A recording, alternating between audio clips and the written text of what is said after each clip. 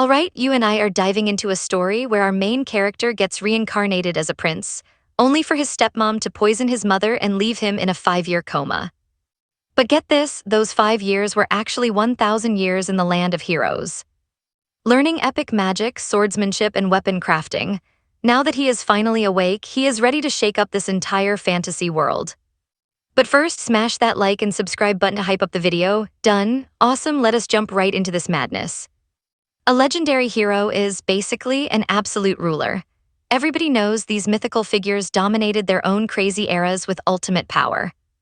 Times when just whispering their names struck pure terror into people. We are talking empire builders and shadow organization bosses. Since ancient times, legends have been passed down for generations. About warriors who crushed demon kings, legendary healers, and saviors who rescued millions of innocent lives. But then you had the total outcasts who only cared about absolute raw power. And our boy Davy thinks they are pathetic and wishes they would just screw right off. Since they forced a 10-year-old kid to train like a dog, some crazy dude in a lion mask literally beat him up whenever things did not go his way. And if he somehow survived those hellish trials, some cute chick would just toss him into a pit of boiling hot lava right after. The worst part, all those legendary figures kept telling him it was just for his own good. Talk about toxic mentors.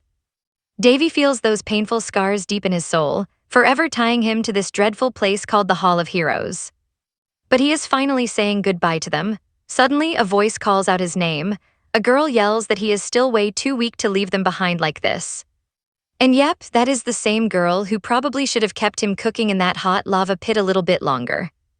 He casually calls them ancient grandmas who have been around for thousands of years, totally triggering her. She starts throwing rocks at his face, screaming if he has a death wish. Another legendary girl calls him a cheeky brat and promises she is going to wreck him. But pay attention here as they bicker, she realizes this is actually their final goodbye, and she suddenly goes completely silent with a really sad look. In the end, they all genuinely wish our boy Davy the best of luck, telling him never to forget them until the day he dies. He is totally caught off guard by their sweetness, but he just turns around to leave as they wave goodbye. He does not even look back, just giving a smug little smirk and whispering a quick apology because they will never meet again. Right after stepping out, he finally wakes up in a dusty, rundown room. Wiggling his fingers, he quickly realizes his body is completely stiff and useless. Honestly, this situation absolutely blows. He cannot even pry his own eyes open without straining. Giving up, he realizes he is back in the real world as a weak, despised prince. You see, the kingdom of Ran is sitting right on the eastern edge of the Tianas continent. And the eldest son of a completely useless king from a tiny, forgotten nation, that is our boy, Davy Ran. He was actually pretty stoked when he first reincarnated because he was royalty. Sure, he is bedridden now, but compared to his brutal past life, this should be paradise. After all, he gets to live in luxury, or so he thought. Honestly, there is absolutely zero luxury here. He realized he was incredibly naive back then, foolishly believing his peaceful, happy days as a pampered kid would just last forever. Growing up in such a peaceful bubble, he did not notice the dangerous political traps around him, leading straight to a poisoned cup. He was basically a sitting duck for enemies 24/7. Because he was totally powerless, his own royal family basically exiled him, eventually leaving him to rot and die alone. But Davy knows it is time to put an end to this misery. First, he needs to heal this broken body, and he can plan his revenge later. Now check out that sinister smirk. He tells his enemies to wait because he is going to utterly destroy them, especially the half-brother who left him half dead. He is going to completely smash that punk using a body trained by legendary heroes for 1,000 long years. This brings back painful memories of his past, crying alone until someone finally approached him, asking if this is where the new kid was hiding. The guy wondered why he looked so depressed, quickly figuring out that his trashy family must have completely ruined his life this time. Honestly, it was a pathetic sight. But Davy snaps back, telling the guy to stop mocking him and just get lost, since he did absolutely nothing wrong to deserve any of this garbage. They completely forgot all the times they used to laugh together, instantly switching up the second they realized he was just a powerless, weak kid. They started staring down at him like he was some disgusting bug, making him feel incredibly uncomfortable and totally isolated. He was way too terrified to speak up back then, but seriously, they have no clue how sick and tired he is of this entire garbage situation. He did not ask to be here, so what on earth do they expect him to do about it? But our lion-masked mentor explains they probably lost their minds over the truth. And trust me, you and I know these elitists only live to boost their own massive egos. You and I both know deep down he already suspected this. Now the kid is asking what a hero even is. So that guy asks if they haven't been losing sleep over that for days and nights, then he just picks the kid up to cheer him up. The kid is confused, but the guy says he decided to lend him a hand. Besides, it's not like he has any reason to mock him anyway. He promises to help him because they are family now, but David is just like, what do you mean family? He does not even know this dude, but the guy says his name is Hercules. Basically, he is an expert in survival. And David is still totally lost, wondering what the heck he means by survival. But the guy in the lion skin says that starting today, they are training his body, which leaves him completely dazed again.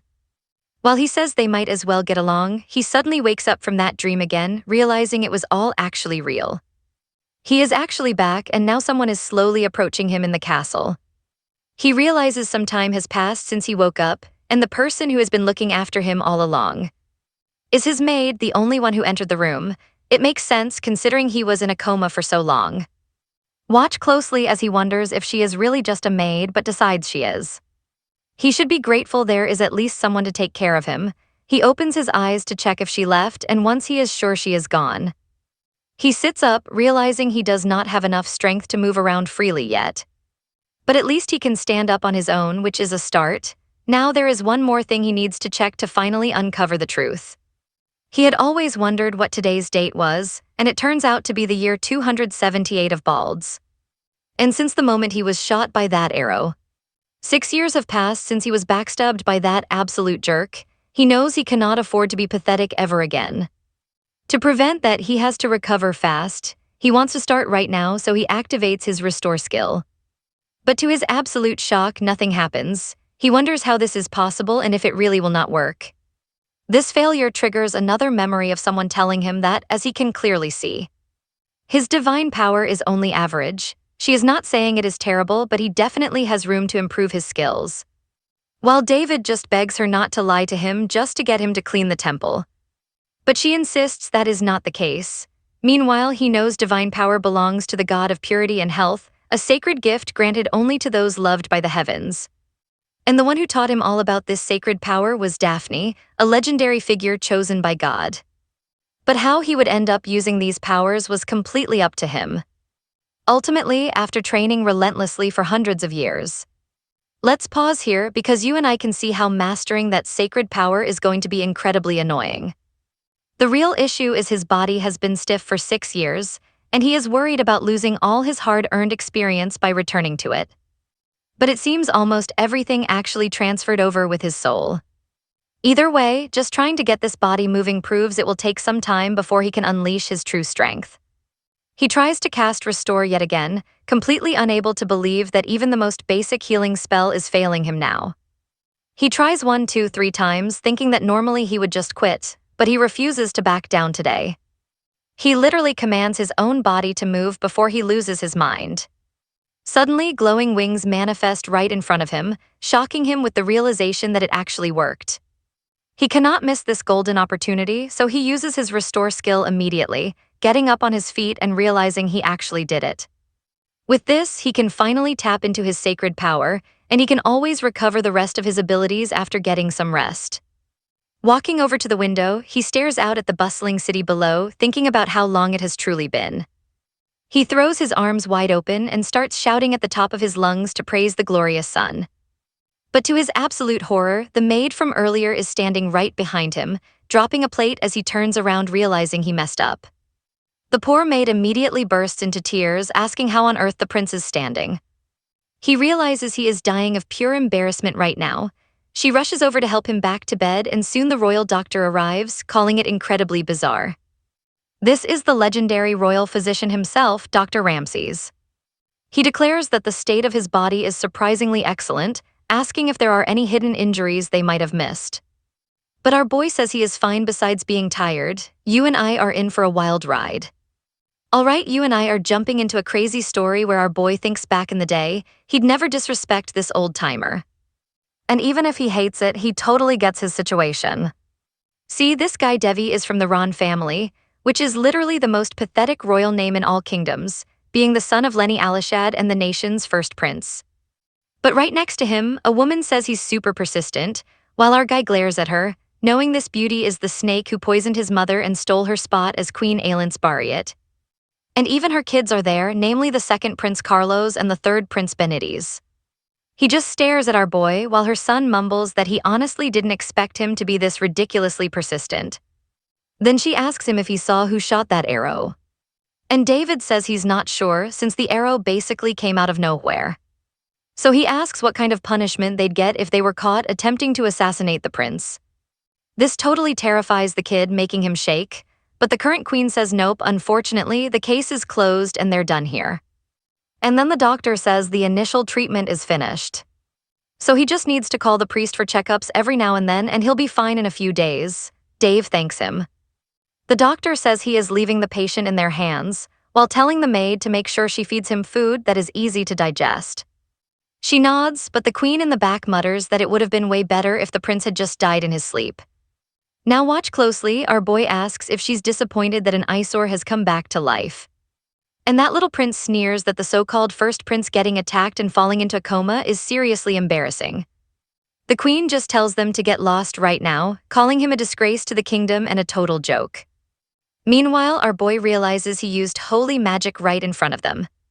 But nobody even noticed because their power levels are worlds apart. He lies back down, thinking of Ailint's Bariat, the daughter of a fallen family from the kingdom of Ron, and how seeing her face alongside Carlos made him want to absolutely destroy them. But that feeling faded, maybe because he spent way too much time in the temple, making it feel pointless. But he swears he is still going to get his revenge, deciding to just chill out and rest up for now. Wondering what his first real meal will be. Fast forward a few days, he gets a haircut and starts training his body using whatever he can find. Thinking about how it has already been 15 days since he finally recovered his holy powers. But time still dragged on slowly, though thanks to his intense training, his mana control got way better and his recovery is going great. Let's pause for a second, even though he can heal fast by constantly using recovery magic. Using a necromancer's knowledge of the human body and the medical training he was taught by Rimmon. Fully recovering is still a tough job, so he snaps his fingers, activates clean magic for a quick, easy bath, thinking magic is super convenient. But to his surprise, someone knocks on the door and it's May calling out. While he groans about this maid being annoying and she says his food is ready, holding a bowl of baby porridge. He sighs, realizing the food he was so hyped for is literally just baby food. Just because he's a patient, they treat him like some frail old man. He complains that today's meal is completely filled with sadness, while she apologizes, but he tells her there is really nothing she can do about it. He says this won't cut it and asks her to bring 5 more dishes. She asks what he means by 5, but he apologizes and says actually. He wants 10 dishes, saying it's fine because it'll all fit once he packs it all down into his stomach. He thinks that even if his stomach feels ready to burst, his restoration magic has literally tripled his digestive capacity. He feels like his soul is finally returning to his body. But obviously, he urgently needs to hit the bathroom. That is the drawback of super speed digestion once he gets back. He puts his glasses on and admits he never expected this, as he just uncovered a shocking truth. The maid nervously apologizes, but he tells her it's completely fine.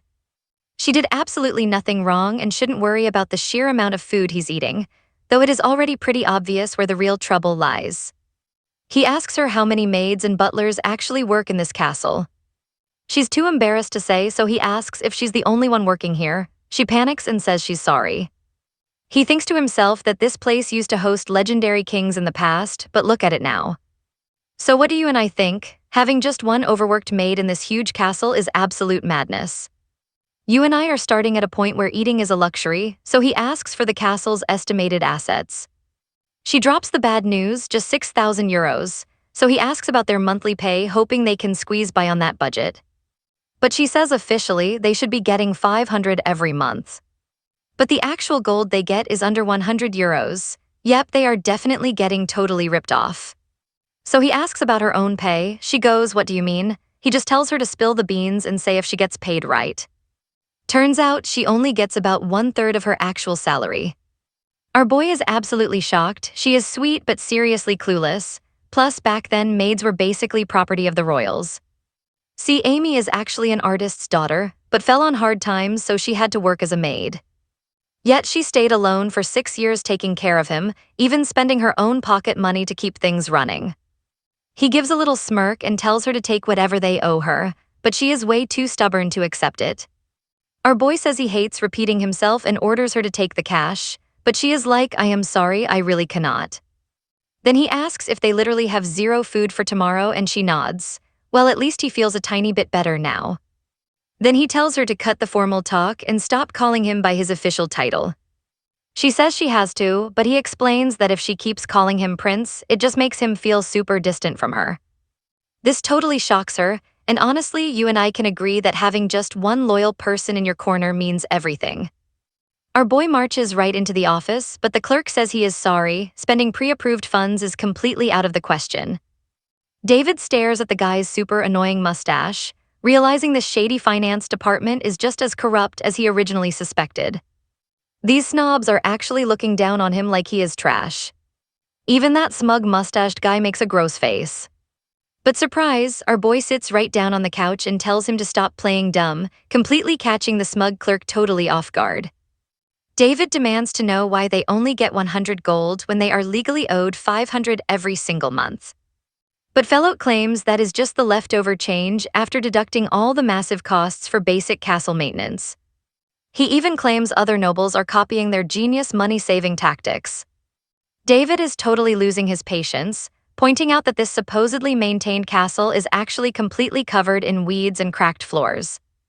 The garden is a wild jungle, the hills are collapsing, and honestly both you and I would think this creepy place is haunted. So he asks, how on earth do you explain that?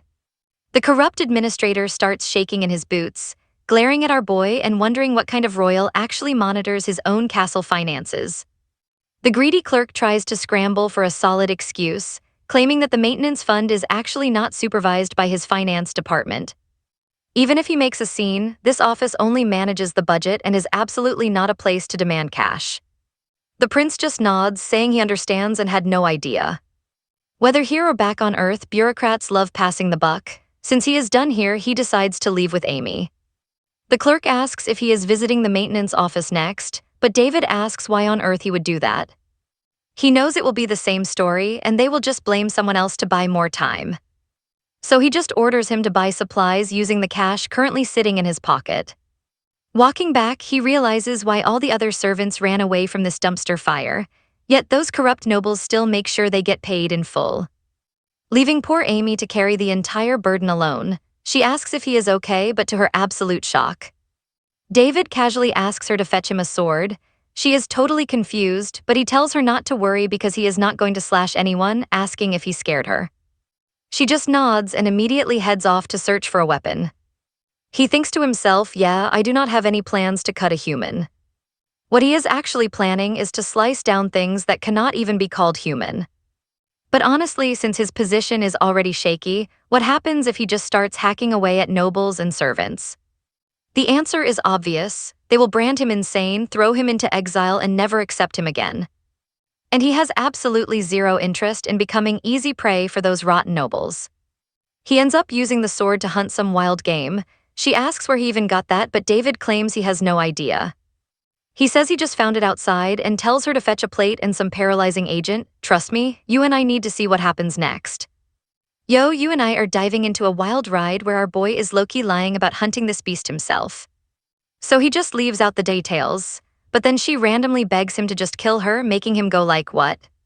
Sobbing, she says a royal prince cannot get his hands dirty with beast blood, especially if he claims he hunted it alone. If he is not careful, he is gonna get totally wrecked. But Davy says it is cool since nobody is looking, knowing political drama would block him from seeing the king anyway. And as for all the other departments, there is literally nothing he can do to fix them.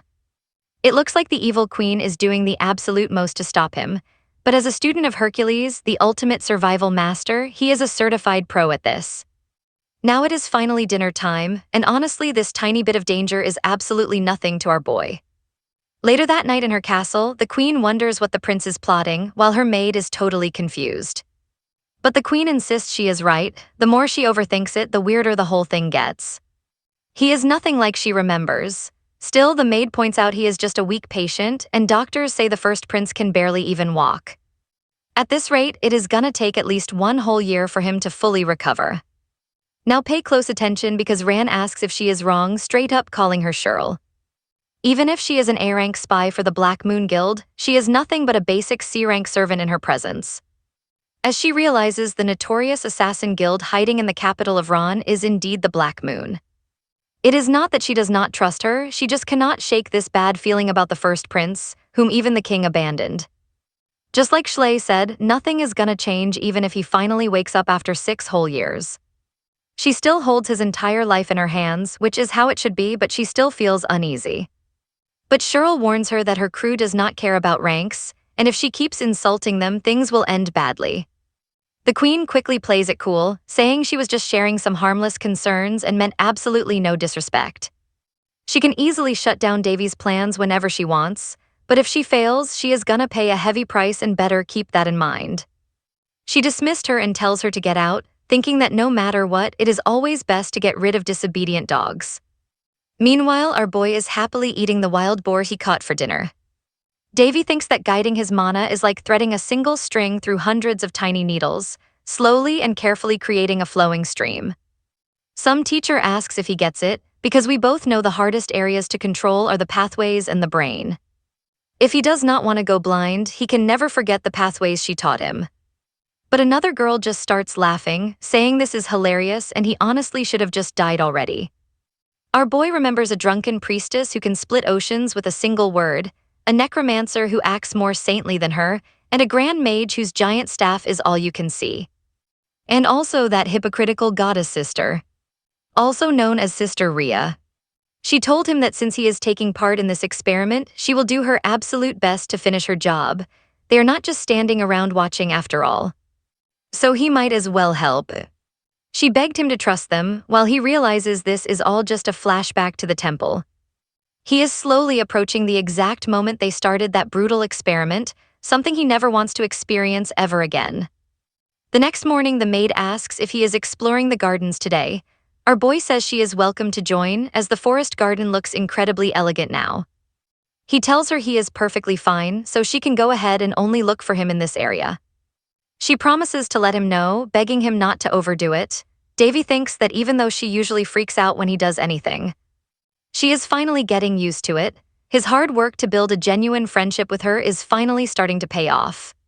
Sure, she still refuses to eat with him, but hey, this is way better than before. To enjoy his days in absolute peace, he heads deeper into the woods, sits down, and activates his magic field right in front of him. He focuses on the clean air filling his lungs, absorbing pure mana from nature while exhaling all the dry, useless air. This is mana breathing, a legendary technique created by the god of mages himself, that little brat Odin. And since there is always a strict limit on how much mana a human body can actually store, you have to train and manage it daily.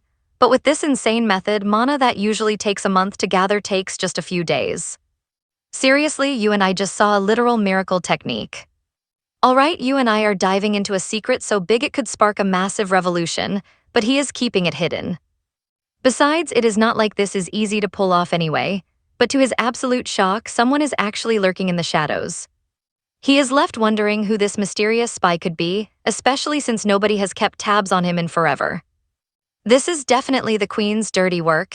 Digging any deeper would only bring a mountain of trouble. So he decides to just let it slide. Honestly, it is better if they think the prince is weak and fragile. And thanks to his handy mana distortion field, he can finally get some peaceful, uninterrupted training done. His stored mana has built up nicely, but now it is finally time to tackle that crazy challenge, crafting his ultimate mana circle. Keep in mind, priests cannot cast magic and regular mages cannot wield holy powers at all. And necromancy is completely locked out of both, yet our boy can somehow wield all 3 legendary powers at once. Shout out to those crazy temple girls and those 2 wacky researchers. Just thinking back on all that gives him literal chills because it was pure torture. Standard mages usually draw a heart circle to channel their mana.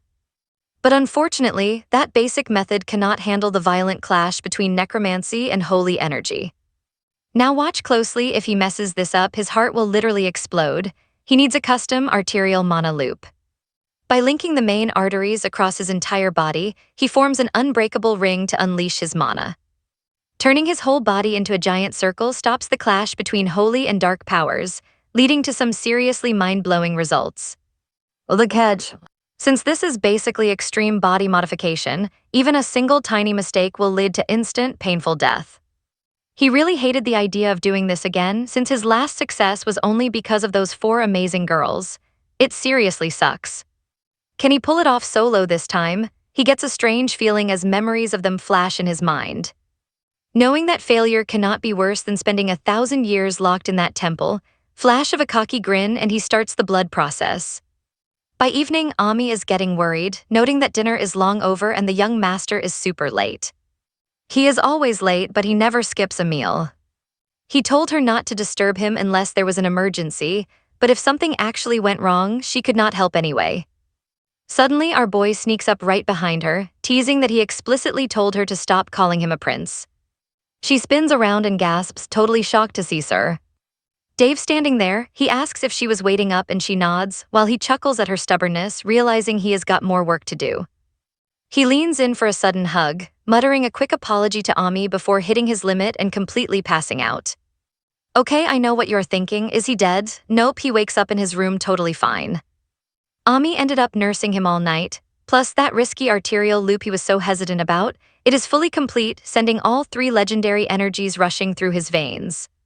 And as an added bonus, there is another special perk. The maid starts to wake up, spotting our boy fully conscious and wonders what is going on. His mana is basically limitless now. With a mere finger twitch, he can cast basic spells, including instant healing. He casually bids her good morning. Fast forward 5 months, and she happily shows off a fresh batch of herbs she found. He nods, totally cool with their current diet, while she smiles with deep gratitude. Dave realizes that ever since 3 months ago, when his arterial circle was fully integrated, their lives have been incredibly stable, with mysterious food drops appearing at the castle. At first, he suspected the queen was plotting something, but there is no way she could pull this off so smoothly. Every single time, for absolutely no reason, someone out there is definitely watching over him. But he just cannot put a face to them, even after brainstorming all night long. He remembers sensing a brief presence earlier. Spreading his mana across the entire castle to hunt them down would be a breeze. But he keeps it away from Ami so she can go about her day in peace. Suddenly, he senses an intruder closing in, while Ami cheers about their food supply. Dave quickly tells her to head inside, and when she asks where he is going, he warns her they have some unexpected guests arriving. She wonders who it is, but our boy already knows it is the queen's spy. Back in the bedroom, the sketchy visitor is giving him a medical checkup, and Dave asks if he will be up and running soon. The doctor replies that since the prince has been bedridden for ages, it is too risky to use holy magic, so he should be grateful. Trust me, you and I know Dave is not falling for this fake diagnosis. Alright, you and I are starting with a prince who thinks it is total nonsense that this so-called high priest refuses to use even a basic healing spell. Throwing away your sacred duty just to follow orders is honestly a pathetic joke. He tells the priest to stop sugarcoating things because it is obvious he can cure him. He just flat-out chooses not to. Then Dave mentions he expected the silver weapon given to the priest would at least do some healing. Surprisingly, his wounds vanish instantly, showing that despite his doubts, he is actually fully healed. But the priest scoffs, saying Dave only talks like that because he does not understand, making Dave ask what exactly. The priest claims divine power and knowledge belong only to the clergy, and even a prince has no right to be this selfish. So it is true that he is just like Prince Carlos after all. This triggers the maid, who steps up and reminds the priest he is speaking directly to royalty. But the priest snaps, asking how a mere maid dares to address him like that, and slaps her face. Dave starts talking to him like a regular dude, but the priest argues that letting a lowly maid speak freely would just cause major trouble for everyone.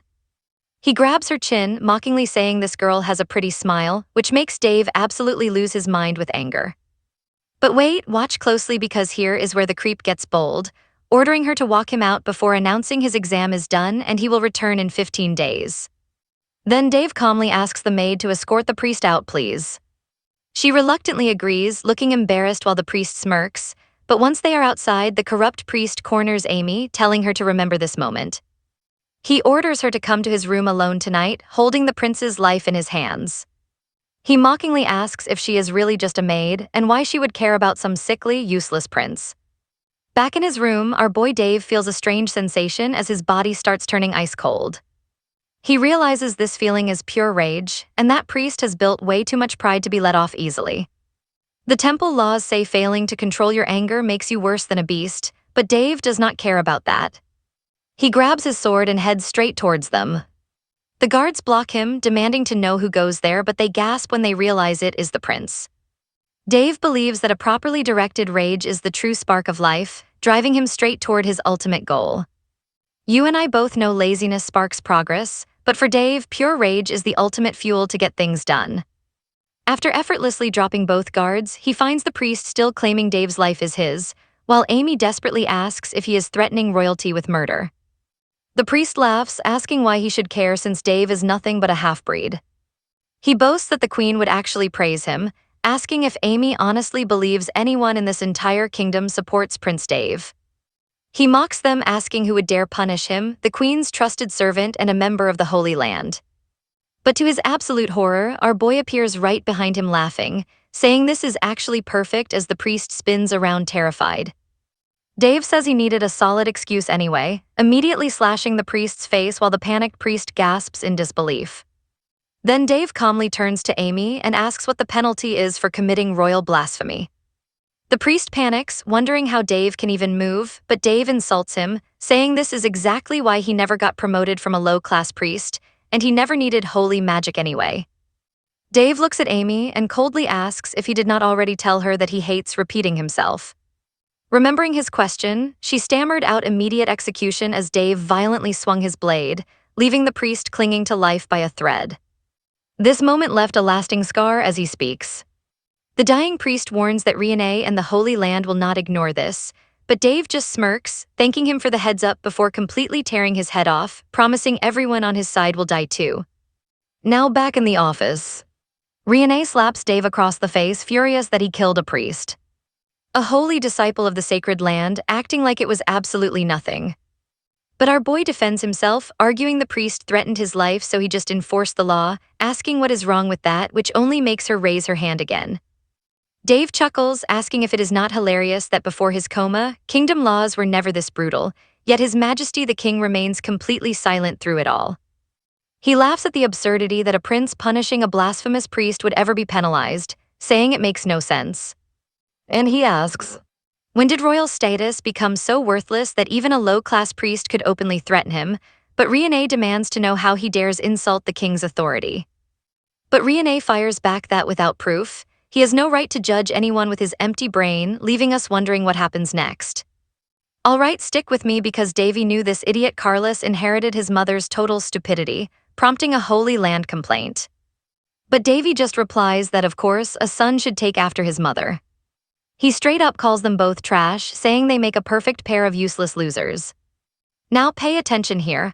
Our boy releases his insane pressure, warning the queen that insulting parents to their face is a big mistake, leaving her shaking in pure terror. But right then, her loyal maids jump in front to protect the queen. But Davy just smirks, looking right at the maid, commenting on how nice it is to see such loyalty. He admits things would get way more interesting if he pushed, but he lets it slide. After all, trying to assassinate royalty is basically a one-way ticket to a coffin. It is no different. This completely shocks the evil queen, who cannot believe he actually knew Carlos was the guilty one. Davy just flashes a knowing smirk, thinking, of course I knew, you idiot. He is not stupid enough to sit on his trump card for too long, plus that is just not his style. He sighs, saying he is tired and wants to get back to business. And ever since she slapped his face, he knew she was definitely not the caring type. He requests that she acts like a proper lady and shows some elegance. After all, look around, this castle is in pretty bad shape. Since she took all the servants away, he demands that she personally takes charge of the cleaning and gets it fixed as soon as possible. If it stays like this, some pretty nasty rumors might start spreading. He secretly thinks rumors aren't a bad idea, but warns her that she should behave. She needs to think carefully because he won't just stand by and watch her play games. After that tense encounter, Queen Linus goes absolutely wild in her room, smashing everything in sight and screaming at her terrified servants about how that arrogant little brat dared to mock her. She fumes, saying he should keep acting tough if he really has a death wish. If he wants to die, she is more than happy to help. His total lack of respect is going to be the exact thing that gets him killed. Meanwhile, Ami is walking through the palace corridors, overhearing people gossiping that the crazy rumors about the first prince are totally true. To them, there is just no other explanation. Something must have gone seriously wrong with his head after waking up from his coma. Ami realizes that ever since they dealt with the corrupt priest and warned the queen. Honestly, you and I knew this was coming. Rumors instantly spread that Davy had gone completely mad, and with half the palace backing the evil queen, his royal reputation took a massive nosedive. But then Ami walks right up to the prince looking super happy. She happily tells him that even more packages arrived today. Our boy asks again, he really does not need all these medicinal herbs.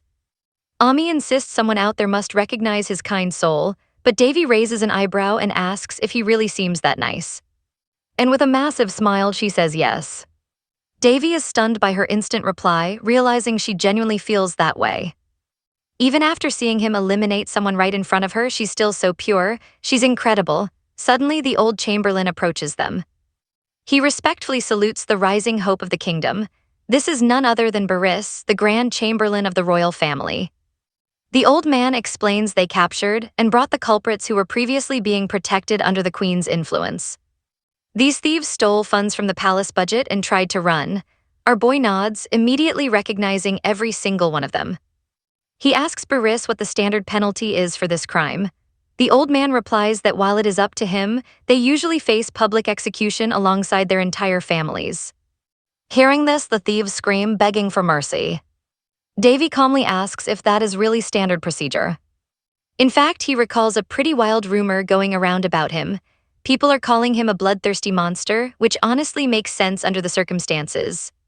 He wonders aloud if he should just play the part, making the terrified thieves scream and beg for their lives even harder. So Davy turns to Baris and gives the order.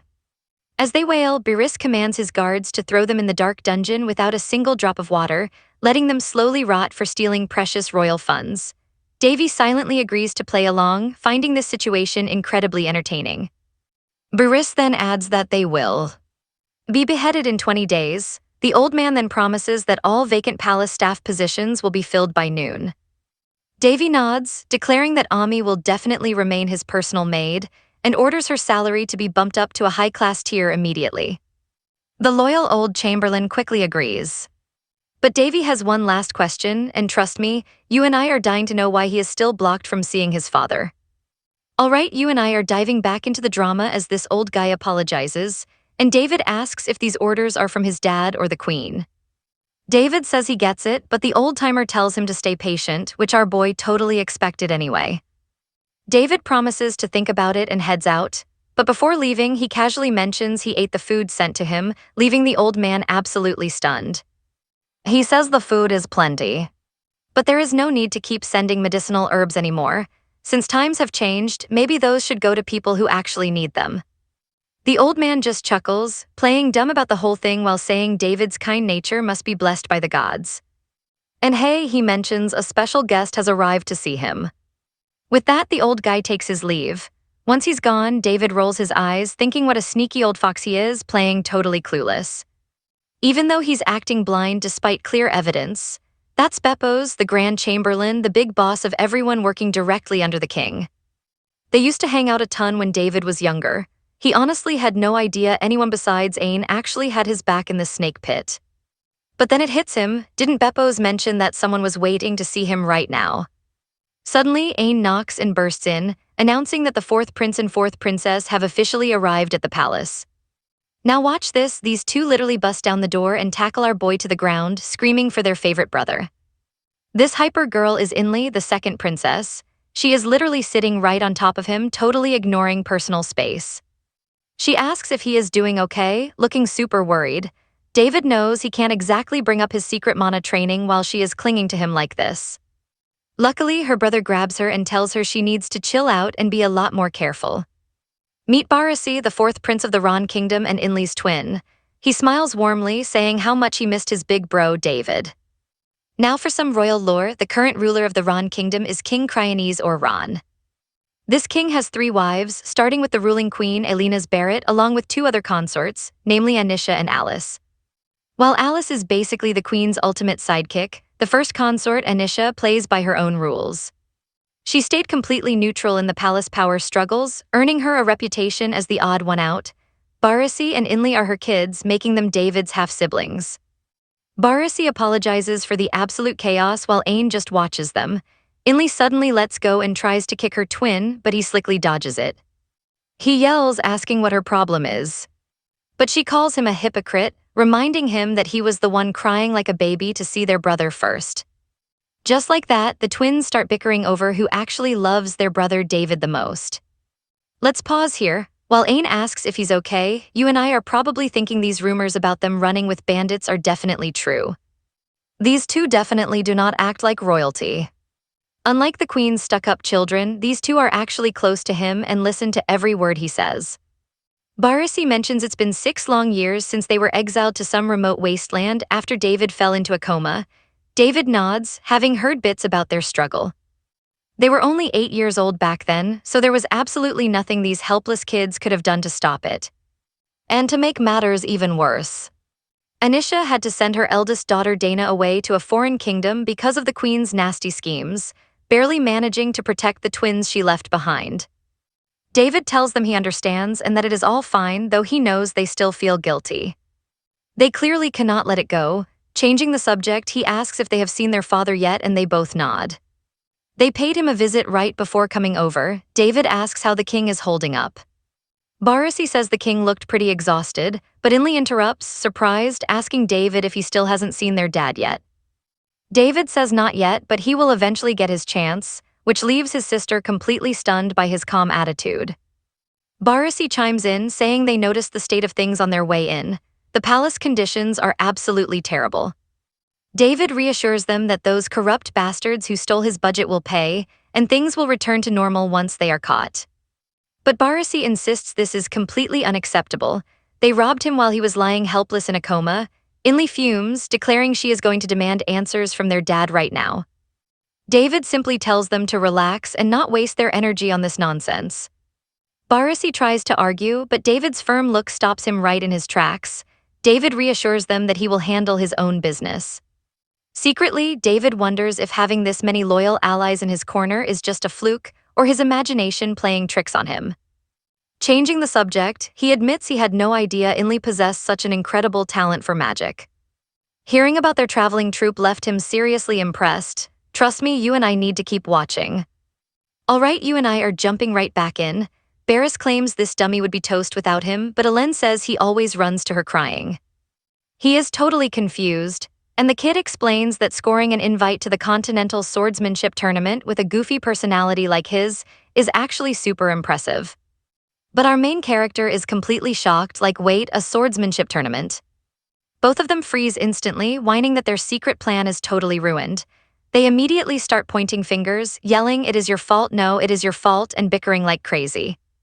Then Barra says so basically. He wants to hand over this official invite. It is a massive sword tournament held every 5 years, and this time it is in the Ballist Kingdom, aimed at bringing the continents together in harmony. And our boy is just wondering if this is some anime-style Olympics, seeing how mercenaries, wealthy nobles, and all kinds of different classes are signing up to fight. Then the kid tells his brother he really should grab this sweet opportunity while he still can. Since he has literally never stepped foot outside the kingdom, the kid actually asked their dad for permission.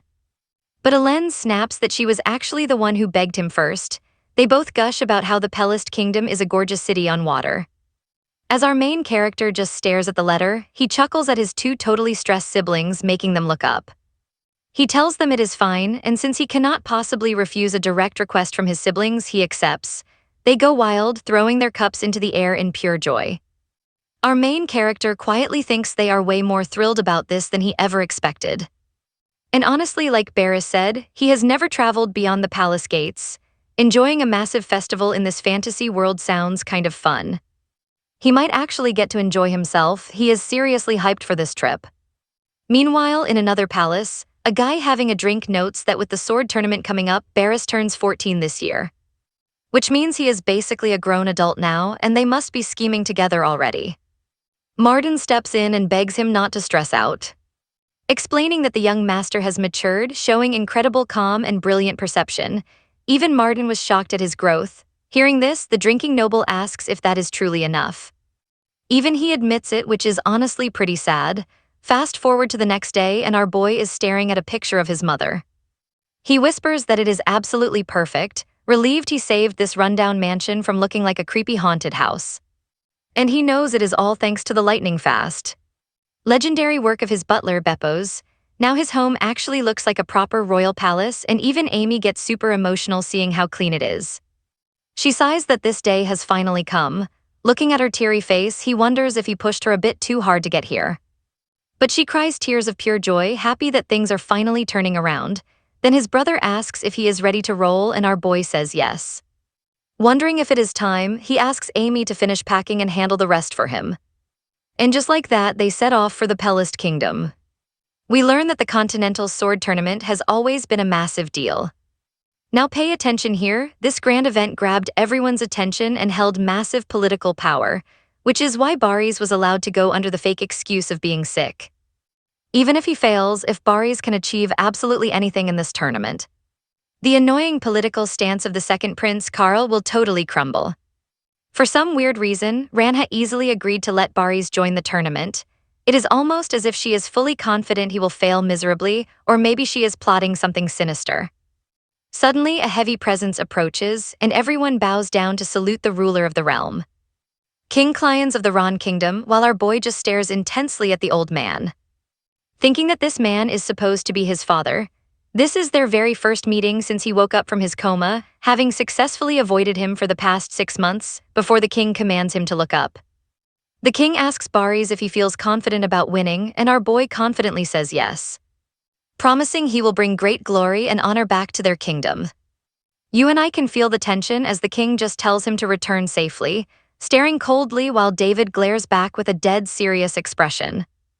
But the king simply turns away, murmuring that it is good to see him healthy, while our boy keeps a totally blank face, refusing to waste any real emotions on him. Still, he wonders if this frail man is truly the king.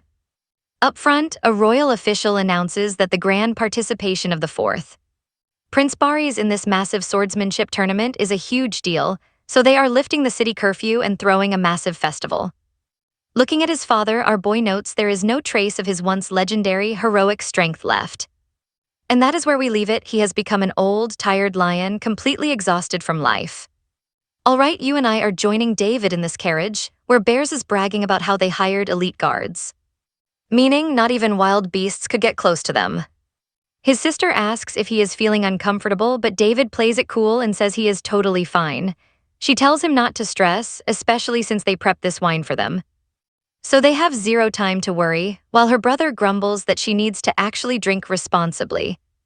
But she claps back, saying it is her first time tasting such fragrant wine and asks where he got such a rare bottle. Meanwhile, our boy silently wonders if there is some hidden reason why his mother left him this specific wine. The siblings start questioning if they should even be drinking something so highly valuable. But David is like, why save it? It is meant to be drunk, and on a day like this, where else would he drink it? His brother points out how much he has changed, since he used to hoard everything their mother left behind. Our boy silently grumbles that these little punks have way too good of a memory. They keep drinking until night falls.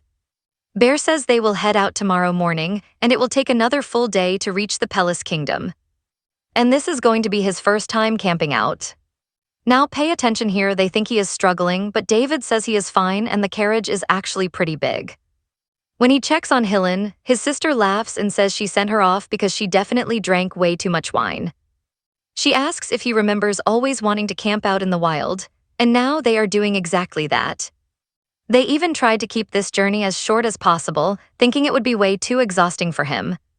But our boy knows they could have sped through this on horseback. This slow-motion pace is just to test his patience, and he knows it. And if some things have changed, maybe other things will stay exactly the same. He thanks his brother, wishes him a good night, and then heads over to ask a guard if they are turning in. But David says the moon is looking extra beautiful tonight. He picks up a simple stick and mutters that it is perfect. Meanwhile, a guard mutters that the red light is Surus and the blue is Kriya's. They call Surus the one that starts the glow and Kriya's the one illuminating the end. Someone next to him comments that he sure knows a lot. But the guy replies that this is basic knowledge and a 9-year-old kid would be smarter than him. While another guard says he should be having sweet talks like that with a woman, but someone approaches and asks what they are whispering. You and I both saw how that guard jumps out of his skin, thinking it was a ghost, while David was just casting intermediate magic. He notes that the twins hired 5 guards and 4 of them are actually elite swordsmen. So they should be fine unless something huge goes down, but obviously a classic assassin ambush is bound to happen. He senses around 20 of them waiting to strike in their sleep, expertly masking their bloodlust like the highly trained professional killers they are. These guys are good. This is clearly that Queen's doing, a perfect chance to eliminate him, Bear, and Winley all at once.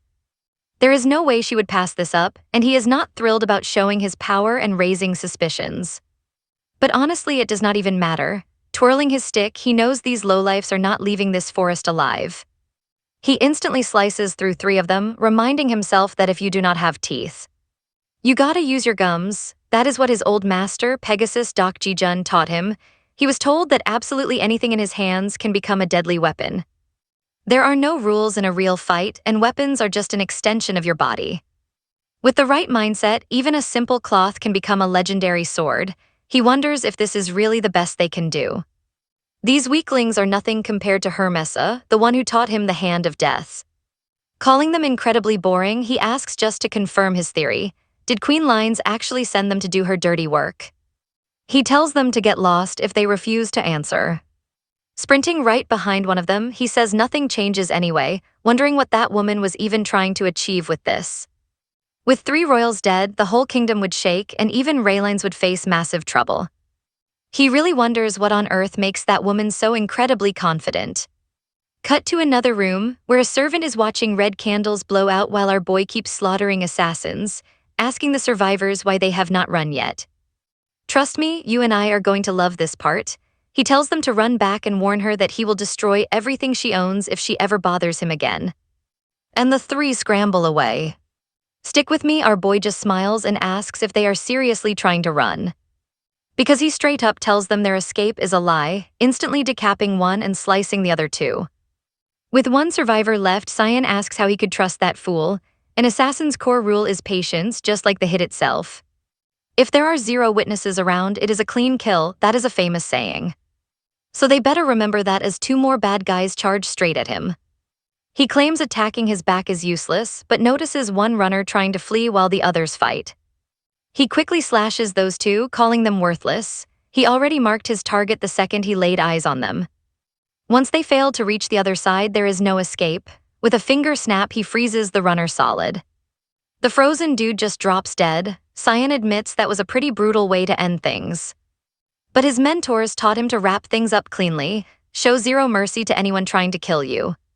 That is exactly what they said. It was a proper ending, and whatever happens next. As long as nobody finds out, it is the perfect crime. Now let us go back to the Queen. She asks how it went, and the maid reports that all the life force candles of her students went completely out. The Queen asks if they are dead, and the maid confirms it. She asks about the targets, and the maid says they just entered the Peliste Kingdom. The Queen straight up slaps her face, yelling that this is how she has been handling things. It was only 3 kids and 5 knights. Is she seriously saying 20 people were wiped out by them? The Black Moon Guild is pathetic. But the maid says they are still investigating, though it looks like Prince Davin was involved. The Queen snaps, asking why he would ever help those damn half-breeds. She demands to know who is helping them, promising to show anyone what happens when they cross her path. The maid nods, and the Queen warns her to remember why she works for them. There can be 0 failures. If she fails again, her contract is over, and the Barrett family will use the entire nation's power to crush the Black Moon Guild. The maid says she will keep that in mind. The next day, you and I watch them arrive in the Peliste Kingdom. Julian says they are here, and Cyan is hyped. The Water Kingdom of Peliste is a tiny city-state about the size of Singapore back on Earth. But it is built right on top of historical ruins and stands as one of the continent's most beautiful spots. Barris points out that judging by his mood, Cyan seems pretty happy. Our boy agrees, knowing this is where the Continental Swordsmanship Tournament is held. They say this stadium is usually a brutal battleground, famous for having fighters and even crazy monsters battle to the death. It is totally barbaric. Anyway, Cyan asks what the competition is actually like and if anyone knows how many kingdoms are participating. Barris mentions that 8 different countries are joining the action this time. Starting with the host nation, they explain. The Kingdom of Jordan and so on. The main focus of the tournament is the top representatives of each realm. Cyan thinks that in the end, it is just a massive pride battle between countries. He calls it boring since only youths under 20 can compete. But his brother says it is a tournament meant for the younger generation. Our boy counters that it does not seem like a way to find real talent. Julian chimes in, saying that for his information, their own kingdom's representative is that idiot over there. Barris asks if she came to cheer him on or just irritate him. Cyan just stares at them, thinking that Barris's skills are currently on par with a mid-level expert. His rank is right below a sword master, which is amazing for his age and something to look forward to. But Julian mentions that now that she thinks about it. The representative of the Fallen Kingdom is the famous sword princess. Cyan asks who that is, and Julian is shocked he has no clue. There is nobody in the Run Kingdom who does not know her name. Meanwhile, Cyan knows he is usually confident in his memory, but cannot remember her because he was in a coma. Then he recalls she is the only princess of the Fallen Kingdom among 9 princes. She is the top candidate to inherit the royal throne. Barris says her fame obviously comes from being the sole princess of a powerhouse nation like the Fallen Kingdom. But that is not all. The real reason she is famous is because she wields the Sword of God. Cyan asks what that even means. Julian nods, saying she holds God's favorite blade, Caldera's. You and I need to watch her next. Alright, let us jump into this story where a masterpiece took 100 days and nights, and David has not heard that name in ages. And that is because his very first teacher back at the temple wielded the Sword of God, Ara's. Sure, the guy was super lazy, but he was incredibly skilled. He heard about this legendary sword so much his ears practically bled, with everyone claiming it slew the demon lord. Talk about a massive contrast compared to dealing with Doc Gajam at the Demon Academy. Thinking about it, leaving his mark somewhere was pretty normal for him, but it still felt kinda weird. Right then, a random girl walks past him, stops, and just starts staring at our boy. Her companion asks what is wrong, but she says it is nothing. Meanwhile, Bess mentions that they say the Sword of God has never been damaged in any way. Apparently, anyone whose ego gets absorbed by the blade actually starts manifesting magic all on their own. Willie adds that this sword only chooses a master once every few hundred years, and Princess Helena was the chosen one. But Burrs says there is actually another huge reason why Princess Helena is so incredibly famous. David asks if there is more, and Burrs reveals that she is actually one of the 5 blossoming beauties of the entire continent. Hearing this, our boy starts clapping his hands, thinking, who cares if she owns some crazy sword? Now that is the most attractive thing about her. A bit later, our freshly dressed up boy asks if they did not have something a little simpler. But a blushing Aim tells him this is already super basic, and his style represents the entire Ron Kingdom. Even if he hates it, he has to dress this way. While our boy silently complains that he is just a spectator anyway. Now at the Eve Festival, Willie and her brother approach our boy, and David tells her she looks gorgeous. She gets super happy, telling him he looks incredibly cool too. But her protective brother immediately tells him to stop throwing around so many compliments. Except she stomps on his foot, grabs our boy, and claims he has the honor of being her partner. Meanwhile, her brother just calls her a sneaky little brat. Down below, someone steps out of their carriage, and an assistant asks Her Highness what is wrong. She simply complains that it is a bit noisy, but someone gently reminds her to please stay graceful, since this is a prime opportunity for the younger generation to build new connections. Someone mentions they heard she visited the village earlier and asks how it was. She picks up a flower and snobbishly says it is not too bad for a savage place. And now, at the pre-event banquet for the Continental Tournament, crowds of nobles chat with each other, and our boy wonders if these are the competitors for the Continental Swordsmanship Tournament. And watch closely because, as expected for an age-restricted competition, everyone here is incredibly young.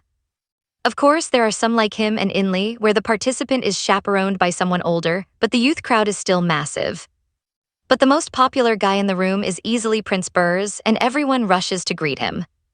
Tons of girls swarm him, saying it is an honor to meet him while he just sweats nervously. Our boy watches from afar, thinking his popularity makes total sense. In any case, this tournament is a great chance for him to make friends and size up his opponents. Meanwhile, Henry gets a little attention and starts acting surprisingly outgoing.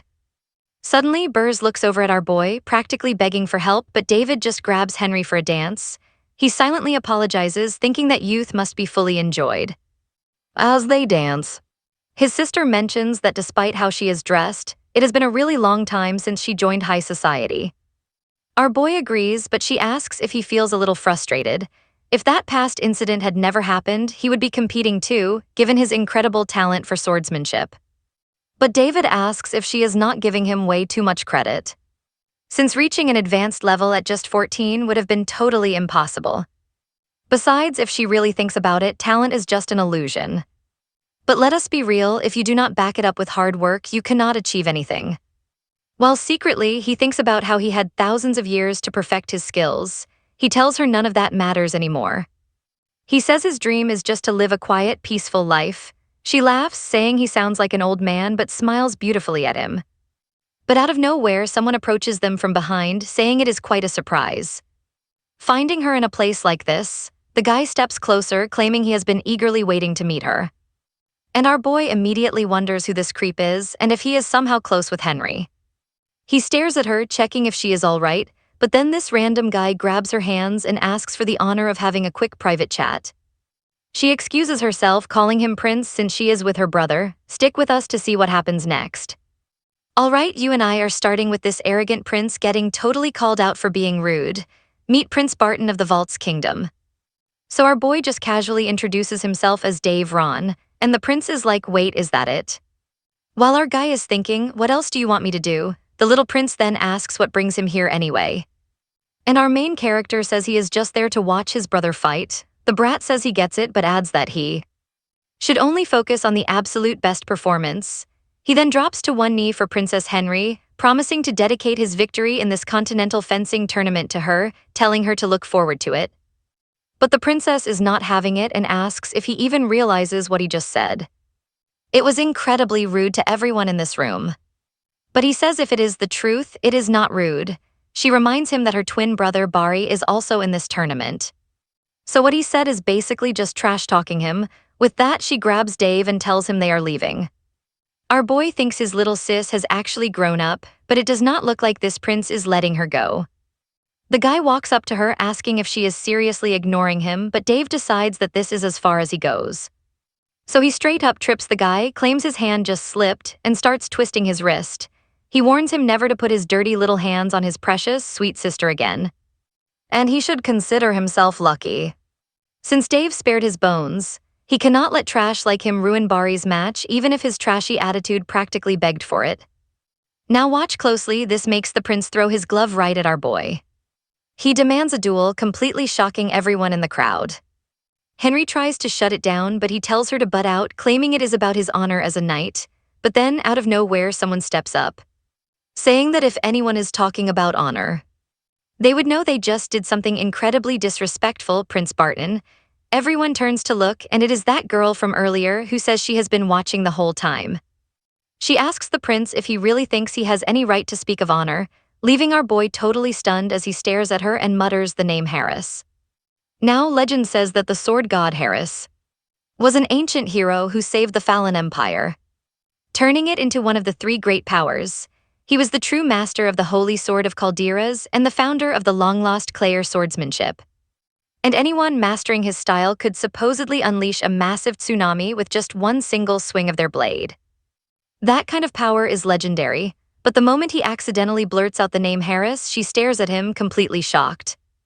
I know what you're thinking, is he screwed? Yep, because this is Princess Helena and our boy knows he messed up. But for Helena of Fallon, the holy sword wielder, to look exactly like Harris is just too crazy. Harris was handsome, but he was definitely a guy. For Harris to suddenly be a high-ranking woman must just be a massive misunderstanding on his part. She walks right up to him, demanding to know what he just muttered. Our boy quickly plays it cool, apologizing and saying it was nothing. She eyes him suspiciously before telling him to just forget it. He just chuckles to himself, totally bewildered by what just went down. His brother walks over and asks him what that was all about. Meanwhile, the princess confronts the rude prince for disrespecting the lady and her partner. He insulted everyone there. Our boy looks at her, thinking her true identity is honestly hard to believe. She keeps staring him down, asking if he is truly worthy of honor, if he actually considers himself a righteous knight with a real code. Then he must apologize to these two guests immediately. Which makes him super mad. Dave knows that regardless of the situation, a proud jerk like him will not apologize easily. So our boy just smirks, wanting to see how this drama plays out. Suddenly, Dave announces he accepts the duel, shocking the prince. The prince asks what he is doing, while our guy confidently looks back, thinking there is no way he is backing down. Helena steps in, calling this a pointless fight with absolutely no reason to happen. But our boy tells her that he is the one who decides that. He turns to the brat, asking if he wanted a duel. He picks up the glove, declaring that he is definitely accepting. Once the duel starts, the petty prince thinks this is a total joke. Dave's stance is trash. He does not even know how to control his power, so there is no way the prince can lose. But he cannot comprehend why this is happening as a sword comes flying straight at his face, and everyone watches in awe as Dave lands yet another clean hit. The furious prince calls him a bastard, staring at him with pure hatred. He hears the nobles gossiping about those 3 hits, and honestly, you and I both know this prince is utterly humiliated. Buckle up, we are diving in. Our main character wonders if this Van guy is actually all that, since he claimed to be an expert but is honestly a total joke. Honestly, those guys just need to shut up and stop hyping things they know nothing about. Dave realizes this loser is all talk. Meanwhile, that prince is getting absolutely triggered and has reached peak rage. And that is exactly why our boy learned a specific sword style. The official name, drunken swordsmanship, the drunken blade. Just like it sounds, the user fights like they had a few too many drinks. It was invented by the Hall of Heroes' biggest alcoholic. Jun Davy actually found it hilarious because it is the most low-down, cheating style of swordplay ever. Flashback to Jun bragging about creating this incredibly dirty style of fighting. And he is so hyped about it, but Ali's warns him that unless he is fighting an absolute scumbag, he should never ever use it. Otherwise, he would have zero morals and look totally inhuman. Our boy remembers that even the creators treated this style as a total taboo. Why would they do that? Is it because the strikes are too sharp or because it is overpowered? Nope, not even close. Davy easily blocks the prince's sloppy attack again and smacks him right back with his blade. The real issue is that this style is all about playing mind games and totally tricking your opponent. It is not meant for saving lives, and it is not even meant to kill.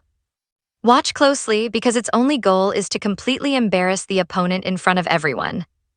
The style matches its name perfectly, baiting the enemy to create an opening, dodging their swing, and delivering a final blow. This petty style is guaranteed to make people furious. Davy sweeps him to the floor again, knowing the embarrassment multiplies with every single person watching. Just like right now, Davy mocks him, saying he cannot tell if he is just that good or if his opponent is trash. He casually asks if the guy is okay, secretly thinking this is incredibly fun. Honestly, our boy is a natural-born troll. This style fits him way better than a standard one, mostly because he gets to have a blast messing with people. Meanwhile, Princess Alina just keeps her eyes locked on our boy. But the furious prince screams that he is going to end him, unleashing a crazy energy from his blade. The twins gasp, realizing it is a spirit sword. Everyone thinks the prince has lost his mind, but with a wicked smirk on his face. He claims this is just a friendly spar, adding that it is too late for regrets before lunging straight at our boy. Davy knows that if he pulls off any more lucky dodges, people will get suspicious. On top of that, he has felt a freezing glare on him this whole time. Taking a step forward, the prince yells that he has got him, bringing the blade dangerously close to Davy's eyes. But to the prince's absolute horror, our boy completely vanishes from sight. And yeah, you and I know what comes next. Davy smirks from below, calls him a total idiot, and sweeps his legs. The face-splinted prince yells that he is a dirty coward. Davy just stabs his sword right next to the guy's ear and claims it was a total accident. He laughs at how easily they fell for it. The shocked crowd whispers, wondering how the prince ended up on the floor while Davy announces his easy victory. The spectators gossip about how Prince Valen put on a pathetic show, calling the whole fight a complete embarrassment. Meanwhile, Prince Davy actually crushed it. People are shocked, wondering how a guy who was literally in a coma months ago did that. Honestly, that is the perfect excuse for why his sword grip looked so incredibly clumsy. Everything worked out perfectly in his favor. Maybe he really is just incredibly lucky in this second life.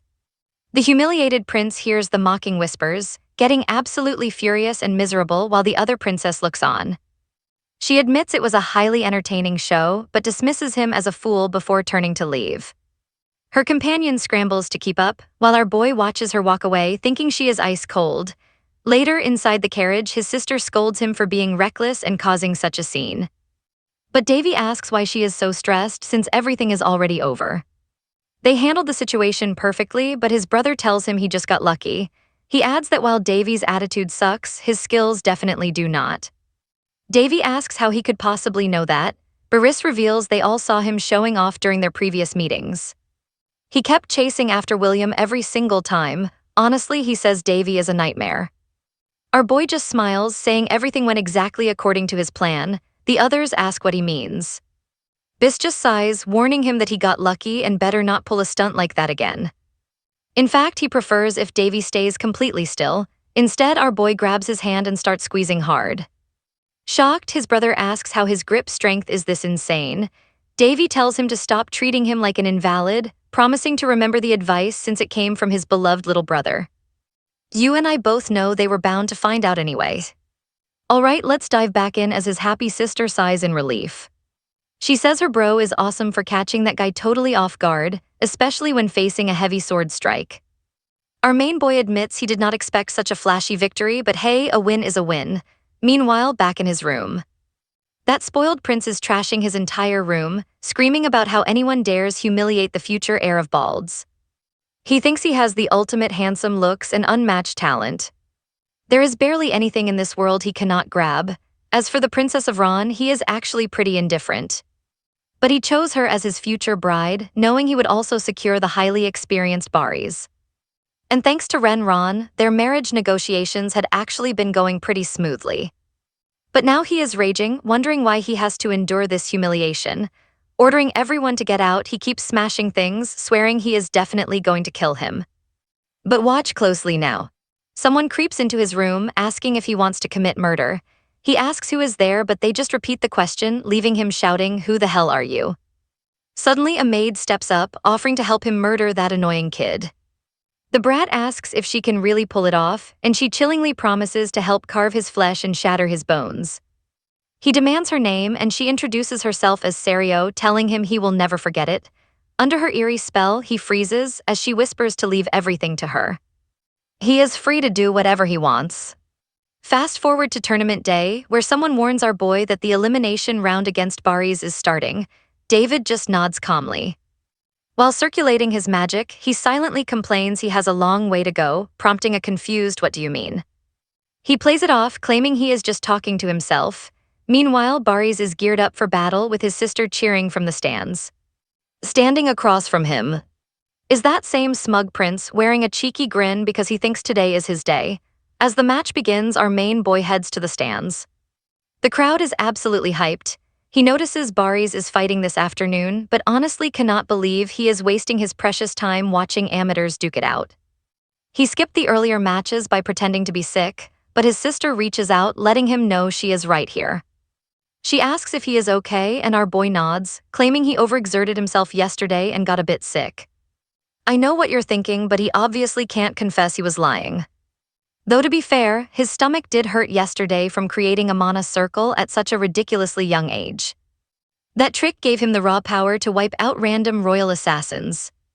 But getting sick is a major setback to gaining complete mastery, even if he usually has no issues with the temple bathrooms. If this keeps up, he will actually have to waste his holy powers on curing a basic stomach ache. Suddenly, she tells him to pay attention because Baris is entering the arena, and the whole crowd starts screaming his name. She brags about how much everyone absolutely loves him. Our boy smirks as the match is about to start, eager to see the opponent. He remarks that pairing these two up so early is straight up cruel. The two finally square up.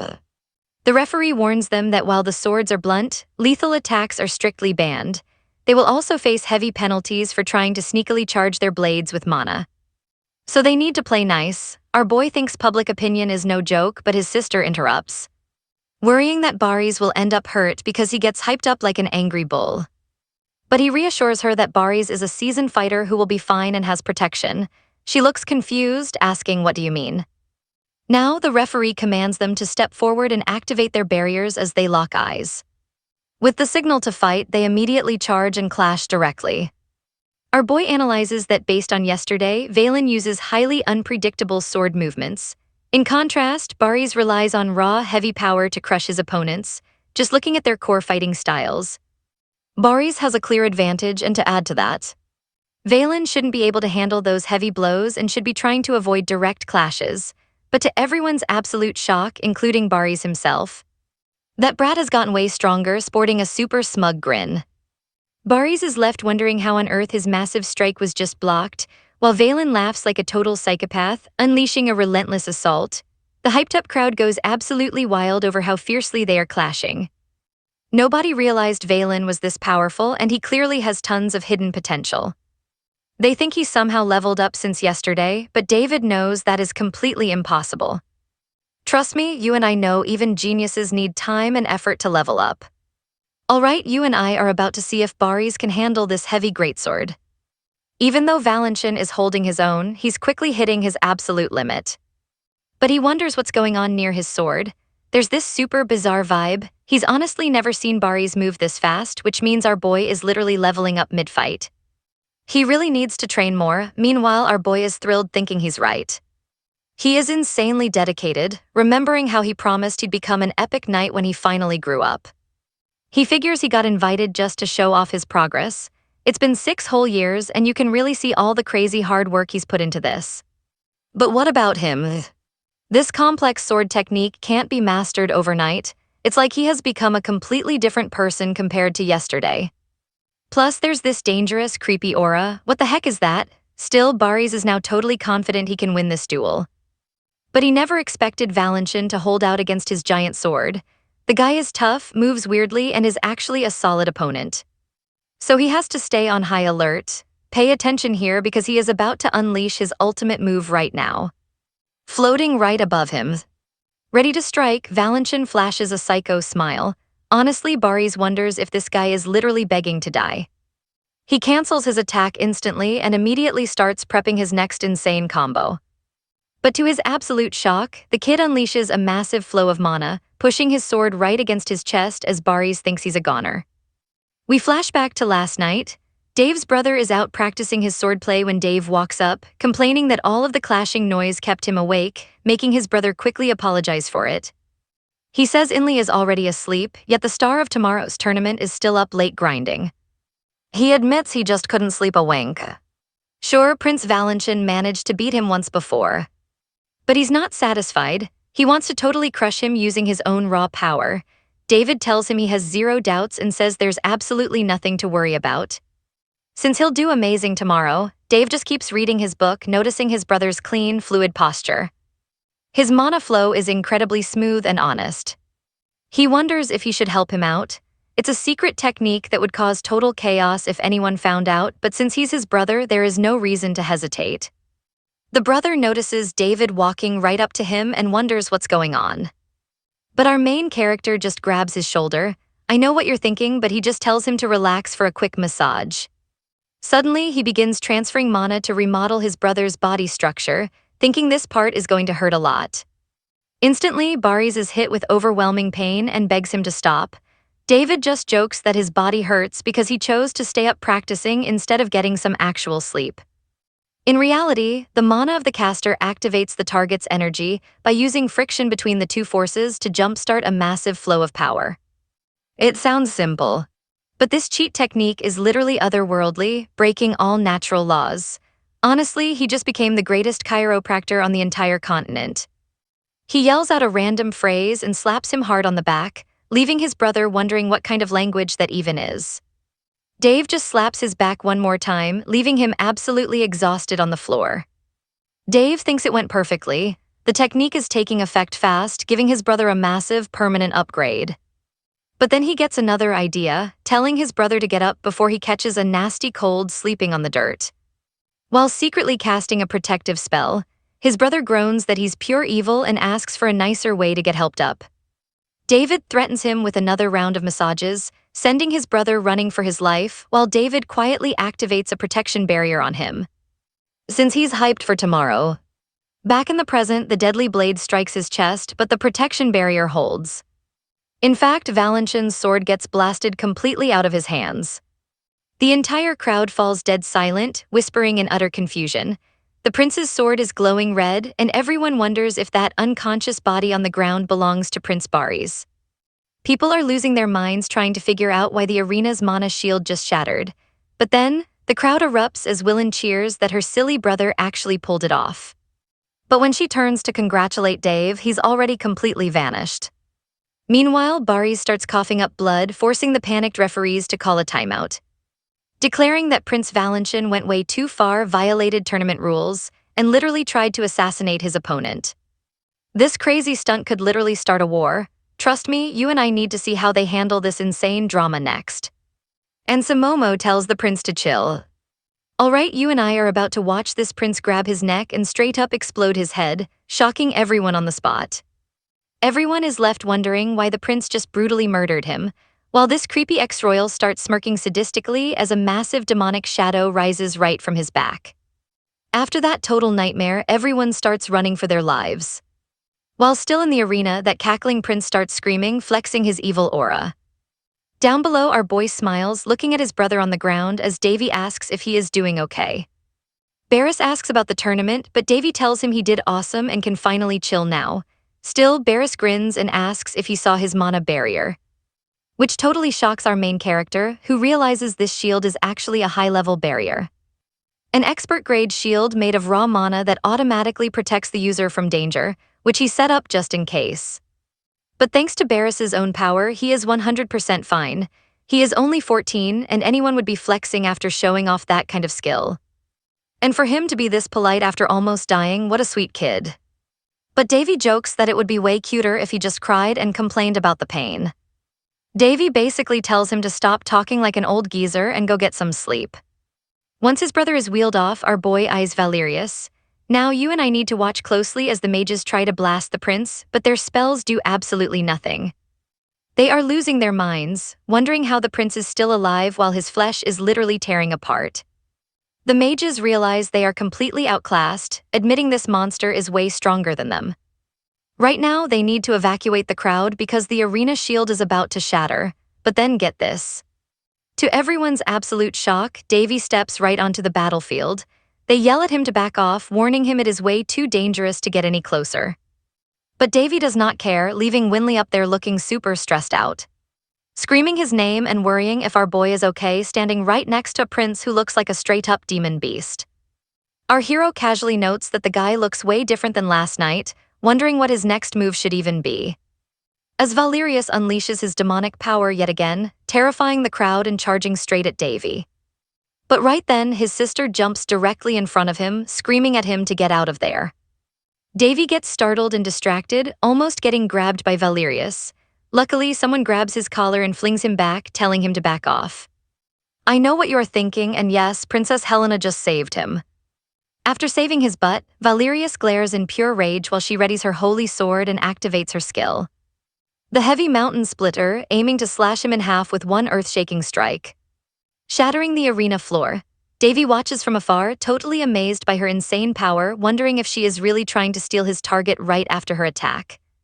The princess stares down the beast that used to be the prince, and she is completely shocked to see he took 0 damage. He is just way more pissed off now, radiating a monstrous pressure. But right in the middle of his roar, the princess lunges forward, kicking his face and punching his gut. Then she unleashes another brutal hit, launching him far across the battlefield, causing a massive explosion. The mages in the back are convinced there is no way anyone could survive that attack. Looking at him slammed against the wall, everyone starts celebrating, cheering that Her Highness actually won. They need to hurry and lock him up. Winley tells him she will handle things here while he finds some shelter. But our boy just watches her, thinking she is super energetic and way better than most of the clumsy people here. Meanwhile, she raises her sword to the sky in anger, gritting her teeth and straight up calling him a vampire. This completely catches our boy off guard, leaving him wondering what on earth is going on. As the mages try to restrain the ex-prince, she charges straight at him with her blade unsheathed. While Davy wonders if this is really what he thinks it is, the chain prince appears, pointing his sharp claws at his own chest. Our boy is absolutely horrified watching this guy plunge his hand straight into his own body. Smirking at the princess as he breaks completely free, Davy instantly recognizes this as the blood of Polis, and suddenly the whole arena gets swallowed in a thick red mist. The mages collapse and Winley is gasping for air, clutching our boy as he reassures her that everything is going to be fine. But she insists she is fine, pleading with him to just stay safe. He tells her to rest, and that is where we leave this wild dream. Alright, you and I are diving back in as she falls asleep, and our boy is just glad she is finally chilling. But after that he gets serious, knowing it is time to move. If he does not act fast, that necromantic mana is going to vanish into thin air. That would be a total disaster. Plus, his brain is practically screaming that he is completely done with this nonsense. Once he reaches the point where he can actually connect with his mana, this power starts taking on a mind of its own. And as he well knows, he has 3 different powers, and honestly they all have some super annoying personalities. The necromantic mana is basically a total psychopath, making it way easier to weaponize. On the flip side, his normal mana is a tsundere, which is usually a pain, but the second you actually need her, she gets the job done, acting like nothing is even wrong. And finally, there is the holy power, which is the most stubborn of the bunch. This holy power has zero desire to listen to him and is hands down the laziest personality of them all. He wonders when this trashy holy power is going to kick in, thinking that if he does not cause a massive scene, it will never show up. Suddenly, a bright light flashes before him. He realizes his holy mana has finally arrived, with angels surrounding him and his sister. Just like that, a blinding flash illuminates the sky. He comments that this should keep him out of trouble for a while. And seeing it again is honestly pretty terrifying. Blood Polis, or the Blood City just as the name suggests, is crazy powerful. But pay attention here, because this spell steals life force from living beings to boost its own range and power. Right now, his holy magic is capped at the 4th circle. That is definitely not enough power to save everyone in the stadium. But honestly, he cannot find any good reason to play hero and save everyone anyway. Aside from his siblings, of course, still he is just glad that Bariz is finally out of the picture. Our boy steps up from the stands and glares at that monster, ready to unleash hell since nobody is watching, but to his shock, the princess gets back up, heavily panting, and stares at Davy in total confusion. Davy looks at her, thinking this is literally the absolute worst vibe ever. To think someone could actually stay awake inside the Blood Polis boundary. This Alina de Fallon really is not called the Divine Sword Master for nothing. And honestly, she still looks gorgeous, even when she is right on the verge of death. She stares at him, so Davy walks right up and taps her shoulder. Before she even knows it, he blasts a shot of holy power straight into her. He asks if she finally got her mind back, and she is completely stunned by what just happened. He points out that the danger is still just as massive, so if she is fine, she needs to stay out of his way, making her super mad. She tells him to wait, grabs his arm, and asks how on earth he does not have a single scratch on him. He just stares at her, realizing what is up. Okay, let us pause for a second, because seeing a prince who just woke from a coma use godlike magic would freak anyone out. He gives her a smug little smirk and basically tells her maybe, making it clear he is not telling her anything. This ticks her off while he thinks that since he saved her life, she should stop hating on him so much. She then snaps, telling him to get back because this is not a fight he can handle. He just goes, "What do you mean I cannot handle this?" While thinking about how tiny she is. She fires back that luck won't save him here like it did at yesterday's banquet. She explains that the nobles of the night are descendants of demon blood mentioned in the ancient texts. And she is absolutely certain he has at least heard of vampires before. She warns him that luck won't do squat here, and a guy with 0 mana sensitivity like him is just going to get shredded. So she screams at him to run away right now, but he notes that the monster probably won't let him leave that easily. But she insists she will do her best to hold the beast back while he escapes. As she stands there looking stressed, our boy can only think about how incredibly stubborn and meddlesome she is. Still, unlike yesterday, she seems way more genuine, like she just ran into a bitter archenemy from a past life. The scene flashes back to a mansion, where a young Alina watches a dark figure sinking its fangs into her mother's neck with a sinister glare, leaving the poor girl shaking in pure terror and completely traumatized. Ever since that day, she has not forgotten it for a single second. Those disgusting vampires.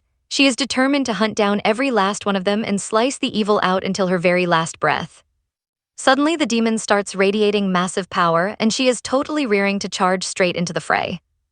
But out of nowhere, she gets chopped right on the back of the neck, dropping instantly as she mutters what on earth is happening. And that is where we leave it, with Davy telling her to stop getting in his way. Pretty wild ending, right? Let's dive into this crazy scene. She asks what he means while he tells her to sit tight as the vampire charges. Meanwhile, our boy calmly mutters that it has been a minute. Realizing he's fought in that temple hundreds, actually, more like thousands of times since he first arrived out here in the real world. Staring down the giant vampire right in front of him, our guy thinks that if it is a vampire, then absolutely nobody alive knows them better than he does. This infected beast buffed by the blood of Polis is not going to be much of a challenge. He warns the beast he will send him to the afterlife as many times as he wants.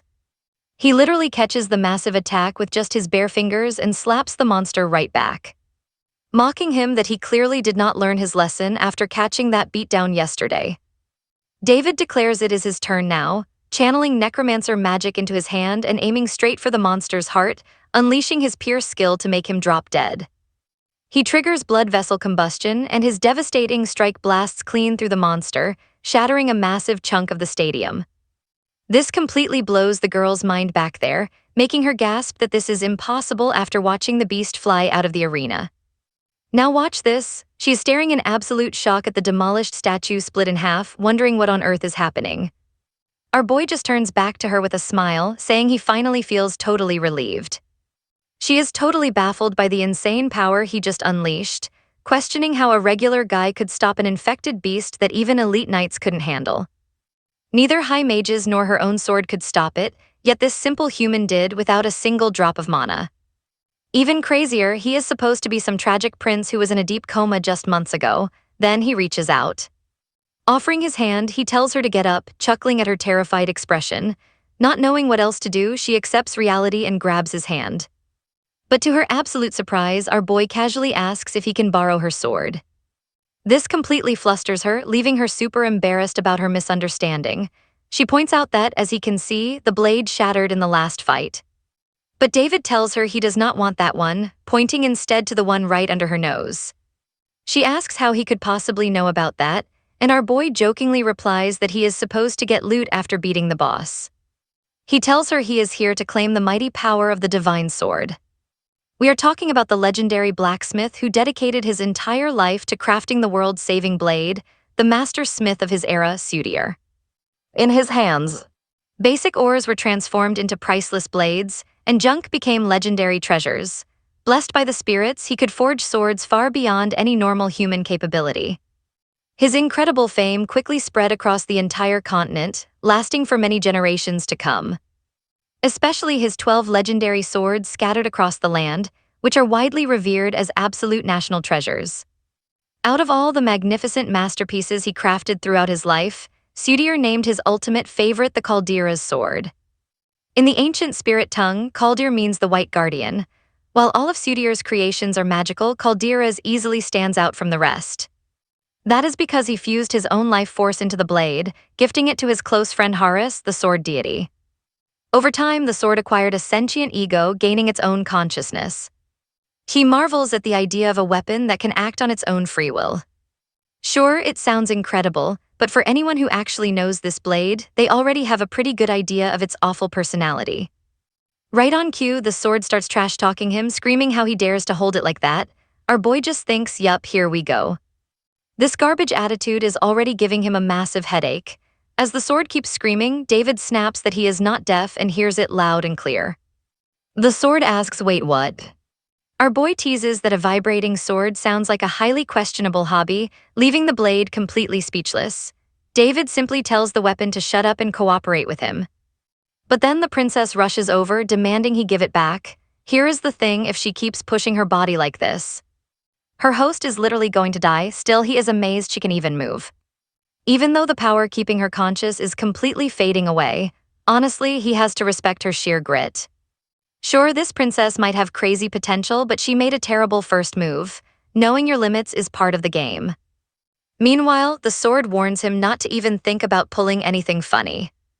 David promises he won't. Suddenly, his hand starts glowing as the sword releases its massive aura, Our hero grabs hold of that energy and a blinding light completely covers our boy.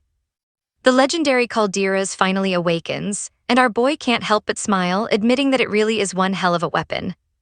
Shocked, the sword notes even her master couldn't wake her up, and trust me, you and I are eager to see how he wields it. Come with me as our boy tells this chick she is making way too much noise. He just needs her to lend him a tiny bit of power and he will handle the rest.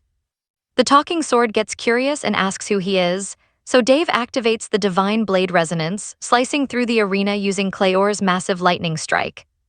Then he asks how much longer the enemy plans to hide, and boom, a massive rift rips wide open in the sky. Our boy mutters that he definitely expected a vampire, but not a high-ranking servant like this. The girl materializes, and turns out she is the exact same maid who targeted the prince before, so Dave casually asks if they have met. She sneers, saying that when her servants got wiped out, she figured some hidden hero was helping the humans, but who would have guessed it was him? Dave acts like it is no big deal, telling her to get down because staring up at her is hurting his neck, while she screams in absolute fury that he is an incredibly insolent brat. But Dave fires back, saying that with that skimpy outfit she is wearing, he can totally see her underwear and they are pitch black, just like her trash personality. That absolutely triggers her and she screams at him, calling him a damn bastard. Now pay attention, because Dave unleashes a massive blast of sword energy, forcing her to come down. He notes that if she goes ahead and causes a massive tragedy here, even if she wins, Queen Aline will face insane political backlash and relations with the Bolt's empire will completely fall apart, though Bolt's is in no position to actually start a full-scale war against the Kingdom of Ron, but since she dared to show her face, she must be pretty confident she can kill him. That is pretty clever, but he tells her it is time to go because she is totally underestimating him without knowing his real situation, which makes her get super mad and summon her crazy power. She blasts him, causing a massive explosion in the arena, but Dave admits her power is decent, even if she is getting super annoyed as sharp blood crystals swarm our boy. He dodges them all, but sneakier crystals are waiting below to ambush him. Dave weaves through them effortlessly, dodging every single crystal like a pro. He shatters all the remaining crystals with his blade, making her complain that while he is playing differently than expected in the end, he is still just a fragile, weak human. Dave smirks and asks if she is not just serving a human too. You and I both know she hates his smart mouth, so she lashes out with a deadly blood whip. This triggers a flashback to his Coma days, where he asked about the legendary vampire lords, hearing they were absurdly strong. And first of all, even a single servant of theirs is insanely powerful. Their most unique trait is that they can inherit the legacy and become actual lords. They are basically immortal unless they face their mortal enemies, the High Elves, which begs the question: how on earth does he beat them? Our boy thinks he can just piss them off, but Harris warned him that no matter the beast, once they lose their cool and get mad, their movements become totally predictable, making this strategy super effective against incredibly proud vampires. So the higher their royal rank is, the easier it is to trigger them. Dave calls it silly, but Harris tells him winning is all that matters. Dave realizes those were the sword god's exact words right before he vanished into the ground. The Fallen Kingdom really trusted Harris, leaving Dave to wonder what they would think if they knew the real guy. Back to reality, Dave dodges her wild attacks again before leaping in for a clean counter-strike. But she blocks him easily. He gasps at her blood barrier while his sword warns him that she is a young vampire countess. But given her powerful bloodline, she might actually have the potential to become a lord. Dave smiles, deciding they need to end her right now. The sword doubts it, but Dave asks if she thinks it is impossible while dodging another deadly slash. The vampire laughs, shouting that no matter how calm he stays, his fate is sealed. Even the girl trained by the legendary sword god was easily defeated by her power. She commands Prince Dave to stand still and take his punishment if he wants a peaceful death. Dave completely ignores her trash talk, slips behind her to strike, but she quickly blocks, calling him a fool. But get ready, because he leaps directly onto her whip, and from there it is go time. Alright, you and I are diving into a wild fight where David questions if she actually beat the sword god, mockingly calling out her flawed style. He claims the ultimate sword god technique has nothing to do with mindlessly swinging a blade thousands of times like a brainless rookie. That brutal routine was honestly too boring to even be called real training. It was pure torture. Our boy bluntly tells her this technique is not pretty at all, unleashing a devastating attack straight at the vampire. He summons the legendary Great Mountain Splitter skill, leaving her totally stunned by this insane level of power as she gasps in shock. Her barrier shatters completely, sending her crashing hard onto the ground with a massive impact. The arena gets absolutely wrecked again. Looking at his massive power, David laughs, finally understanding why players buy the most expensive pay-to-win items first. The sentient sword laughs, having absolutely no clue what he means, while secretly reminiscing about the glory days of the past. David points out that she sure loves to talk, adding that waking up after thousands of years must be incredibly exciting for a weapon like her. But she seriously needs to chill out. Curious, the Blade demands to know who he really is and how he can channel her legendary powers with such ease. It's almost like they have met before. David warns her to just follow the contract instead of constantly digging up secrets from his past life. Pay attention to her reaction here as she demands an explanation. Meanwhile, our guy wonders if she would actually believe him if he claimed to be the disciple of her original master, and he's just lucky she hasn't tried to kill him yet.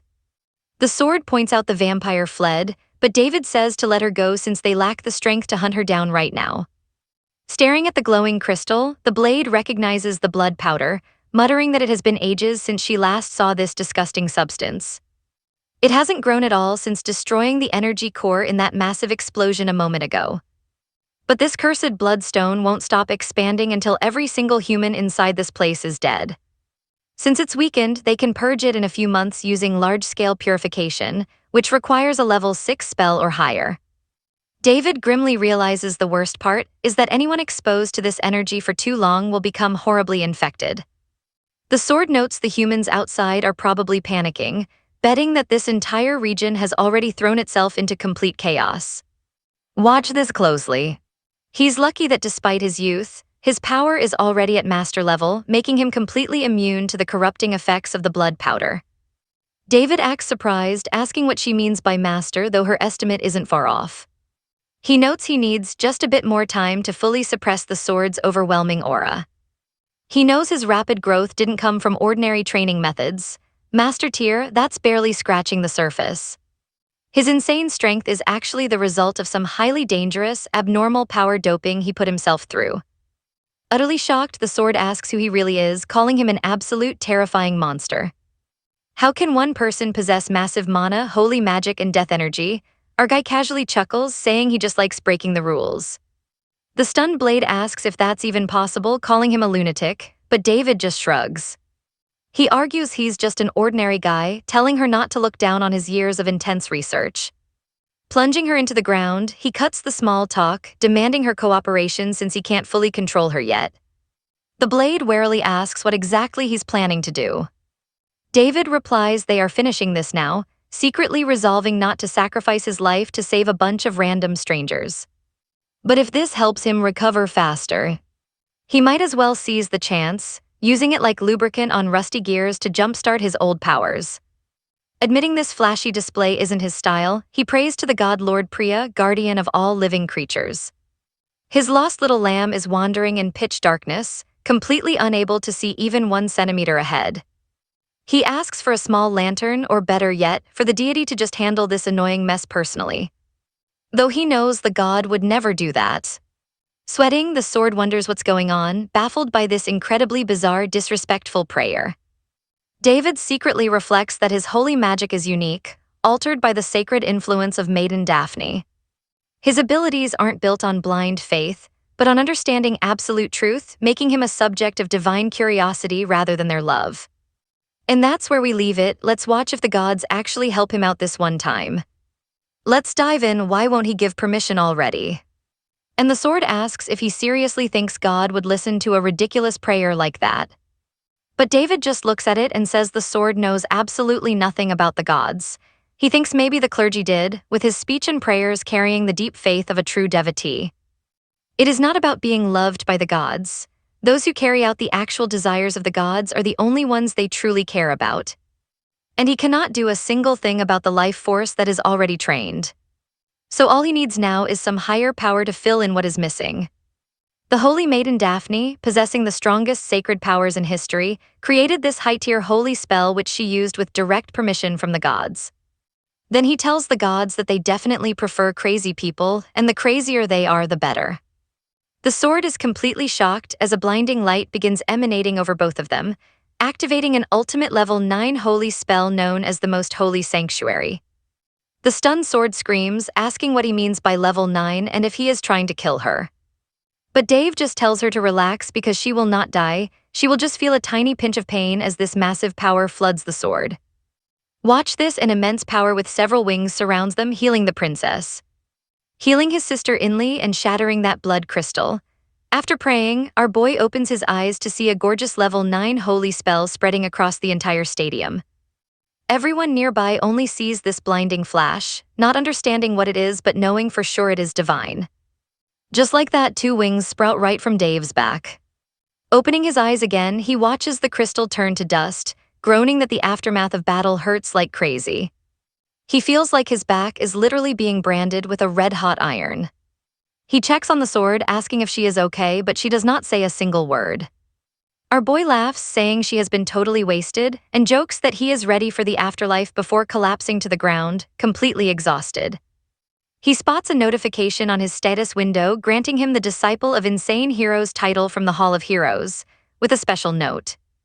It says being totally out of your mind without any common sense and breaking all limits is practically impossible. He now has a holy stigma in his possession. You might be thinking the same as me, is she taking things way too far, staring down at him and asking what he even means? Our boy is just lying there thinking about how long it has been since he got some peaceful, worry-free rest. It has been at least 6 months since he had this luxury, and it feels like his memories are fading away. Eventually, he opens his eyes to find his sister leaning right over him, telling him they are resting safely at the Paris Duchy lodging. He asks how long he was out, and she nervously snaps that he slept for 2 whole days, leaving her absolutely terrified that he was never going to wake up again. Seeing her cry like that, he realizes he worried her for nothing. Since this has happened before, there is not much he can do, but then she mentions having a dream that day. He asks what the dream was about, and she says it was of him saving her when the red mist rolled in. He gently pats her head with a smile as she begs him to just tell her the truth. She asks if he cleared the red mist, but before he can answer, she mentions finding a strange symbol engraved on his back during his medical exam. It is a holy stigma, and when he asks what she means, she explains it is about 3 inches wide. Our boy realizes that the agonizing feeling of his back being torn open was actually the creation of this stigma. This never happened back when he was at the temple. As expected, those gods are completely merciless to mortals. Wondering if the size is too big, she explains that the high-ranking priest who treated him was the one who spotted it. Because of that, the entire duchy is in utter chaos.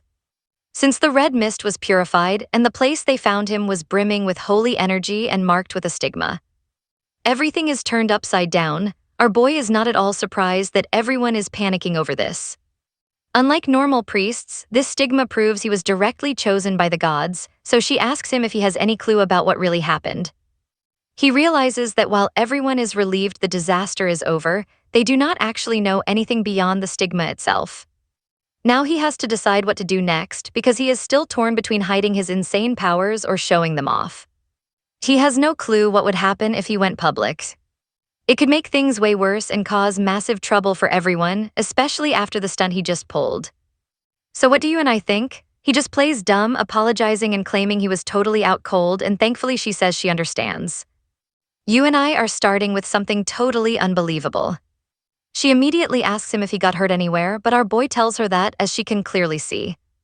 He is totally fine. He secretly thinks his body is so insanely good it is almost a problem. Talk about hitting 3 birds with 1 single stone.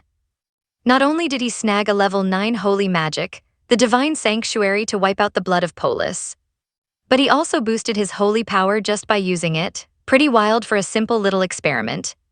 But the results were totally mind-blowing. On top of that, his mana core grew like crazy, and his regular mana got a huge holy power buff. Even his dark necromancy mana got a sweet boost, though it is not quite enough to turn the tables completely. But hey, now he can whip out a sweet aura blade that is completely his own. And obviously, since his holy power started super low, that got the biggest boost. So this is the legendary power of the stigma. He just needs another chance to level up that stubborn holy power. Then Willen chimes in, saying he has absolutely no clue how chaotic things got when he passed out, especially for his personal maid. While our boy just quietly remembers a tiny blur of it, she adds that Princess Alina suddenly barged in totally stubborn, insisting on taking him to a real doctor. You and I both know our poor maid has zero clue why the princess was so mad, but he tells her she did an amazing job babysitting him. He tells her to go rest since he needs some solo thinking time. She nods and tells him not to sweat over Baris. He got discharged already, but since the tournament is paused, things might get a little loud. Still, he needs to get some solid sleep. He just nods and waves her goodbye. Then he starts checking his sister's status window, seeing she has a special condition as a third circle mage. Our boy thinks this looks exactly like a role-playing game, but he has no idea why this popped up. Maybe it is because he prayed to Dionysus, or because he cast that magic meant for an astral body. Either way, it is way too complicated. But wait, let's pay attention here, because a random voice suddenly mocks him for enjoying snooping on other people's mental health. Our boy jumps, spinning around and wondering where that creepy voice is coming from and who is speaking. He demands to know who is there, thinking this intruder better show their face right now if they dare. He does not know if this person is incredibly brave or just stupid, but he will catch them instantly. Then the voice says she is right below him. He looks down and this mysterious woman says she is totally shocked. That her seal was broken, sure it was an accident, but if this is God's will, she will accept it. Now he flashes back to the past, watching his friends paint a portrait. He asks who it is and the artist asks Dave what he thinks. Our boy says the horns on her head look like ergonomic handles, and her blood-red eyes scream demon vibe. But despite that scary look, she is gorgeous and clearly high class. The artist laughs, saying he is the only weirdo calling horns handles, but he is right, she is a demon. Dave asks why he even decided to paint a demon. The insane detail alone shows she must have put some crazy pressure on him. The guy just asks if she is not stunning, saying she is way better than all those regular idiots having fun at the party. He painted her thousands of times until her face got permanently burned into his memory. Her name is Perserk. Back when she looked human, he adopted her and trained her in the way of the sword, just like the legends say. He raised her to end the Great War, sealing the proud demon lord of the abyss right inside his own sword. And now she is talking to him. Our boy asks if she is truly the legendary demon lord Perserk. She smirked, saying he clearly knows her and those sharp eyes of his do not lie. She asks why he is looking so lost in thought, but our boy is just thinking she is incredibly tiny. Dave goes ahead and ties her up. She calls him a totally rude brat, adding she has zero interest in whatever weird games he likes. He snaps back, asking if she thinks this is a game. But she wonders if they have ever met before, since they have absolutely no reason to be enemies. He orders her to explain what is going on. She tells him they are bound together, so she will explain anyway. He is totally confused about this soul bond, but she points directly at the stigma glowing on his back. That mark became the vessel storing her soul. He realizes that explains its massive size, though it is still hard to believe a simple tattoo can seal a literal demon lord. Honestly, you and I both know this makes zero sense. Let's kick things off with our main character holding a literal demon lord who just wants him to let her go. She is seriously not about that captive life or these super awkward positions because it is embarrassing, which makes our boy totally lose all interest in her. Like, what is a whole demon lord doing here when she was supposed to be sealed inside a sword? He demands some quick answers to make sense of this, and she reveals they are actually linked together. So she introduces herself properly as Perserk von Phelan, the legendary shadow creeper who lurks in the darkness. She is the demon lord of the abyss, and our boy remembers that famous line about the abyss staring right back into you. He is literally living that quote right now, especially since she basically started the epic war between humans and demons. We are talking about the Holy Sword of Calderas, the weapon Harris used to end the war by stabbing this demon queen. Absolutely everyone knows that legend, and the actual guy who forged the sword personally told our main character her soul was sealed in it. With a smug look, she asks if he is finally satisfied now. While he realizes she is totally different from the terrifying beast he expected, she asks why he is so incredibly confused since he clearly already knew all about her being sealed. But our boy admits that he never would have guessed she would stay perfectly sane in there, but she claims Caldera's was not cruel enough to just lock up his friend's soul forever. He instantly goes, "Wait, friends," and she is like, "Yeah, you heard me right." Now pay attention to this twist. She would have said goodbye if she knew, though they were not actually close, but here is what really happened. She was transferred from the sword straight to him by divine will, which makes our boy ask, "What do you mean divine will? Is there not a logical explanation here?" She sighs that if there was, she would not be this annoyed. But either way, it all went down because of his insane holy powers. So she smugly asks if he should step up and take full responsibility for her now. Honestly, she is pretty interested in him since he is only the second person ever to fully wield that holy sword. She wonders if he actually knows Harris's legendary fighting style, and our boy responds like a boss, saying of course he knows every single move. He used to brag about it every single chance he got, which makes her smile because she loves the fact that he did not try to hide her existence. Our boy says you have to be extra careful hiding secrets, especially when lying to a literal demon lord who can read people like an open book. But she quickly cuts in to correct him on that. She actually cannot read minds, she just borrows the sight of higher beings, then casually asks if humans do not call that handy little screen a status window. All those tiny details written there are definitely not her own thoughts. They are the actual will of higher beings, whom she asks if humans normally refer to as gods. You and I both know gods would not use trash talk like crazy bastard, and our boy is thinking the exact same thing. He honestly expects zero class from the gods who hand out holy cheat codes to guys like him, while she is just glad to finally have a home. She hopes he will show her the world, unlike the boring previous owner who used to carry calderas around.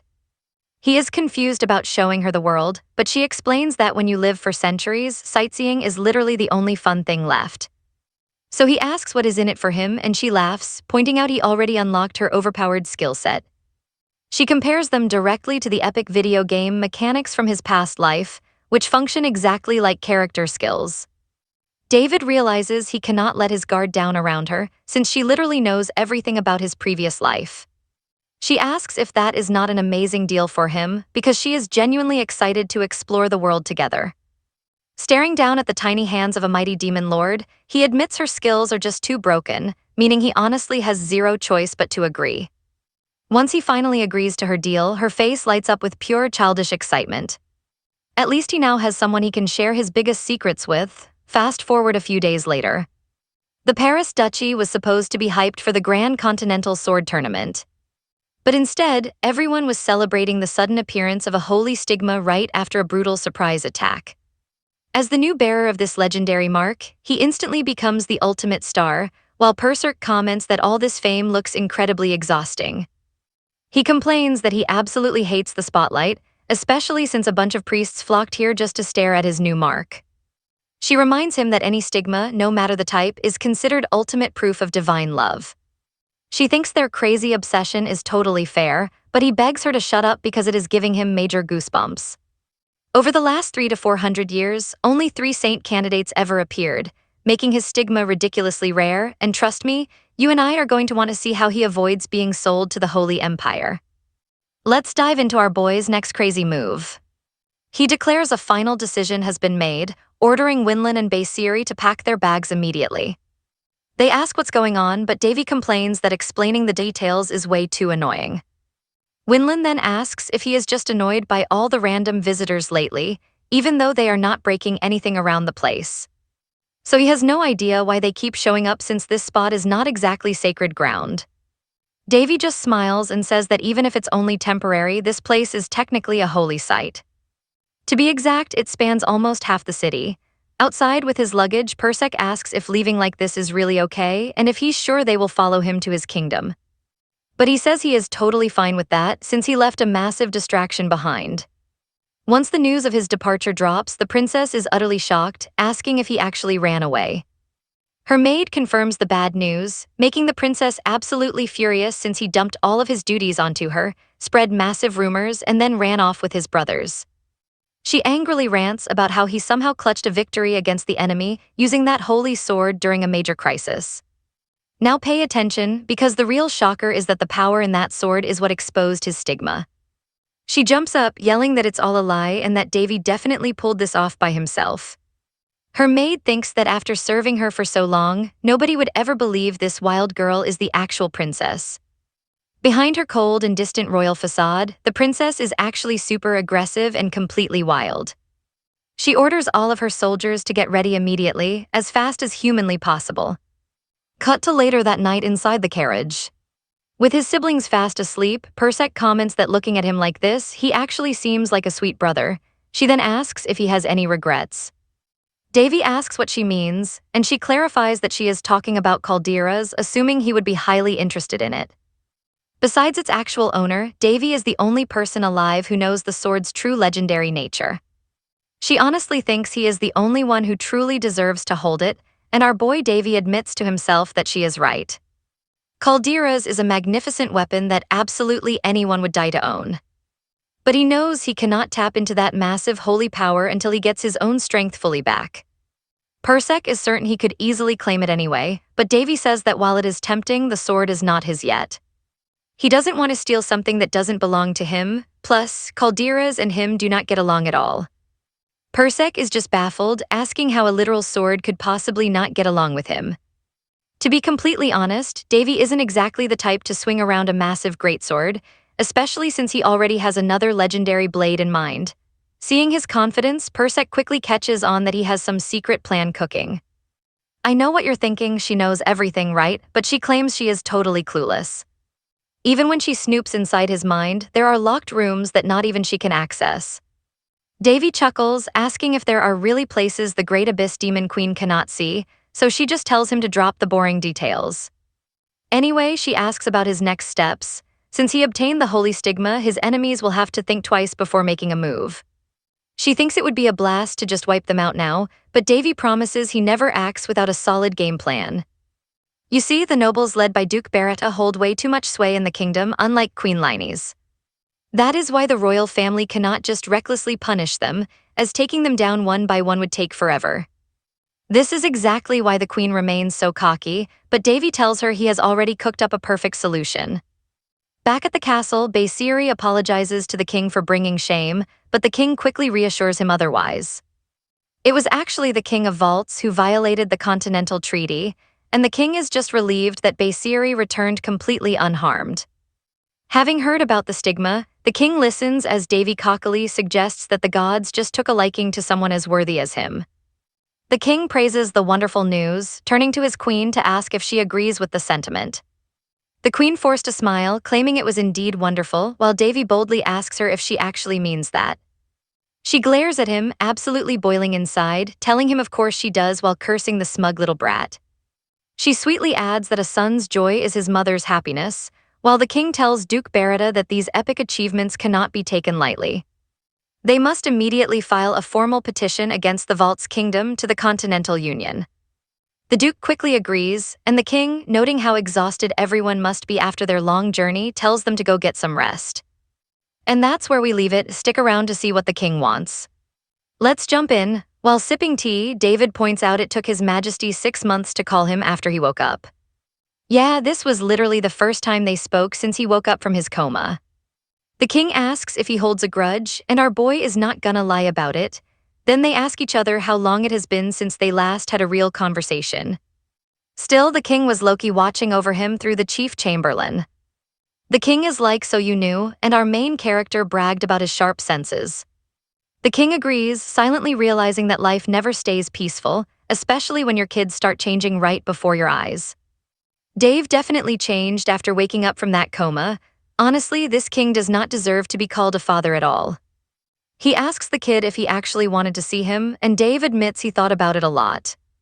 In fact, there is one major question he wants to ask, remembering the moment he begged his father to save his mother.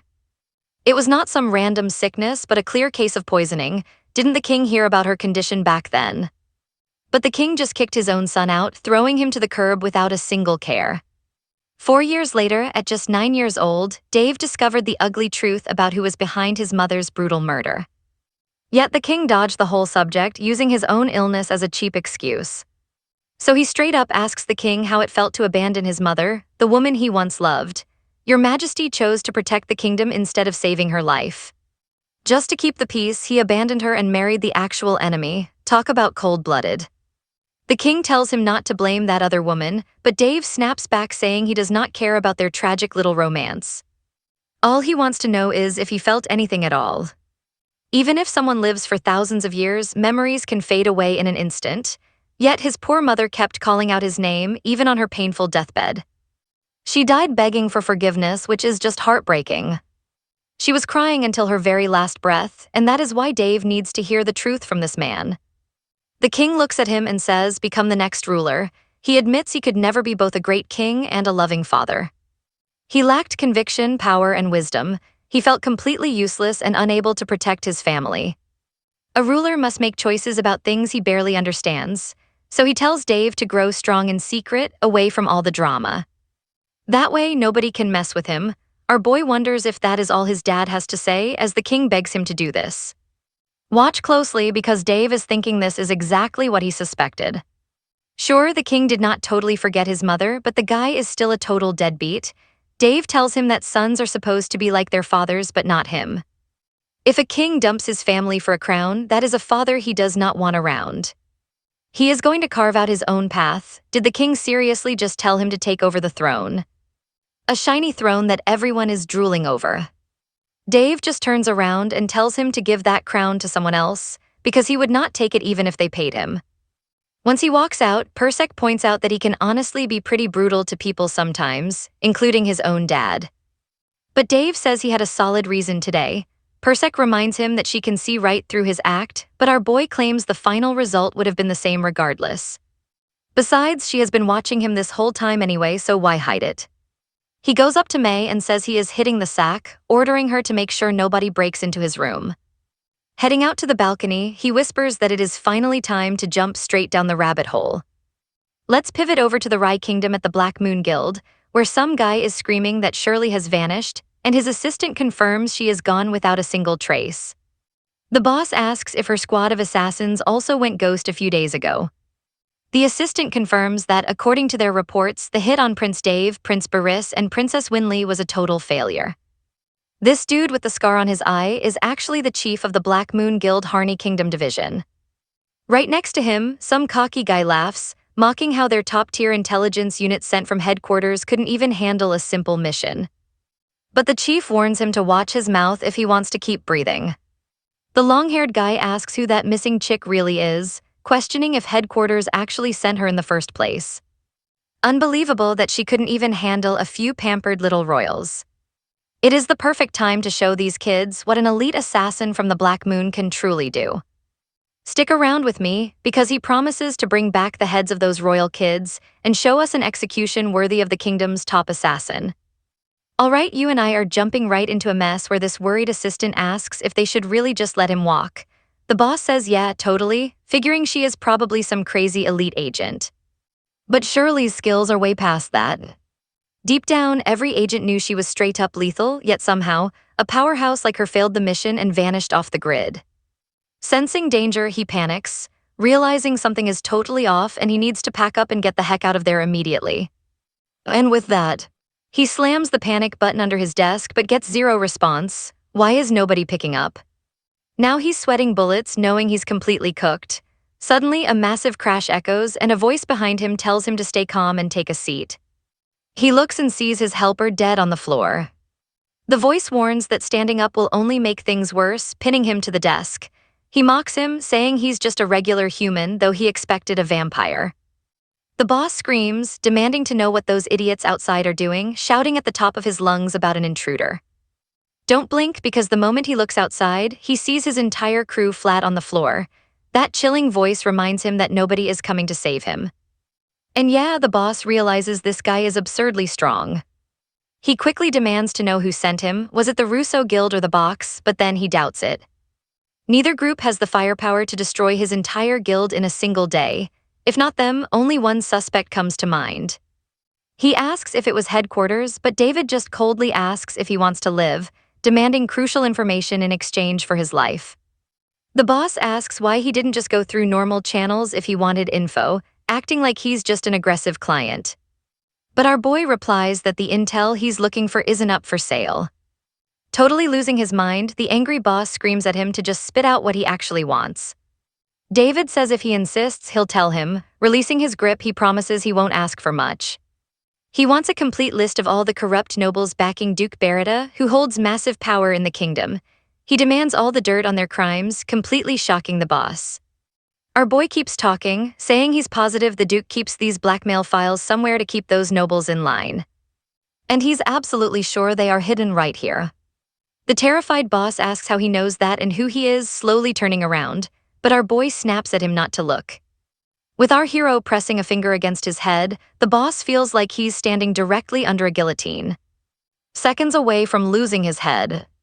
While he wonders if this guy is actually a legendary master assassin, you and I know he is doomed as David warns him that he can instantly tell whenever people are lying.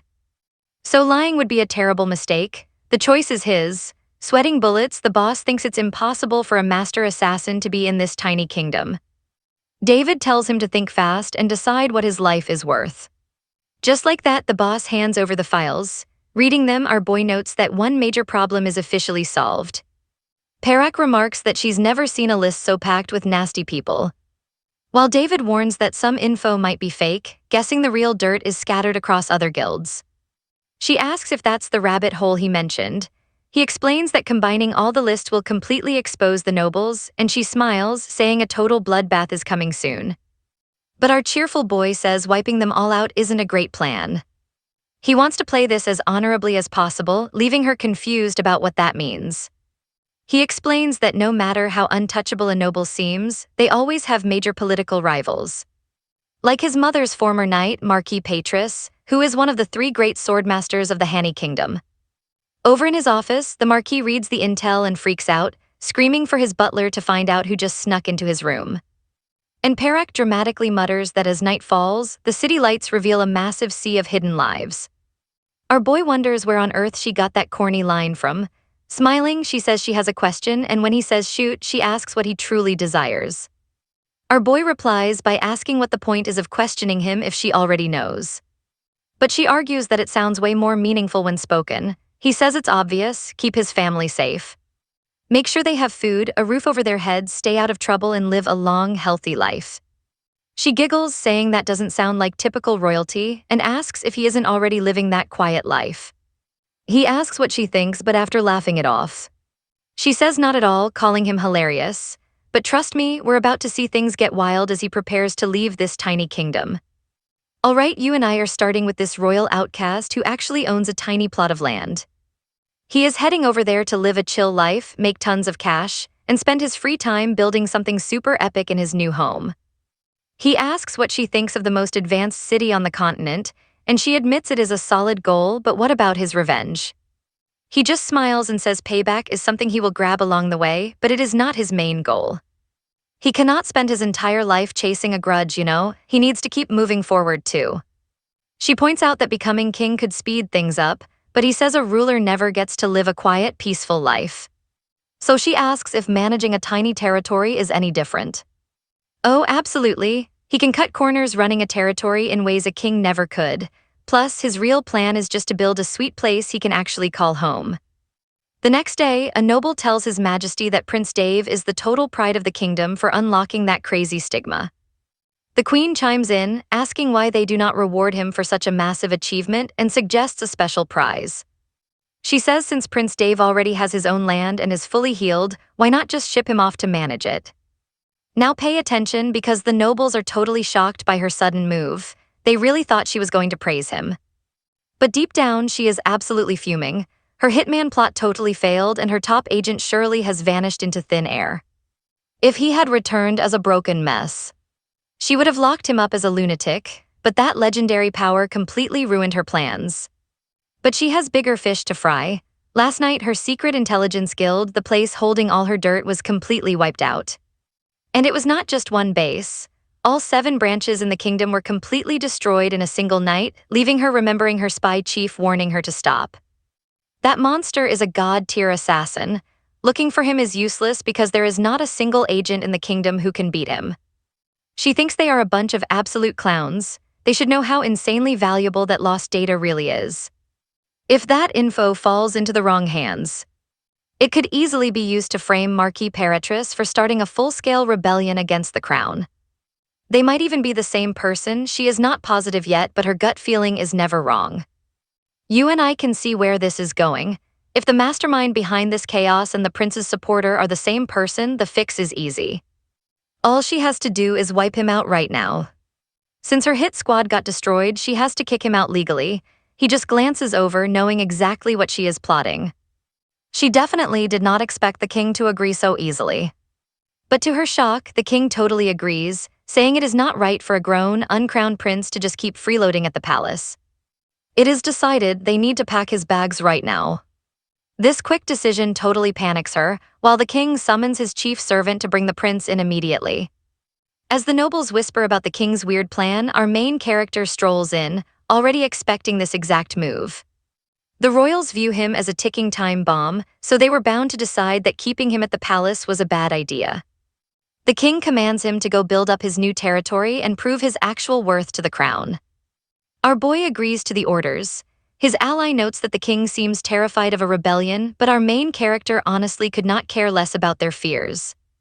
Deep down, he knows he would have packed up and left on his own anyway. Now that his business here is finished, there is absolutely zero reason for him to hang around. They think they are clever for sending him away, but he already has them dancing right in the palm of his hand. She agrees, asking when the best time to bounce is. He simply replies that they will leave the second they are ready. She worries that his actions have stirred up a massive storm that might end up costing tons of innocent lives. But David thinks if this kingdom is going to crash, it is better to let it burn down fast. He needs to completely rebuild this place before the next king takes over. There is no way he is handing this trash heap over to Burrs, plus he might get a chance to bury his enemies along the way. As he prepares to leave the palace, his two siblings rush over, demanding to know why he is being kicked out. And to that awful Hin's territory of all places. Our boy laughs off the rumors, but Burrs vows to march straight to the king and demand he call off this exile. But David stops him, saying leaving is his own choice. Trust me, our boy might look weak, but he has got a master plan. Alright, you and I are jumping into the story of a boy with a tragic stigma who just wants trust. He sadly begs them to promise they will ask for help. Even for the smallest little issues, because they will absolutely do everything they can to help him. Davy then replies that even if this territory is not the absolute best place on Earth, people still live there, and he promises to invite them over the second he turns it into a great place to live. He heads back home and orders M to run over to the Ministry of Finance and Land Administration to grab every single document she can find regarding the Rain's territory. She wonders what specific papers she needs, but he just tells her to grab them all. If she mentions his name, they will hand everything over without a single second thought. He secretly thinks, if you know yourself and your enemies, you can easily win 100% of your upcoming battles. She says that is an interesting quote, which he actually heard from someone in his past life. But she giggles and calls it fascinating. When he asks why, she mentions his mother loved quirky things. She also points out that despite having cheat-level powers and crazy skills, he is completely humble, which is really cool. He asks her if she is actually complimenting him, but she playfully notes that he is way more passive than his mother ever was. Now here is where it gets interesting. After a few hours, M rushes into the office with all those documents. He is shocked at how fast she got them all. She explains that these are the only files left on the Rain's territory. He thinks it makes sense for a backwater town, but maybe that is for the best.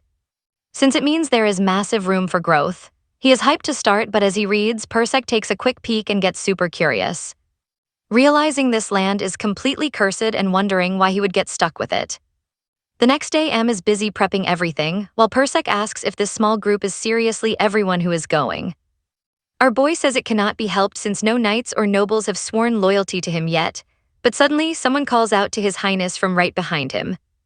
Introducing himself as Patris, the kingdom's loyal subject, our boy quickly tells him to stand up, addressing him as Marquis. Patris mentions hearing about his departure, and our boy replies that someone who is not going to be crown prince should leave the palace. But Patris firmly insists that he can easily become the crown prince in the future if he wants to. David simply asks him if something like that is even possible. While Patris stares back and smiles, saying he has truly grown up. If the late queen could see him now, she would be incredibly proud. Our boy chuckles and claims he was always a pretty disobedient child to his mom. But Petrus says if that were true, he should be buried alive for failing to protect him back then. David immediately tells him that is absolutely not true. We can all see that Marquis Petrus is a true ally. Davy realized this after sneaking into his house and finding evidence of his mother's murder. Unlike those who completely gave up after her death, he is a genuinely good man. Then Petrus tells him directly to make sure to reach out whenever he runs into trouble, promising to help him to the absolute best of his ability. David warns him that if word gets out that a neutral Marquis is backing him, it will trigger absolute chaos among the factions. But Petrus laughs and says if he did not step up, then this old man's solemn vow would end up being a total lie. Davy confidently promises to transform this barren territory into a great place, and that it will not even be that hard.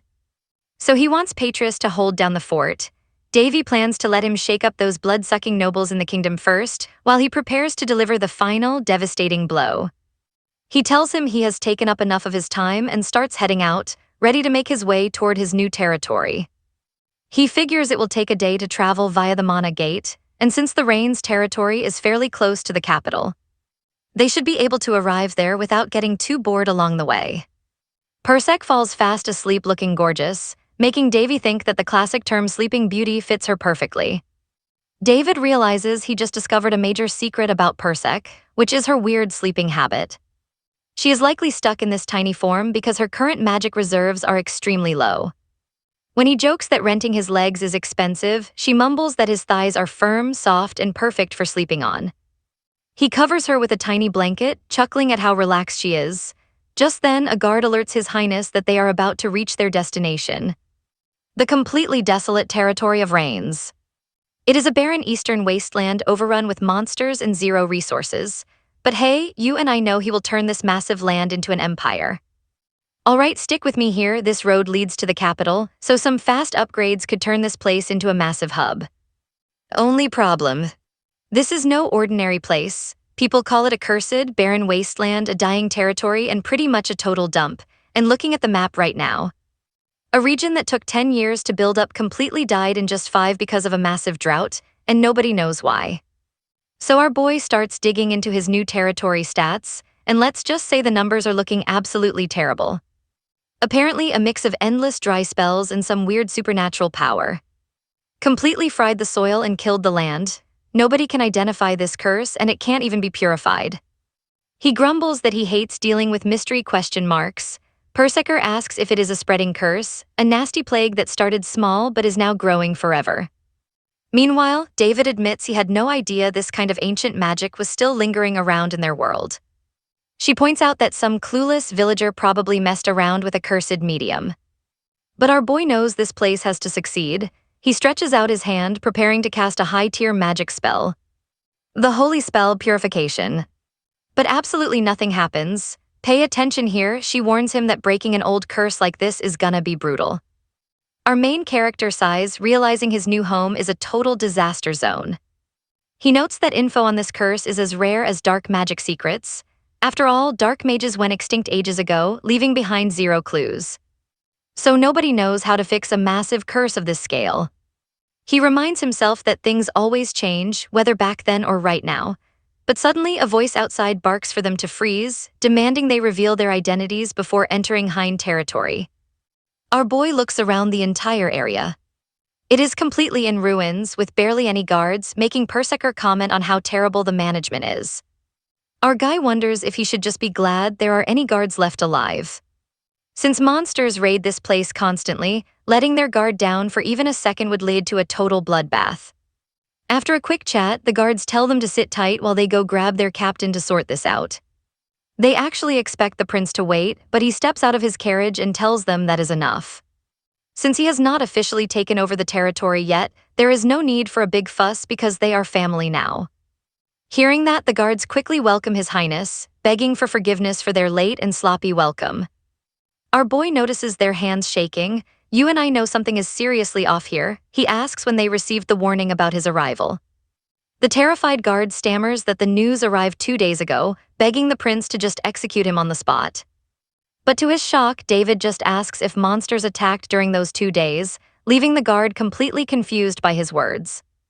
Our boy calmly explains that they need to break this nasty curse and wipe out the local goblins first thing. The head guard speaks up.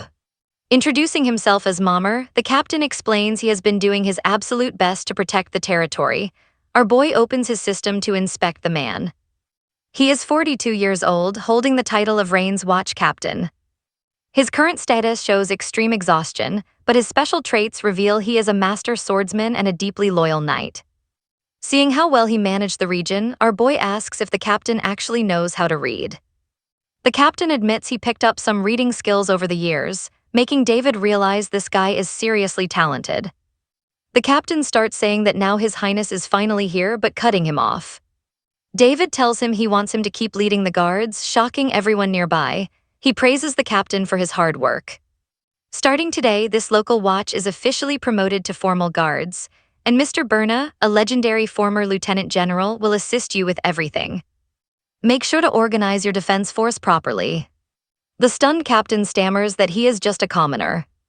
But our boy cuts him off again, stating he only cares about talent. If they show results, he will upgrade their skills and even grant them noble titles. He has the absolute authority to do it, and that is his main rule. Back in his office, you and I can see the solid proof he found showing that goblins have already breached his territory. The captain admits he knew, and David points out the defense wall might be ancient, but asks why their defensive setups are completely offline. The captain sadly explains it is all because his guards are constantly working to the point of total exhaustion. Alright, let's jump back in as our boy asks about the damages, only to hear dozens of homes got burned and people were kidnapped. Persek points out they are walking on thin ice right now, meaning this territory absolutely needs to be their top priority. He asks about their biggest issues, and the captain replies that they at least have enough food to survive until the winter. The real problem is that this year's crops were extremely poor. Our boy starts wondering how he can put that massive fortune he swiped from the palace to good use. Persek warns him that even if he ignores repairing the castle walls, they are only going to hold up for another 2 years. She playfully teases that he is probably falling hard for her and wants her as his secretary, but she'll have to refuse because if she does, her precious sleep time will take a massive hit, but our boy just slams a heavy bag on the table full of shiny platinum coins. Davy tells him to head straight to the merchants and buy up every single provision and building material they could possibly need. He wants Spaldas and Holt to tag along with Mr. Mons, instructing them to make sure they buy everything under his name. That should easily be enough to tide them over for now. Now pay attention here because they ask His Majesty where on earth he got that cash, but Davy just tells them to relax.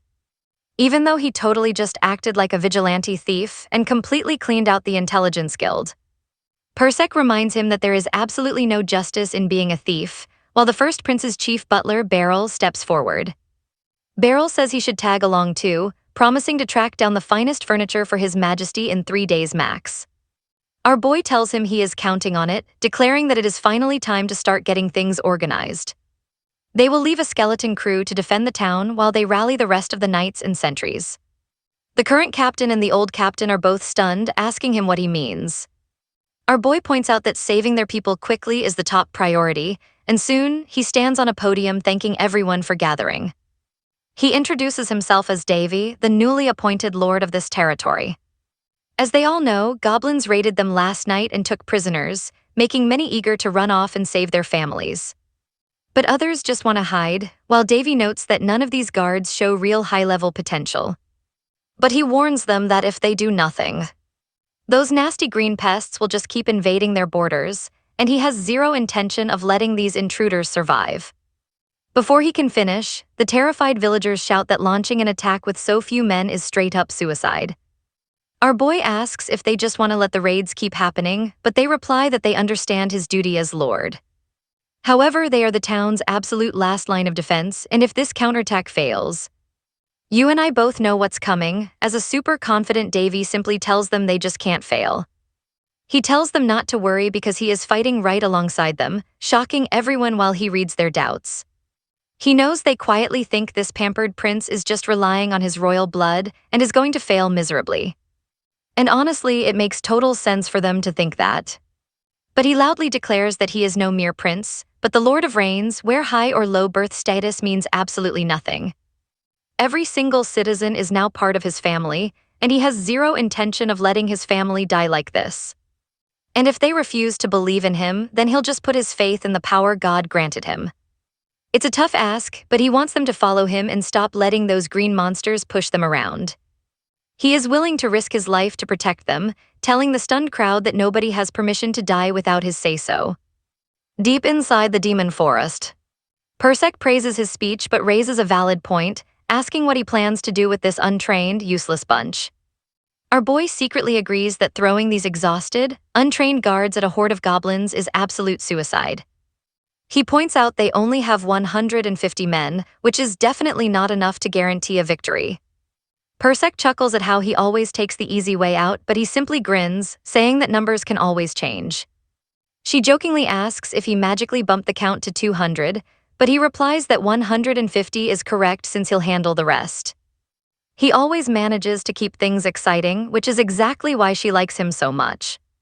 The guard captain announces they have finally arrived, warning him that the goblin nest lies right past this narrow path. And as our boy wonders if it's an abandoned village, trust me, you and I are about to see a massive fight. How does this place even exist? Let us dive in and find out, especially since the watch guards say these ugly bastards have been grouping up here for days. And the archer nearby says these scumbags are the ones who killed Lin. So our boy grabs his shoulder and asks if he is mad and wants to slay them. Everyone is down. Dev asks if they are ready to fight for the fallen, and they all yell yes, absolutely screaming for vengeance. He thinks to himself that he never expected them to be this hyped up for non-family members. Gripping his bow, he mutters that it looks like he picked the perfect hunting ground and aims his arrow. The shot flies straight at a tiny goblin, and before it can even blink, boom, headshot, and his body explodes into total flames. But the panicked guards warn His Majesty that a direct head-on charge is a terrible idea. Dev just asks why, reminding them he will not let a single man die unless it is over his dead body, leaving everyone completely shook. And once he unleashes the attack, David brags about hitting the bullseye, thanks to absorbing all the archery skills of Apollo, that legendary womanizing beast. So he is incredibly cracked with a bow, meaning he could totally fight this out like a standard war. Now watch closely, because David is the kind of guy who doesn't think twice about sweeping the room when he sees a little dust.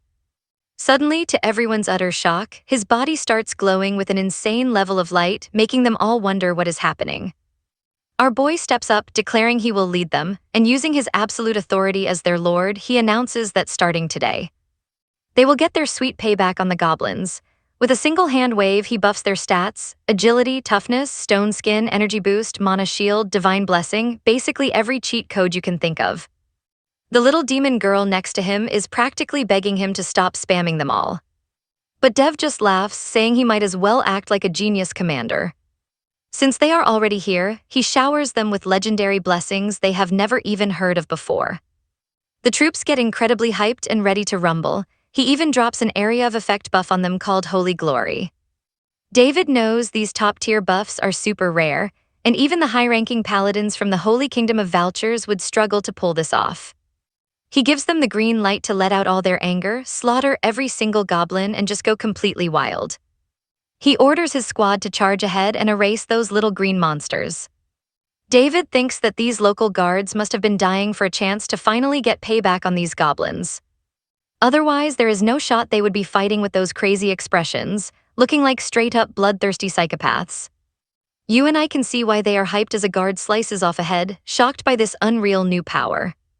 Meanwhile, our boy is super happy, thinking that this battle has instantly transformed into a complete one-sided slaughter, but the second a guard gets hurt, he rushes over to cast his epic healing magic on them. He warns them that divine power is not limitless, but he still refuses to let any of them die. So they need to stay focused and avoid getting hit. Because anyone who gets sloppy is going to pull double duty once they get back. They better keep that in mind. The hyped-up soldiers swear they won't disappoint their lord, while our boy just stands back, watching the whole scene play out. He realizes this is what true battle frenzy looks like, and honestly, he almost feels bad for the goblins. After wiping them all out, the troops celebrate, cheering that the goblins are dead and victory is theirs. Watching from a rooftop, he hears them chanting "Long live their lord" and celebrating their commander. The little demon girl next to him chuckles, teasing that he cannot hide his embarrassed face. Our boy just mumbles that he is literally cringing from embarrassment. He starts clapping, telling them it is too early to celebrate since they still need to rescue the kidnapped villagers from the goblin camp. As they march, our boy thinks about how he used a classic carrot and stick strategy on his men. He wanted to keep them on edge with a healthy dose of fear. But honestly, that was totally unnecessary because they adore him like he is a straight-up deity. Things are definitely not going according to his original plan. During the next day's battle, they end up slicing through even more goblins. Which is no surprise because our main character is completely op. The next morning, under a blazing hot sun near the border, two guards whisper that they had hoped their new lord would be a reasonable guy. But he just charged into battle with only 10 men, making them wonder if he is going to make it. The older guard sighs, calling him a 16-year-old kid who is barely even a grown-up. He thinks our boy is just blind with victory, but you and I know he is about to shock the entire kingdom. But check this out, you guys. Someone pops up next to them asking what Jimmy is up to, but Jimmy just snaps at him to clear the way. Turns out, it's the guard from behind shouting that his lord has finally returned. This totally throws those two guards off, making them wonder if it's a joke. They can't comprehend how he wiped out the goblins with only 3 knights and 10 guards. Meanwhile, our boy observes everyone and realizes he basically brainwashed them. At least he kept it ethical, right? But they are still totally spooked, and the little demon girl admits that honestly, what he did to them is no different from putting them on drugs. Our guy tells her to shut up right now, silently worrying that if this keeps up, they are going to start some crazy cult for him. So he steps back up to the podium and announces that there are probably still some goblin villages hiding out there. Time to hunt them. They will patrol regularly, leaving enough forces to guard the area while taking a few elite troops with them. With that, he dismisses everyone so they can finally get some rest. But looking at their faces, they seem totally bizarre. Well, he figures at least that's a good thing for now. But after 2 days, rumors spread way faster than expected, bringing crowds rushing to greet him. He honestly can't tell if they are volunteer guards or some missionaries here to preach the gospel. He feels super awkward. Now pay attention here because this is the first time our boy actually regrets his life choices. A few days pass, and he realizes he successfully earned the locals' trust, even though anyone would wonder what he can actually offer as a noble. Astria, the conqueror of the Paladin empires on the Barrow continent, always told him that he must never forget, no matter how small the land he rules is. The people he leads are humans, not cattle. A dictatorship never lasts, so he has to make them follow him of their own free will. It's not like he deeply studied politics under the guy, but those occasional pieces of advice actually make a lot of sense. Just then, the demon girl walks up to him, bringing over the records left behind. She asks how the whole situation looks, so our guy asks for her opinion. She says it's pretty shaky, but if he can actually lift the curse and rule properly, the region will likely bounce back in 5 years, and in 20 it'll become exactly what he envisions. Our boy admits that her reading of the situation is incredibly accurate. Since this land is basically dying and won't just magically heal the second the curse gets lifted. She gets super hyped, asking if he wants to hear her thoughts on this place, and let's be honest, you and I definitely want to hear this. She points out that the region doesn't have an underground water piping system. So the water supply is absolutely terrible, which means bad harvests, empty food reserves, and the locals losing all their farming jobs.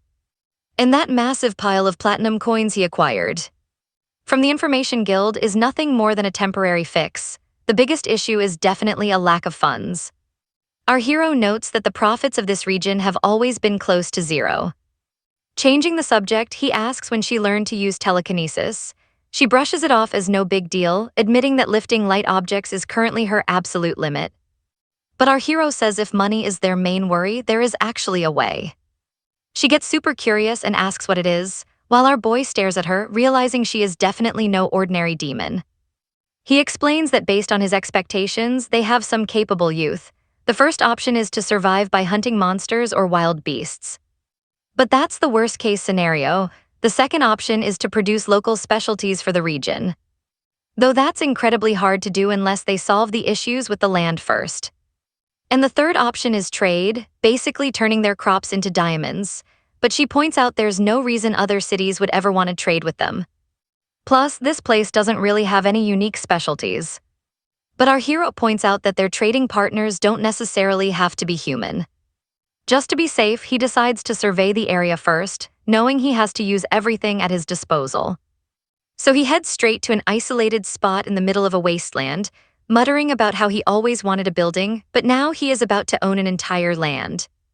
This ground used to be fertile farmland, but because the original owners lost their rights to it, it ended up looking like a complete dump.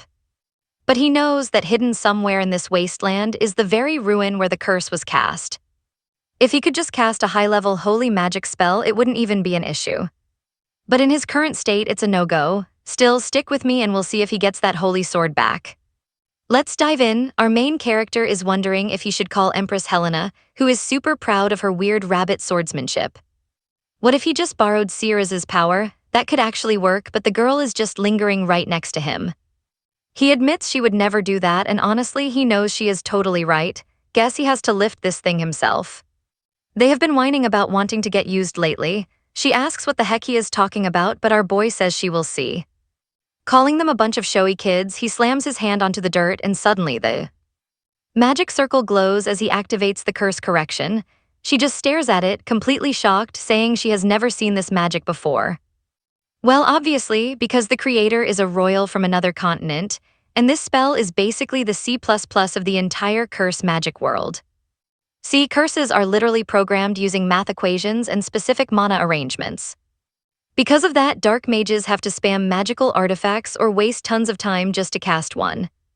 She realizes this will help them track down the curse conditions and even locate the ruins where it was cast. Watch closely, he says that is exactly it. Once the magic kicks in, a screen pops up covered in code. They ask what it is, and our boy says they are finally starting. Looking super serious, he tells Perek to just chill out and stop asking questions. David is totally shocked, staring at the screen. He asks if this is actually a curse and, completely confused, wonders what our boy is talking about. But our main guy explains it is not just a curse, it is more like a heated electrical code. And now, heading east of the region, our hero says he is surprised the border was so obvious, and they designed these ruins so that they only affected the Rinnies region. His research led him straight to this border, and she jokingly tells him he has a real talent for keeping her on the edge of her seat. Our boy explains that it was set up to forcefully dictate every single natural weather event in the area. So she asks if the drought and the dead land are actually part of the curse. He says pretty much, explaining that his debugging showed this curse has only one job, which is keeping those exact miserable conditions active. Even though he still has absolutely no clue why someone cast it, the spell completely ruined the entire Rinnies territory. But if he could control it, reprogram it, and modify the code, he could definitely turn this barren wasteland into a popular tourist trap. I know what you are thinking, he is only in it for the cash as he bypasses the barrier with his magic. As they step inside, they wonder what these ruins are. He had no idea this place existed in such a rocky area. From the old architecture, it is clear this place was built way before the Great War. She speaks up, asking if he is saying this creepy place could actually be a dark mage's base. Our boy notes they might not even know about this place, but the ancient, sealed curse was likely reactivated pretty recently. As he looks around, he spots a guardian while Perek groans that this is bad and they are in trouble. The massive guardian starts marching right toward our boy. Perek realizes it is a golem, likely fueled by magic. It uses a glowing mana stone as its power core, which is honestly super impressive. She warns him to stay back since these golems usually have weird skills. But our boy just casually mentions he can smell something.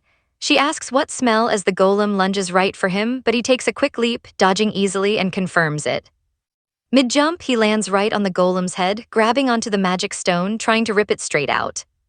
He gets totally hyped and starts shouting that he can smell cold, hard cash, and honestly, we are talking about a massive jackpot. Fast forward to another day, and Freeman, a local resident, is just enjoying some much-needed peace and quiet. A chubby villager next to him mentions that their lord went out to patrol the lands, wondering if he will be all right. Freeman is sure the lord has a plan, especially since he has already shown them several miracles recently, and honestly, he guarantees that nobody ever expected their new ruler to be so incredibly kind. Meanwhile, Gordon thinks it is obvious that as nobles gain power in this kingdom, they just get more and more corrupt. Even though no fancy nobles have shown up yet to cause major trouble. Some locals got letters from friends in nearby towns, Honestly, all Reno did for this rundown area was cut taxes since it was ignored for ages. But out of nowhere, they randomly sent this kid to be their new master. So the town elders assumed he probably lost some political turf war and got banished to their backwater village. Usually lords in that spot take their rage out on the poor villagers, and trust me, you and I would be pretty anxious too. Alright, you and I are jumping right into a hopeless situation because the non-stop goblin raids back then meant they couldn't afford to worry about anything else at all. It got so bad that those pesky goblins actually started kidnapping the local townspeople. And honestly, with their pathetic strength back then, a rescue mission was completely impossible. But just when hope was dead, our boy rolls up, the first prince and new lord of Rinnies. Even with that smile on his face, they had zero clue what to expect, fearing he might just punish the captain of the guard once he saw this mess. Some of them were even ready to start a whole rebellion if he tried anything funny. But to their absolute shock, Prince Dave actually cared about their struggles. He even sniffed out a goblin ambush while helping the locals get some sweet, sweet payback. He literally called them family and pulled off a massive miracle by rescuing every single kidnapped villager. They were totally saved by his epic words and actions. Even though our boy kept complaining that he was definitely no saint. They ask if he even realizes that in just a few days, he became way bigger than a god to them. Now pay attention here, because even though heresy is technically a crime, no one is arguing with his miracles. The truth is, this guy dropped miracles right before their eyes, making him way more reliable than some god who just sits back and watches. Gordon tells Lord Freeman that he is super glad their master took care of those pesky goblins, but he still asks if there is any real hope left for their ruined territory, leaving Freeman totally speechless. Because honestly, it has been a really long time since most of this place became a barren wasteland known as the Land of Death, and now even the area around the castle. The only spot that still got rain is drying up. Tons of priests, mages, and even alchemists came to investigate this crazy curse. But they all rage quit and left because this is definitely not a problem that mere humans can solve. That was their final conclusion, and Freeman admits there is really nothing he can do to fix this terrible lack of rain. They are basically cursed by the heavens, and Gordon wonders if they will all perish once the land completely turns to dust. Meanwhile, Dave is analyzing these spirit stones, realizing they are naturally packed with pure mana, making normal mana stones look like absolute garbage. These bad boys are hundreds of times stronger, and as he yanks another glowing rock out, he is covered in grime, sighing about how intense that whole fight was. Perk tells him he seriously needs to redefine what intense means, especially since he is grinning like a happy little kid. But get this, you're probably wondering how much cash these rare stones can actually make. Usually, spirit stones across the continent are only found in tiny amounts hidden in ancient ruins, and even those cost hundreds of gold coins. So with 20 massive stones like these, he is practically filthy rich, but Perk warns that selling them without a solid plan is dangerous. She has no clue what kind of chaos it could spark as they walk toward the altar holding the massive stone. Dave realizes this is the absolute core of the curse. If the world found out, entire empires would start bloody wars just to seize this artifact. But the purity is unreal if he can somehow tap into its condensed magical energy. He could easily cast ninth circle spells, immediately activating another magic circle around the massive stone. Perk notes that this magic script is nothing compared to what is out there, but someone worked incredibly hard just to dry up a whole region. But Dave insists that something massive must have happened to these lands, and the whole thing is incredibly shady. Perk asks if he can even hack a system this complex, and our boy admits it won't be easy.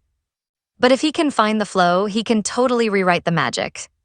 As he begins analyzing the giant stone, he wonders what this is, and with one single click, the entire room begins to warp. The lights flash blood red as glowing magical arrays appear, with massive blocks of code swirling all around them. Perk gets super hyped, screaming that his crazy plan actually worked. But when she asks what exactly he changed, our smug boy smiles and says since they suffered from a drought for so many years, they definitely deserve a nice, refreshing rainstorm. With that, he strips off his coat, rolling up his sleeves to put in some serious work. Outside, dark clouds gather as everyone watches in shock at the sudden downpour washing over the barren territory, soaking the dry soil and bringing life back to the dead land. Meanwhile, the scene cuts to a completely different mansion, where a panicked noble cries that things are looking terrible, especially with Duke Potters involved in this mess. And and trust me, as this advisor warns, it is only a matter of time before these corrupt nobles start vanishing. All right, stick with me here as this corrupt old noble asks if there is any way to destroy the evidence they have. They say the situation is absolute garbage, and once there is a chance, those lower-tier nobles are getting thrown under the bus. That will force the big bosses out of hiding, so the other guy asks what Her Highness the Queen is planning to do next. Honestly, he does not have a clue. Sure, Prince David unlocked some holy crest, but he is just a little kid who cannot even handle that divine power. Not only did his magical mark pop up somewhere totally weird instead of his fists, but the thing is completely unstable. If that is not a defect, he has no idea what is. The other guy points out that the Holy Kingdom is in the same boat, wondering if anyone actually expects them to accept him. No way, the Queen has been paying way too much attention to this half-breed prince anyway. They should be focusing on the king and Marquis Palaters, not this random kid. Hey, he is just saying what everyone is thinking. But another dude chimes in, saying that under the current circumstances, they cannot just wipe out all the nobles overnight. That is when Duke Variata steps up, arguing they must crush them even if it means some blood has to be spilled. He asks if anyone disagrees, and the super nervous nobles quickly nod and agree he is totally right. But in the meantime, they must secure their backup plan. The old guy warns that in the absolute worst case, a clash is unavoidable.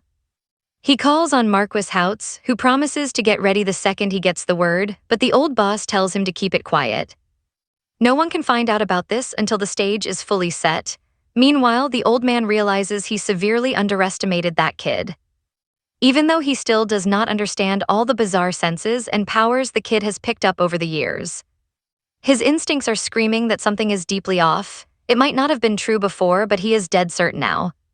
The moment this prince gets any real power or political backing, he is going to show his claws without a second thought. But then again, even he cannot fix the Rinni's territory. It is a hopeless wasteland of death and decay. None of the continent's top mages could solve its curse. Now you and I have to watch what this kid actually does in a place like that. A desert where it literally never rains. Except, guess what? It is absolutely pouring there at this exact second. All the locals are completely losing their minds, wondering where this sudden storm came from. Meanwhile, our boy is chilling in the palace. He mentions it took some serious effort to activate those ruins, and they will need a few more days of heavy downpour before they can even think about planting crops. And she asks him if he can figure out how these spirit stones work, and he explains it is basically a stats board. It is linked to all the other spirit stones scattered across the entire region. This lets him monitor the environment across the whole area. Plus, even though the system is still a little unstable, he can actually control the mana flow and change the local weather. Persek is like, wow, the power of this spirit stone is absolutely insane. But he is not normal either, pulling off stunts like this with a bag packed full of magic stones. Meanwhile, he decides to use them to expand his inventory space, at least for the time being. He tells Persek they just need to wait patiently for the soil to recover its nutrients. A week flies by, and you and I see all the villagers swarming out of the castle. Honestly, they look like a bunch of lunatics in a cult because there are so many of them. The old folks outside say they could not just sit at home when there is so much work waiting. They actually start chatting like they have been lifelong buddies. And our boy steps up and tells them their next task is actually super simple. He had the guards mark the regional borders yesterday, and now they are going to completely clear this wasteland. They will be working for 4 days straight. If anyone cannot handle it, they are free to leave, but he promises they will get plenty of breaks. It all depends on their hard work, and of course, everyone is getting paid for it. But one villager interrupts him, saying that with all due respect, they know he miraculously fixed the weather back to normal. He still thinks clearing all this land in 4 days is impossible, but the narrator notes these fields were actual farms before the drought hit. So the basic soil foundation is already there, and the hyped-up villagers start shouting that they are betting their entire lives on him to pull off another crazy miracle.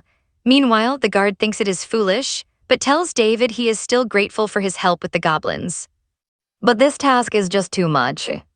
But the companion asks how this is too much, and the guard's eyes pop out in absolute shock as David asks if he really thinks so, casting a massive buff that refills everyone with endless energy and stamina. Let us see how this ends. Alright, let's jump back into this wild story where David feels a crazy vibe just holding Ho thinking that if he had his cauldron, he would be able to do mass merges just like before. Then a guard speaks up, asking for permission to know exactly what they are planning to plant there. So David asks him what he thinks it takes for a dirt-poor region to strike it rich. But David already knows the answer, thinking there are only two ways to make crazy cash fast: overwhelming demand and absolute market scarcity. They need something that hits both of those spots, and the NPC asks if he actually plans on having both. Our boy says absolutely and reveals that what they are going to grow are lunar plants. The old man nods, while our boy explains his wild plan to grow lunar plants across this entire territory. You see, because of the super specific climate, soil, and temperature conditions needed for these plants to grow.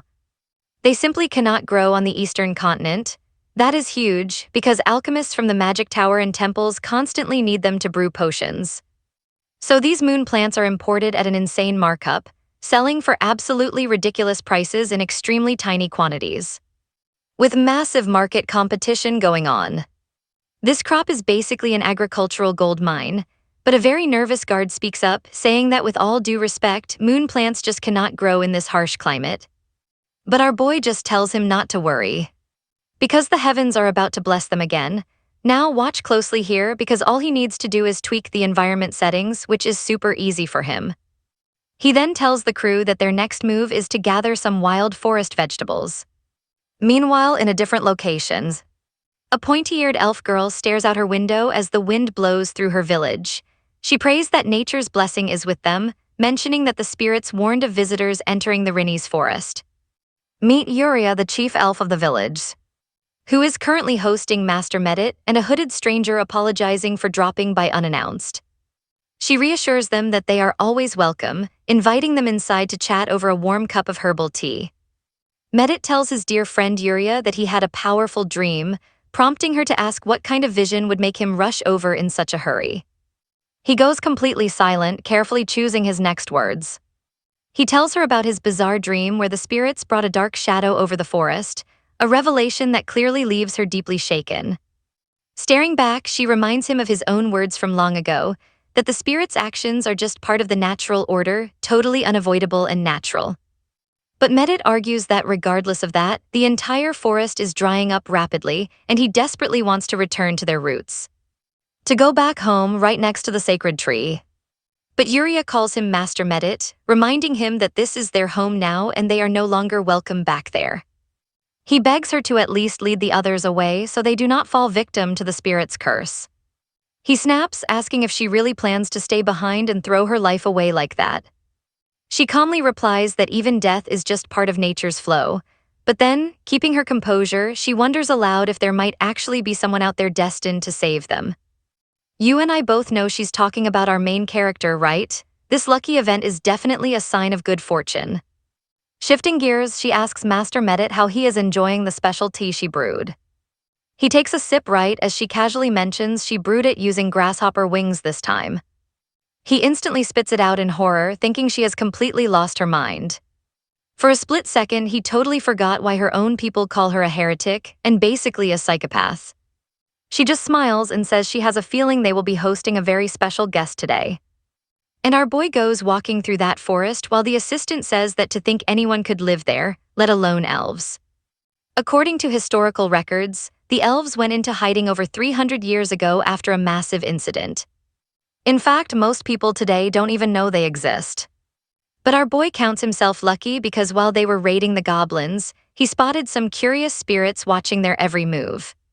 And where there are spirits, elves are bound to be nearby, though his assistant asks if they should just avoid them. David thinks a meeting would be perfect, but she warns him she is no fan of elves since they are stubborn and demanding. David recalls how the legendary archer god Apollon once completely humiliated the entire elven race. Those memories made him want to steer clear, but as he steps in, you and I are about to find out what happens next.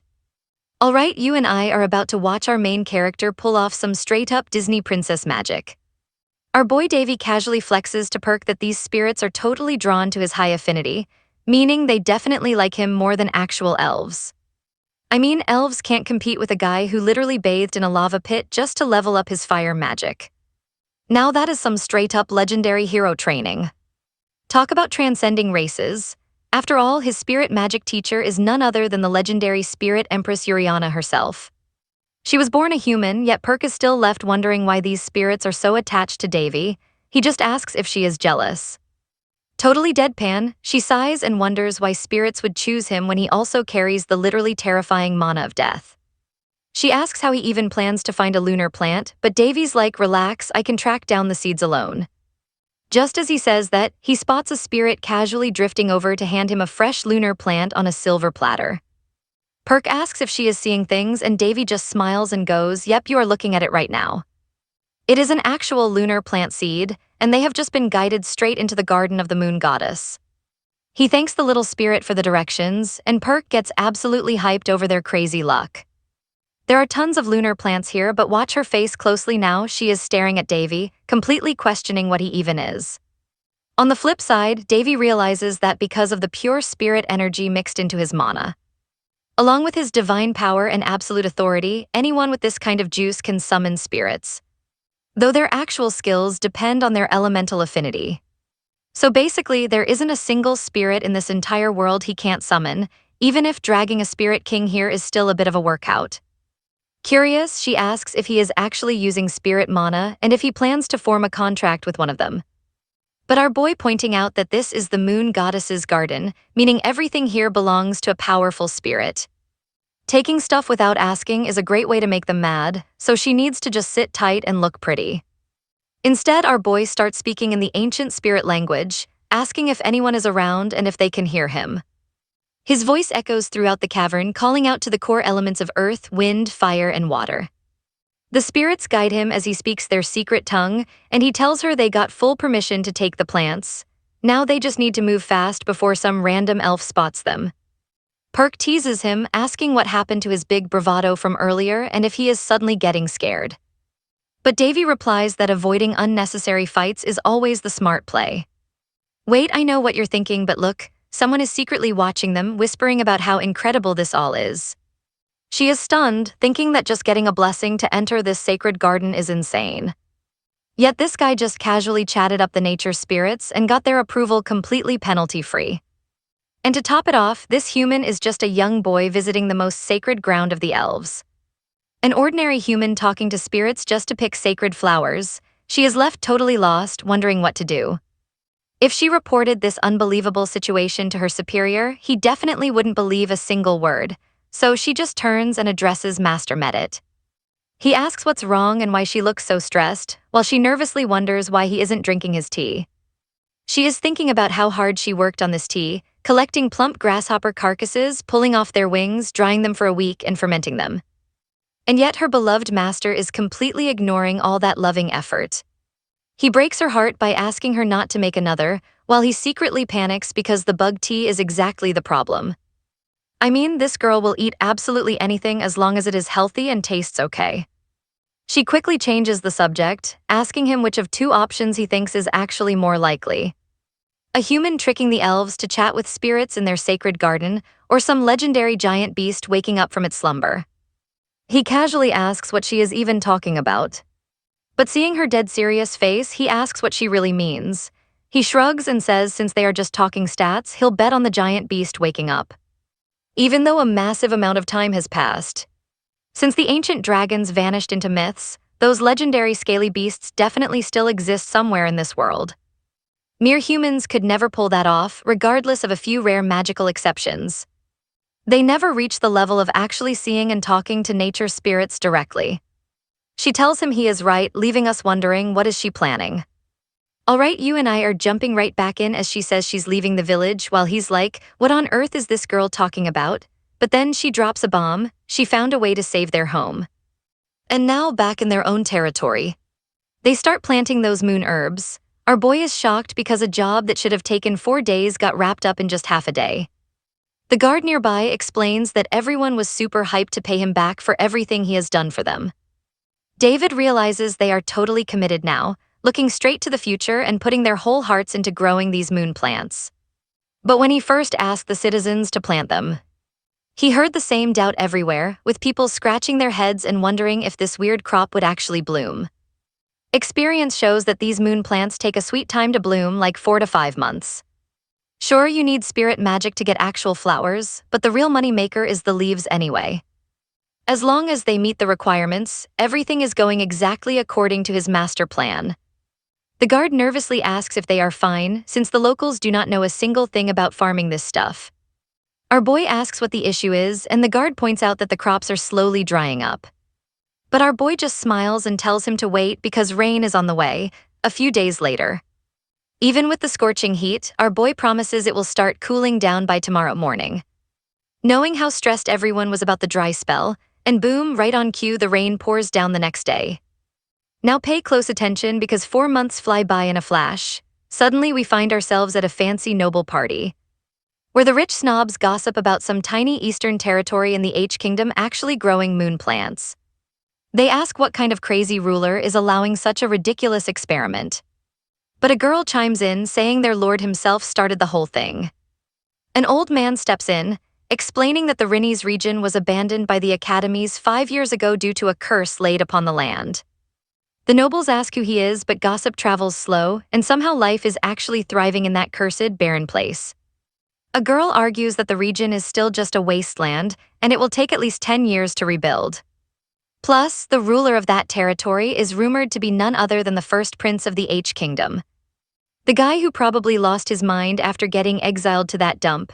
Just then, a four-eyed assistant asks his master if that is really the first prince of H, but his master tells him to drop it. This legendary master is the chief of the Ruby Tower, Sage Harrison. He mutters that something interesting is brewing in the east, and it might just help them out, addressing Lord Yuris. Yuris asks what he means by that and if they are truly prepared for it. You and I both know deserts do not bloom overnight, but this place quickly became a gorgeous garden, even if it barely met their needs. Since only a few healthy seedlings survived, the market demand for these rare flowers went absolutely through the roof. She reports they have around 20,000 moon plants in stock, and our boy decides to grab 10,000 of them. With current prices, just 4 leaves will cost you 100 gold coins. So 10,000 leaves equal 250,000 gold coins, which is basically 5,000 platinum coins. To put that in perspective, a regular family eats for 2 weeks on just a few gold coins, and if they budget carefully, 4 to 5 gold coins can support them comfortably for a whole month. She smiles, calling it incredible, and says it is going to be so much fun once they sell off the stash. And our boy totally agrees. Since unlike spirit stones, they can market moon plants openly, plus thanks to the rumors he leaked on purpose. Everyone wrote him off as an idiot trying to do the impossible, but the scheme worked perfectly. To the elites, he was just a harmless fool, which let his undercover operation run smoothly behind the scenes. Completely uninterrupted, but his partner warns him that this cheap trick is not going to work a second time.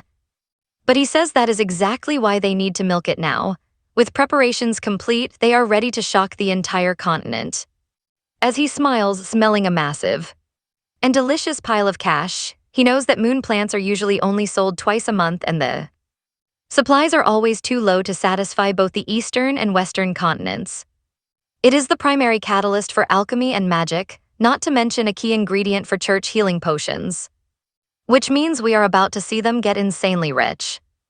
Alright y'all, get ready because alongside this big news, he also dropped a massive rumor about the Lord pushing the lunar plant business.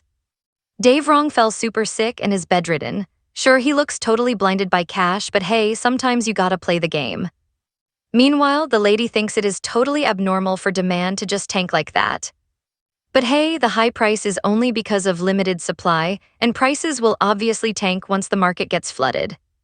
So if they just dump it everywhere without limits, the lunar plant's price is gonna crash, and they absolutely hate that idea. Our guy is not planning to starve in this new world, but right outside his castle, a massive, worried crowd is gathering over their inventory, desperate to get a meeting with him. Our boy realizes that in just a few days, the rumors spread like wildfire and plunged the whole region into total chaos. Tons of merchant groups, tower specialists, alchemy guilds, and even a handful of local priests showed up, bringing over 200 people with them. This place is practically overflowing with people now, and I am seriously wondering what they are gonna do. Since he is bedridden, he tells her to inform the crowd he is sick so they can beat it, but she is like, I already tried telling them that. But they are insisting on selling their goods anyway. The lady is low-key thinking these people are straight-up savages. So he calls a meeting.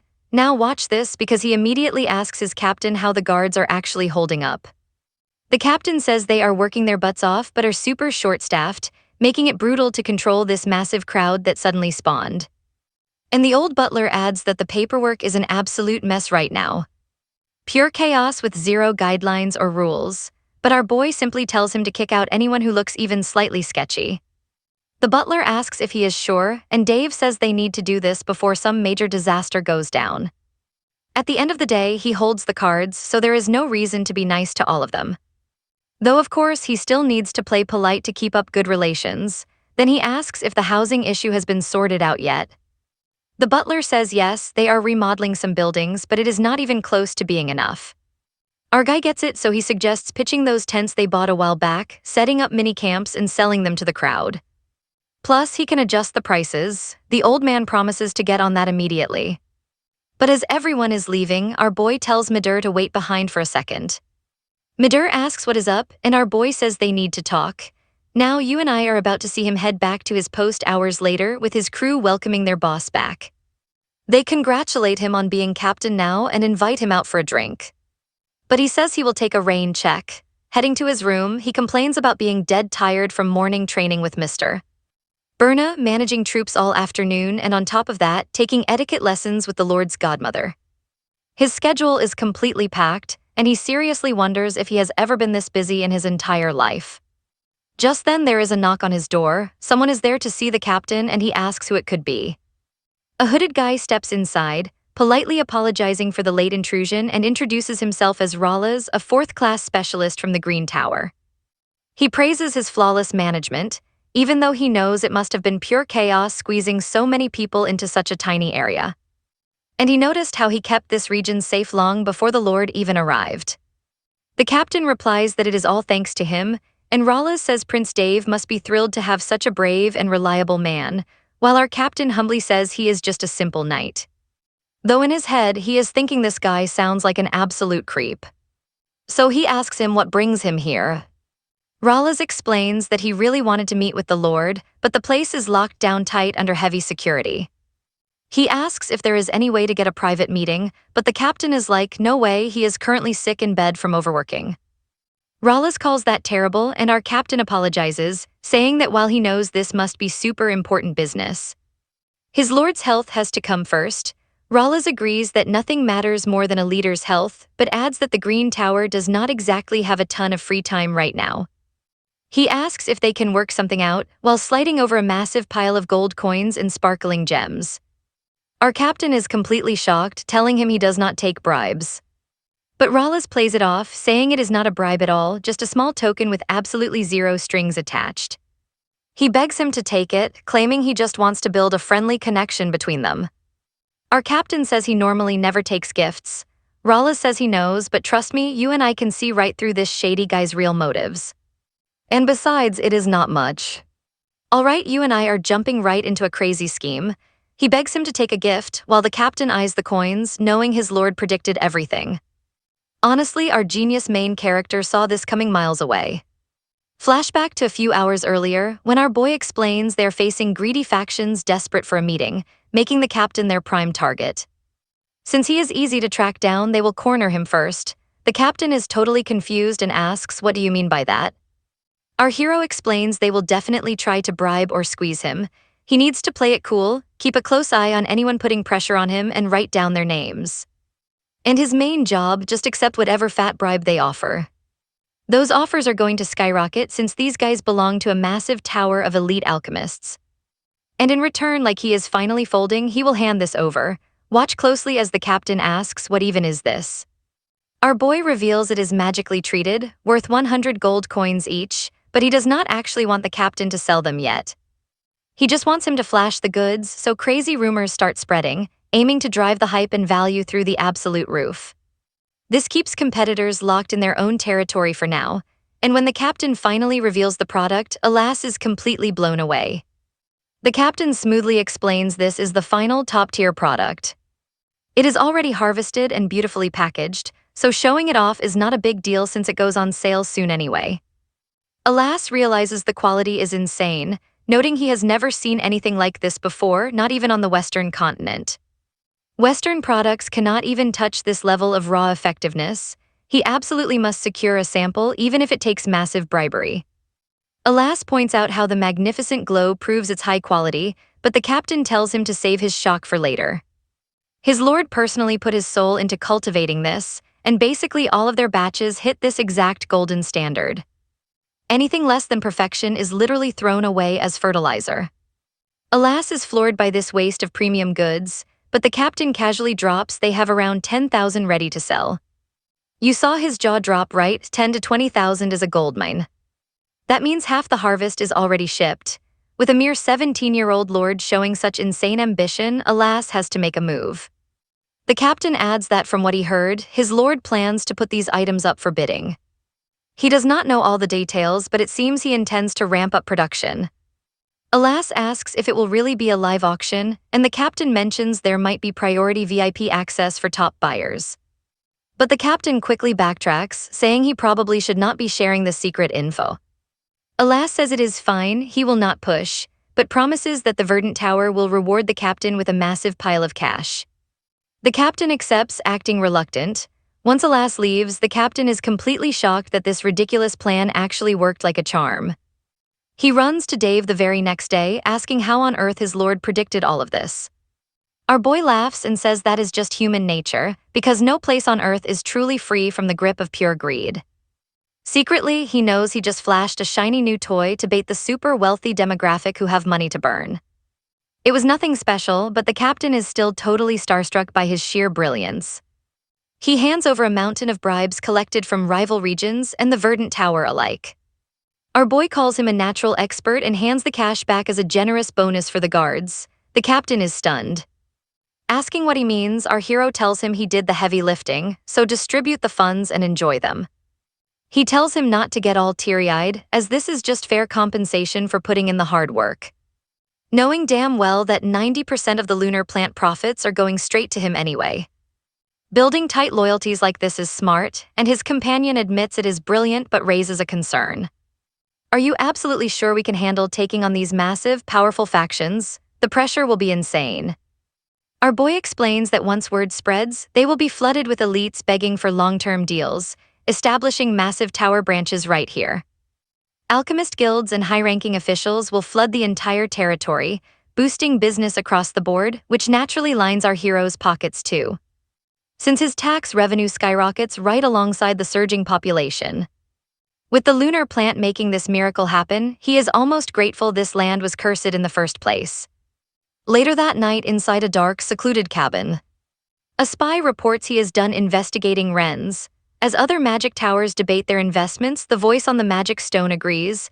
Trust me, you and I need to keep a close eye on this. Especially the Red Tower Master.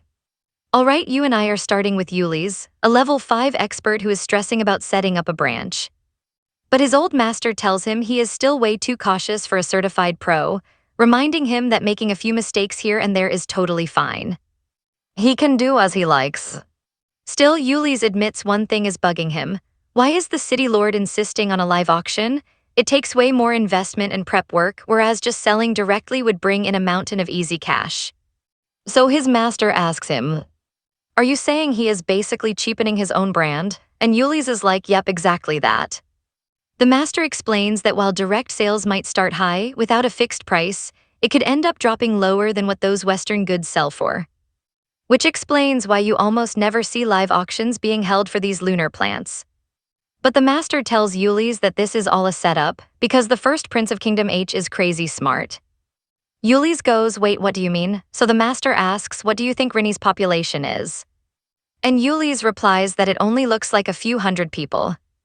Now pay attention here, because Yuli's suddenly gasps. The master explains that limiting purchases to this region forces massive local growth while hoarding cash.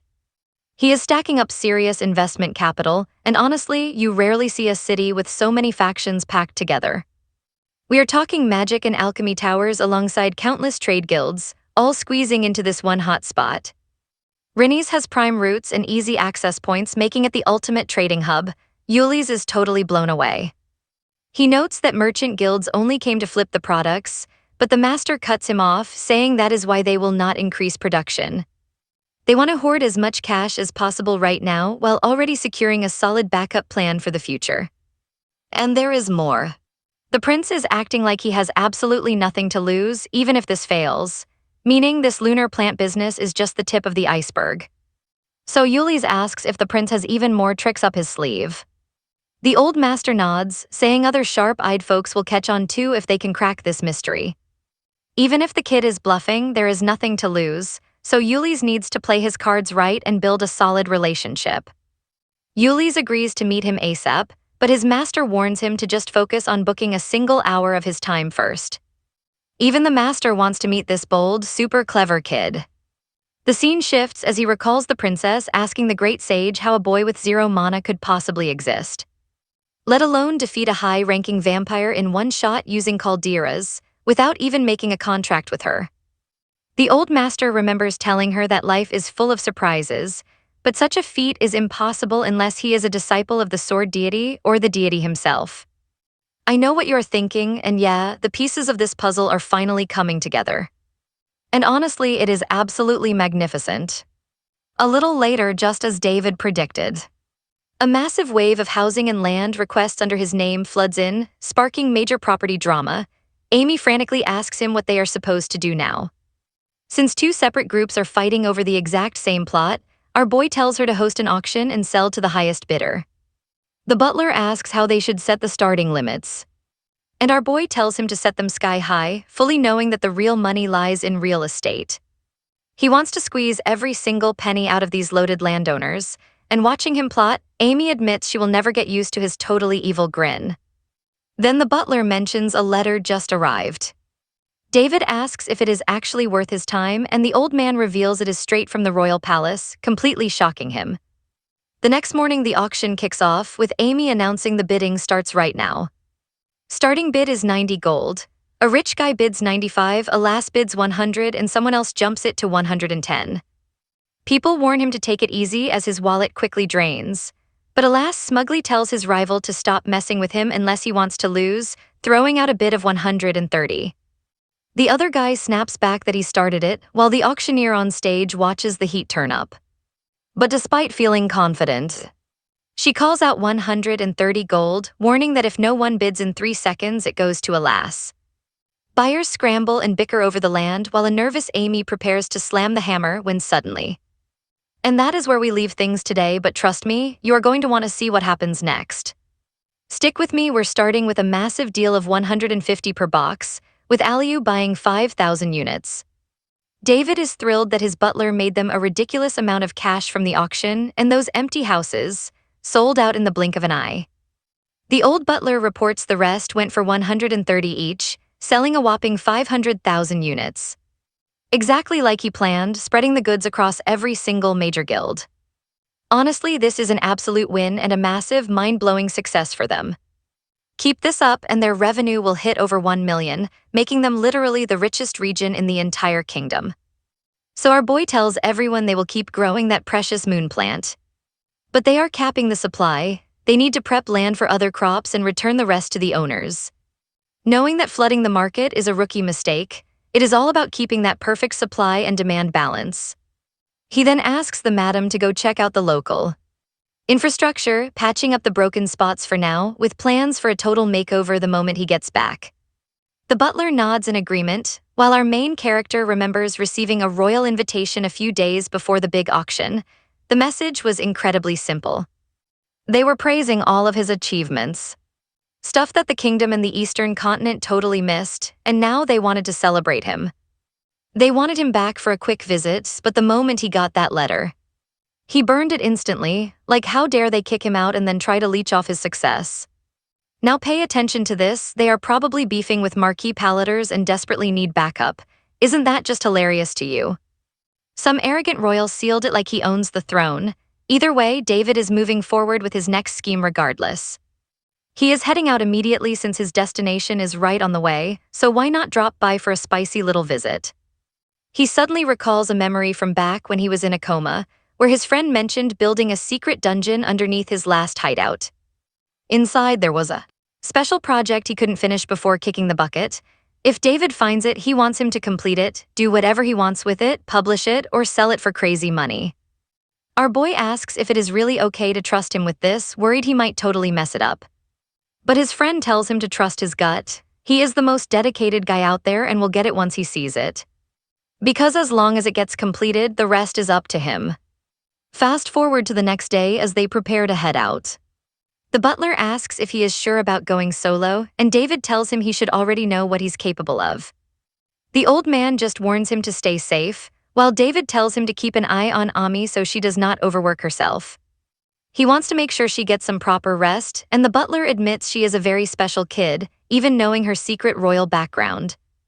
With an absolute genius mind for a baron's daughter, honestly, teaching her has been as fun as mentoring his own granddaughter. Let's pause here. David can see the old man loves her wild energy, so he bids farewell and sets off with his partner. She asks if taking a shortcut would get them to the royal highway much faster. But our boy says he needs to make a stop. First, before hitting the kingdom, it is a famous tourist spot with some of the most gorgeous scenery around. In the entire kingdom of R, which the Continental Alliance has protected and researched for years. Crucially, this is the homeland of the legendary blacksmith Sarat, known as Valachat. His companion is shocked and asks him, "Wait, the Shirat?"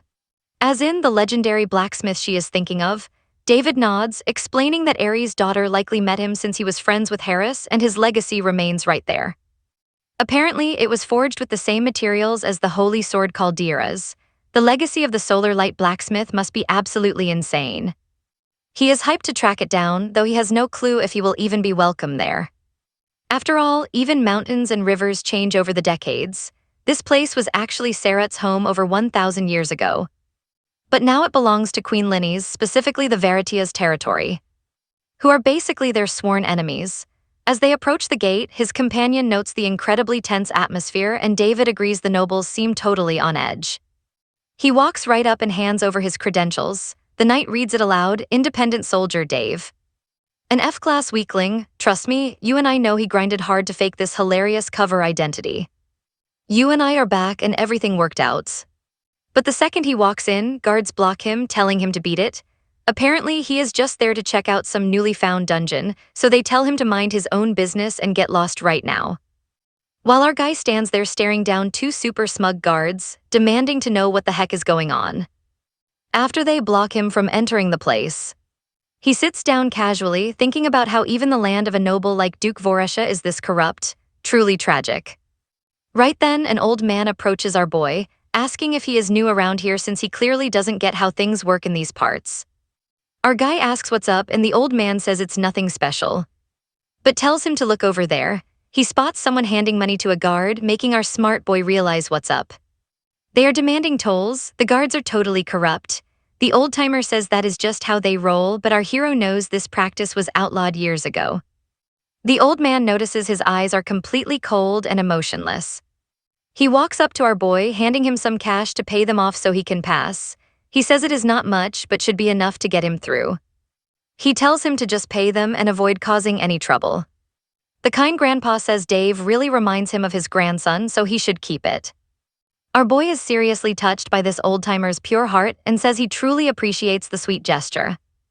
But he asks the old man to keep his cash and buy his grandson a treat because he won't be needing it. Trust me, you're going to want to see what he does next. Our boy walks straight up to the guard, who is already shouting at him to beat it. But our hero just tells him to step aside. The guard is like, "What?" Our guy reminds him that charging citizens illegal tolls is completely forbidden by royal law, unless it is for a special event. Since their little scam is totally illegal, the guards get in his face, wondering what this annoying smarty pants is even babbling about. But Dave gets serious, warning them that if they do not want to die, this is their final warning before he enforces the kingdom's law. They need to hand over all the stolen money and admit their crimes. He secretly thinks giving this speech is a bit cringy, but hey, it's standard procedure. Just like reading them their Miranda rights, but the guard just points his sword at our boy, asking who the hell he is and why he thinks he is too important to kill. So our hero realizes these guys have absolutely zero intention of following the law. They laugh, boasting that they only follow Duke Voresha's laws. Our guy sighing says it really looks that way. The old man calls him a crazy fool, but another guy begs the guards to stop because he is just a kid. The guard barks, asking who this old fossil is, and raises his sword to strike him down. But to the guard's absolute shock, our boy kicks his hand, sending the sword flying into the air. He calls the guard absolute trash for drawing a sword on a helpless old man and for robbing innocent citizens of his own kingdom. That is basically treason. As the sword falls back down, he catches it and declares the punishment is immediate execution, slicing the guard's head off right there. He warns that divine judgment will fall upon anyone who took part in this crime. But they can still save themselves. Let's see if they actually make the right choice here. But the guards do not listen, drawing their weapons and screaming that this kid is a complete lunatic. Our guy asks if they really want to add more charges to their rap sheet for attacking royalty. Because what they have done today is enough to get 3 generations of their families executed. The guards just laugh, calling him a crazy bastard and demanding answers. But before they can react, a lightning-fast slash sends the lead guard's hand flying. Our hero coldly warns them that next time it's going to be their head. He tells them not to make him repeat himself and to fetch their boss immediately. Right on cue, their boss, a super smug viscount, struts out demanding to know who on earth is causing trouble at his gates. Our hero casually tosses him a royal crest, warning him to think very carefully.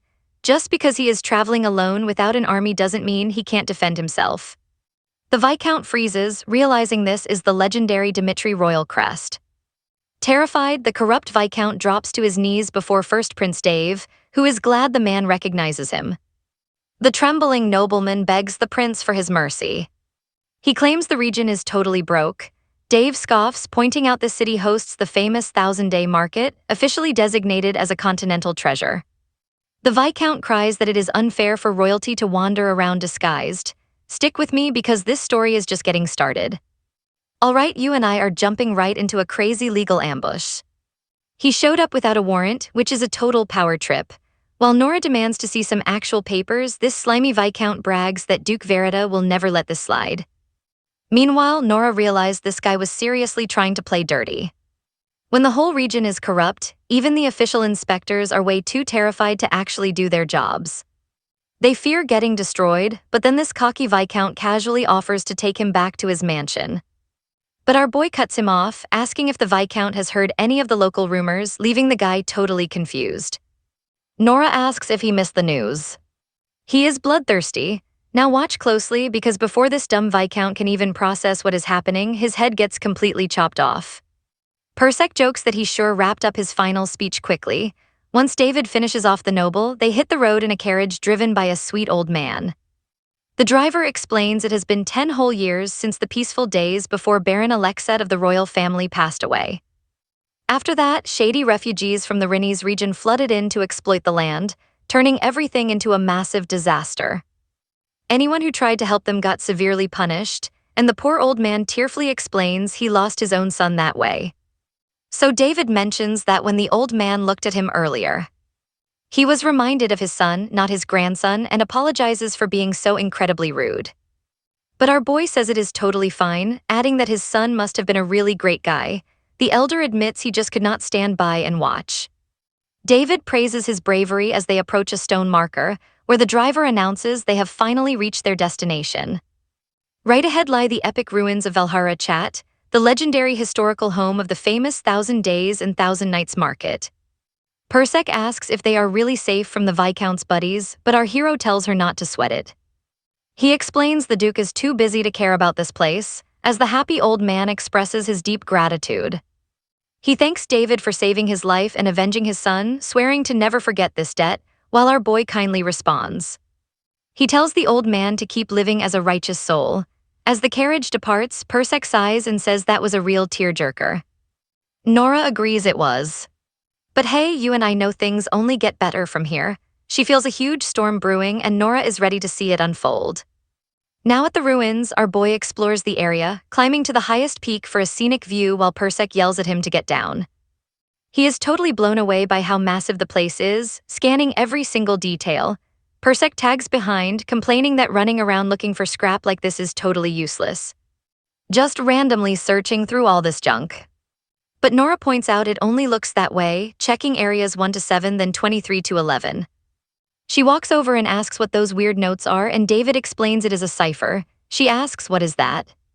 He hyped up says he finally cracked it, realizing this entire location is actually a giant puzzle. Looking from above reveals hidden patterns, and he explains this wild code was recklessly designed by a guy named Surratt.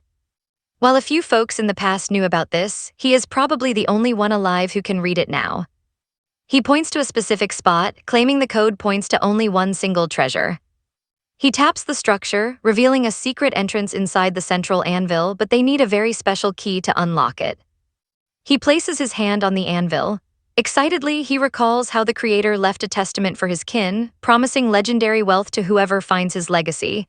As he activates it, the floor splits wide open. Persek thinks this old man was seriously twisted for designing such a wild mechanism. Now inside that secret chamber, David notes how much effort went into building this underground dungeon, while Persek detects intense pressure-resisting magic all around them. David says ancient mages must have lost their minds creating this, and if he had never met Surratt in the first place, this place would stay buried forever. Persek looks at our boy in pure awe, smiling as she admits he is totally right about that.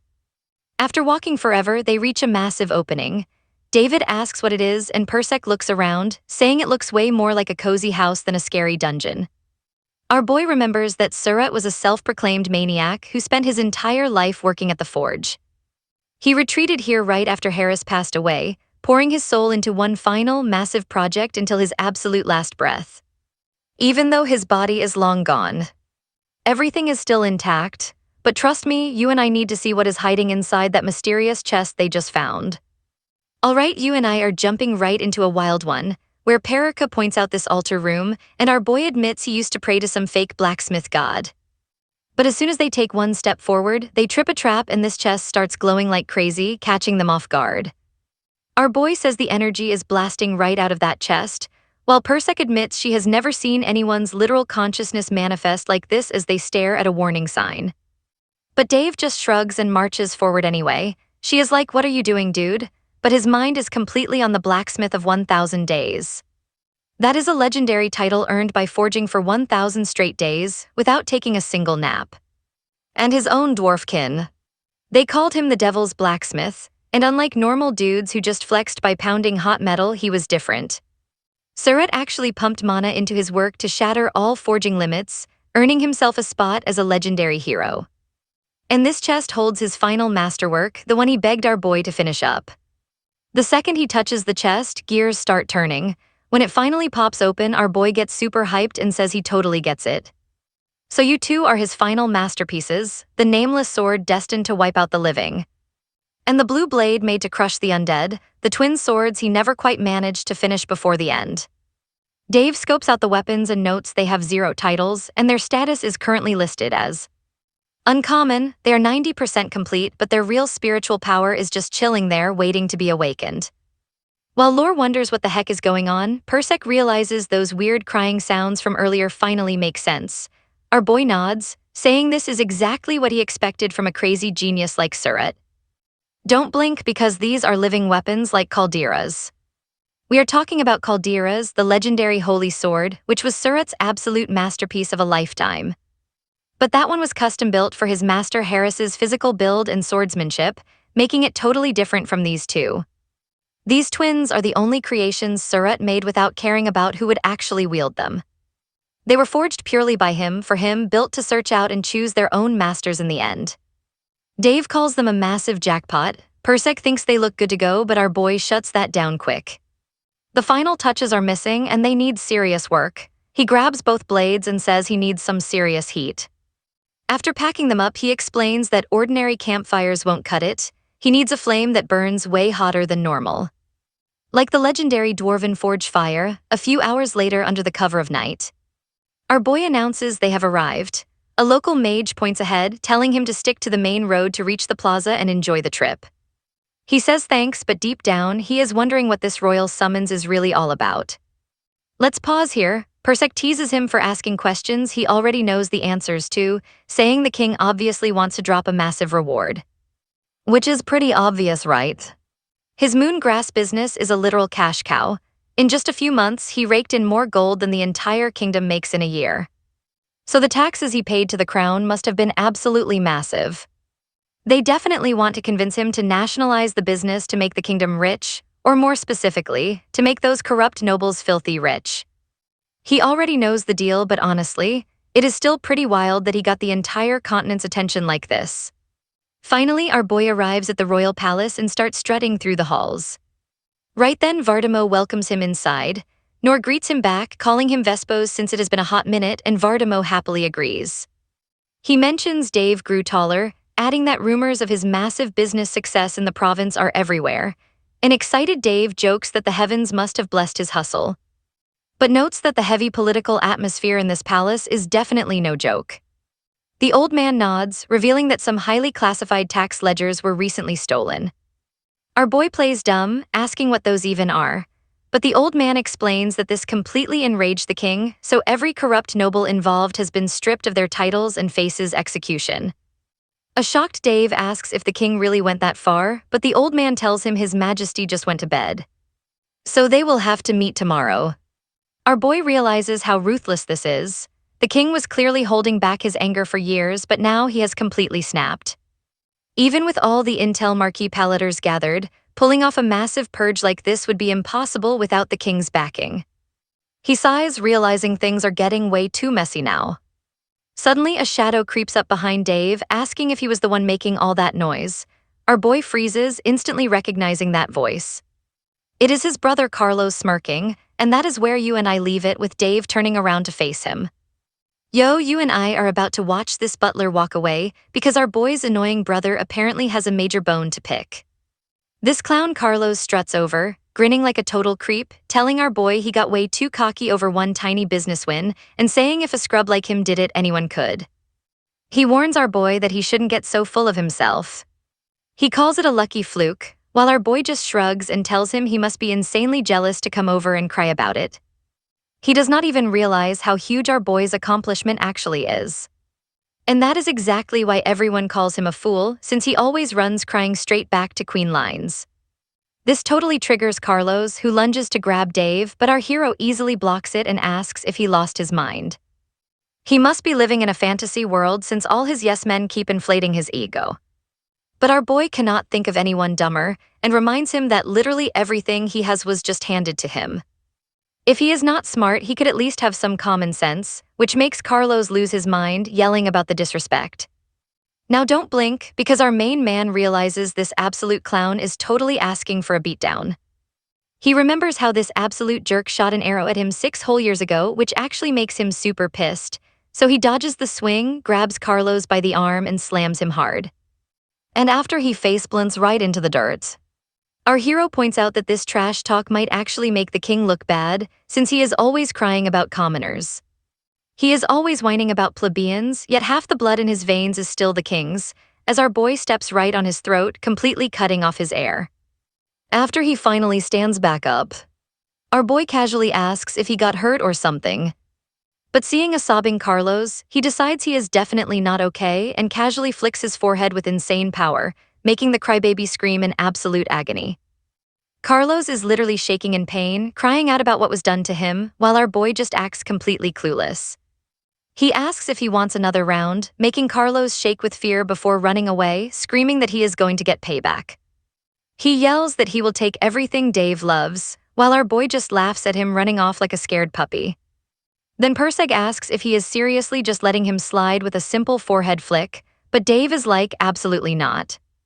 You and I both know that evil smirk means trouble, and she is totally freaked out, warning him his wicked smile is downright terrifying. She tells him that if possible, he should never smile like that because it is genuinely terrifying. This makes our boy blush, asking himself if his face really looked that weird. She demands to know what he did to her brother, and our boy casually reveals that he slapped a massive curse on the guy. He says it is the strongest curse in the nation, completely incurable by magic, making her wonder how he even pulled that off. But he just tells her there is one more thing, a little parting gift, and she will have to wait for tomorrow's meeting to see it. At the meeting, the young nobles are loudly arguing over random stuff, with one of them claiming they should tax every single province to fund their own business growth. While they keep bickering, the king looks completely miserable, and Perseg whispers that they are doing all this talking without even bothering to involve him. Even though the business is his and though Mark Spates is gone, these nobles are all the same. Just a bunch of greedy pigs, making her seriously worried about the actual future of their kingdom. Meanwhile, our boy casually suggests they should open a restaurant next, since food and water are always the absolute biggest money makers around. She thinks he is just built different, but right then the king silences the room, saying they first need to reward Prince Dave, since he is the one who brought this blessing to their land. Our boy stands up as the king praises him for doing this alone, but Dave politely says he was just doing his duty. The king insists that his achievement is bigger than anything this kingdom has seen in the last 10 years. He tells him to name his price, promising to give him absolutely anything he wants. While our hero is hesitating because he knows if he asks for too much, these greedy nobles will totally lose their minds. So he says that this is a massive honor, but he did not prepare an answer, so he politely asks for some time to think, which the king gladly grants while Perseg notes it was a great move. But the annoying nobles just keep shouting that they must invest in moon grass for the nation, making Perseg super stressed because they just will not shut up. Suddenly, Duke Varietta, the leader of the nobles, steps up and says they have one crucial thing to check first. He basically tells everyone they got way too hyped over moon grass, and trust me, you and I are in for a wild ride tomorrow. Alright, you and I are diving straight into this crazy royal meeting where they are arguing over how to use moon grass. And they all agree this business is absolutely massive. Then Verita calls them out for trying to steal this business for the country without even asking Lord Dave, shocking the whole room. He literally asks if they think they have more power than actual royalty around here. Then he looks straight at the Duke. Farun's asking if he would happily hand over his own property to the country, which makes everyone super nervous. So he basically says only Prince Dave gets to make that actual call. Now watch closely here, the girl in the back notes this guy is helping, but Dave thinks it is just a cheap word game. While Verita warns that if they try to force nationalize this business, people will fight back and absolutely nobody would want to do business here. Am I right, Lord Dave? But our boy, cool as a cucumber, asks the Duke if that is all. The Duke just smiles and asks if it looked that way. And he is right, because there is something way bigger. He claims he is just here to help mediate the situation. He asks everyone to listen up and pulls out a letter, claiming it is from High Priest Falches of the Holy Kingdom. Everyone is like, a letter from who? While Verita explains the letter requests Prince Dave to visit the Holy Kingdom to verify his holy stigma and officially crown him as a saint. This shocks the nobles, who slam the table and shout that this is totally ridiculous. Before being a lord, he is the first prince of this nation. They cannot just ship him off like that, and a massive argument breaks out. But one guy asks what the big deal is and another snaps back instantly. Since when is our kingdom beneath the Holy Kingdom? We are talking about our prince here. This is literally like handing him over as a tribute. But then our boy speaks up, telling them they are overthinking. His special stigma power was recognized by them. He asks if that is the only reason he has to travel there. And if he actually becomes a saint, what happens after that? Will the Holy Kingdom protect their country or something? Verita tells him he needs to see the whole forest, not just the trees. This is his duty as a royal prince. He cannot forget that angering the Holy Kingdom will get them absolutely nothing. And yeah, that makes David super ticked off. And then everyone starts asking what will happen to the Rains region and the moon grass business. Duke Verita fake sighs and says if the prince leaves for the Holy Kingdom. To become a saint by law, he cannot run the region anymore, which makes the greedy nobles super excited. They immediately start chanting that they need a brand new lord to step up and take over right now. They start throwing out random names left and right, while Perse calls them a bunch of total idiots. I know what you're thinking, this is a total trap, right? Well, Dave is actually loving this entire political drama as the Duke steps up to announce one final blow. Right now, the Rains region is the absolute crown jewel of their country, meaning they cannot just throw some random person into this high-profile position. He recommends the only person fit for such an honor, Prince Carlos, the second prince of the kingdom. Dave immediately sees through it. They are privatizing the business to hand it to Queen Line's son. His own grandson Carlos pocketing all the fat profits for himself. That was his grand scheme. He talked a big game, but it was just typical noble garbage. With that, Carlos struts up to the king, giving our boy a super smug, sadistic little grin. But David triggers his magic, Carlos drops to his knees in front of the king, looks extremely confident, and suddenly lets out a loud cluck, leaving the entire room completely baffled. The entire meeting falls dead silent, and Carlos gets incredibly angry at his own mouth. The nobles and the queen demand to know his deal. The girl in the corner loses it and bursts out laughing, while Carlos turns bright red, totally mortified by what just happened. Every single time he tries to speak, he just clucks like a chicken right in front of the throne, leaving everyone completely speechless. Perse is absolutely loving the show, pointing and laughing right in his face, but Dave warns her that it is a bit too early to start celebrating. The king yells, asking what he is doing. Asking if he is fooling around, he covers his mouth in panic. Stick around with me to see what happens to this chicken prince next. Alright, you and I are about to watch this meeting go completely wild as the second prince literally clucks like a chicken, leaving the duke utterly stunned while the prince begs for belief. He claims he would never mock them, but the more he talks, the more animal noises he makes. Now he is straight up barking like a dog, which pushes the king totally over the edge, shouting that he has heard enough of this nonsense. The king orders him out of his sight, calling the guards to drag the prince away and put him on house arrest until he regains his senses.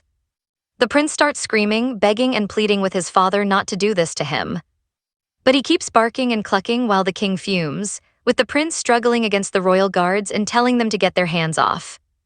But right then, his hat flies clean off, exposing a shocking sight that leaves every single noble in the room absolutely speechless. They wonder how he ended up like this in just one day. Meanwhile, Dave is loving it, explaining that this is the power of the land's greatest curse, an epic, shining bald spot right on Carlos's head. The duke stares in sheer horror, while our boy Dave adds that Carlos clearly is not mature enough to govern any territory yet. The duke glares at Dave in absolute shock, but our boy just gives him a smug grin. Now pay attention here, because our boy Dave stands right up and straight up asks Duke Valida since when a count outranks a literal king. The duke stammeringly asks what he means. But Dave fires back, saying he will ask the same thing with different words, demanding to know if this country belongs to the duke, which Valida quickly denies. Claiming it is of course not his, and that Dave has it all wrong, since everything he did was only to help the kingdom thrive. So our boy asks why the duke is holding a letter from the Holy Kingdom that even the king has not laid eyes on yet. Valida goes dead silent, and Dave mocks him for speaking nonsense. The old man warns him to watch his mouth, but Dave ignores him, bringing up an old saying about putting the cart before the horse. Valida snaps back that they are in a national conference and asks what on earth Dave is trying to say with that. But our boy points right at him, calling him out for trying to sell out the country in today's debate just to satisfy the Holy Kingdom and seize the territory of Rennes for himself. No matter how he tries to spin it, he is no different from any other greedy noble. So Valida demands to know what the prince's master plan is then. Dave explains the key is how they handle the Holy Kingdom's request, prompting the curious king to ask if he actually has a way to do that. And honestly, I know what you're thinking, but Dave has an ace up his sleeve, pulling out a crystal ball showing a transmission with an official who received his message.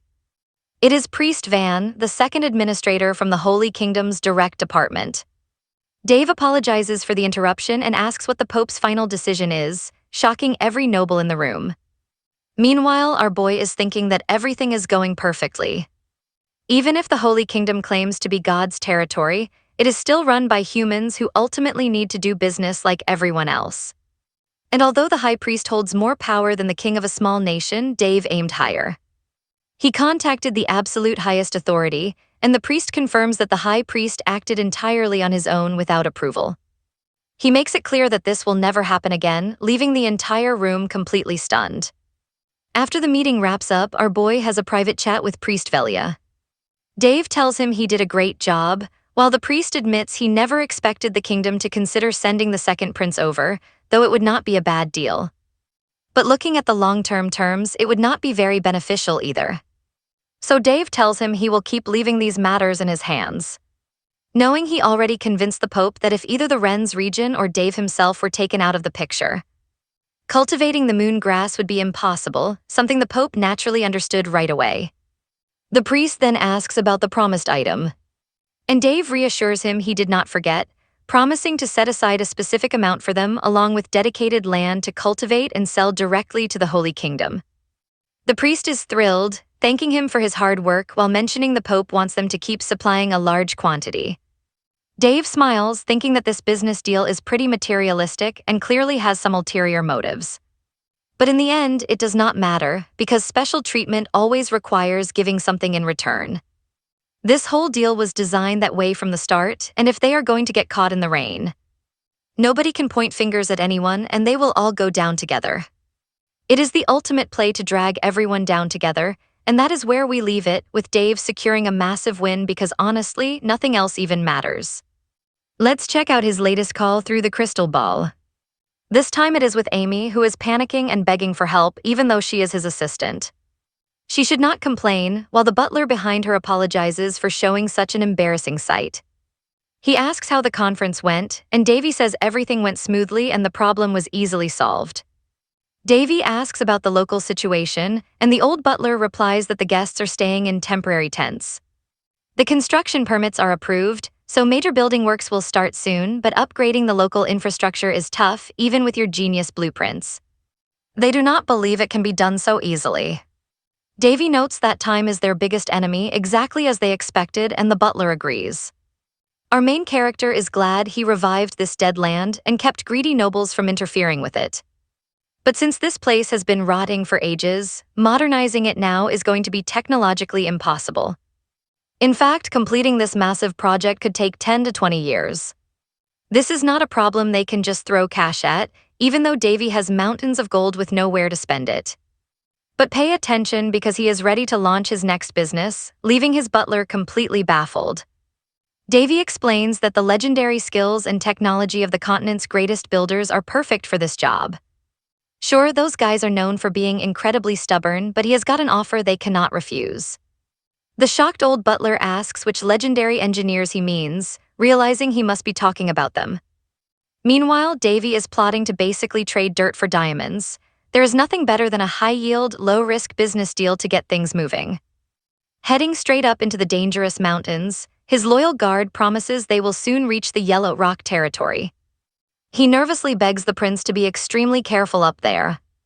Davy nods, knowing the Yellow Rock tribe is a famous dwarf settlement tucked away in the northern part of the kingdom. These dwarves are legendary craft masters.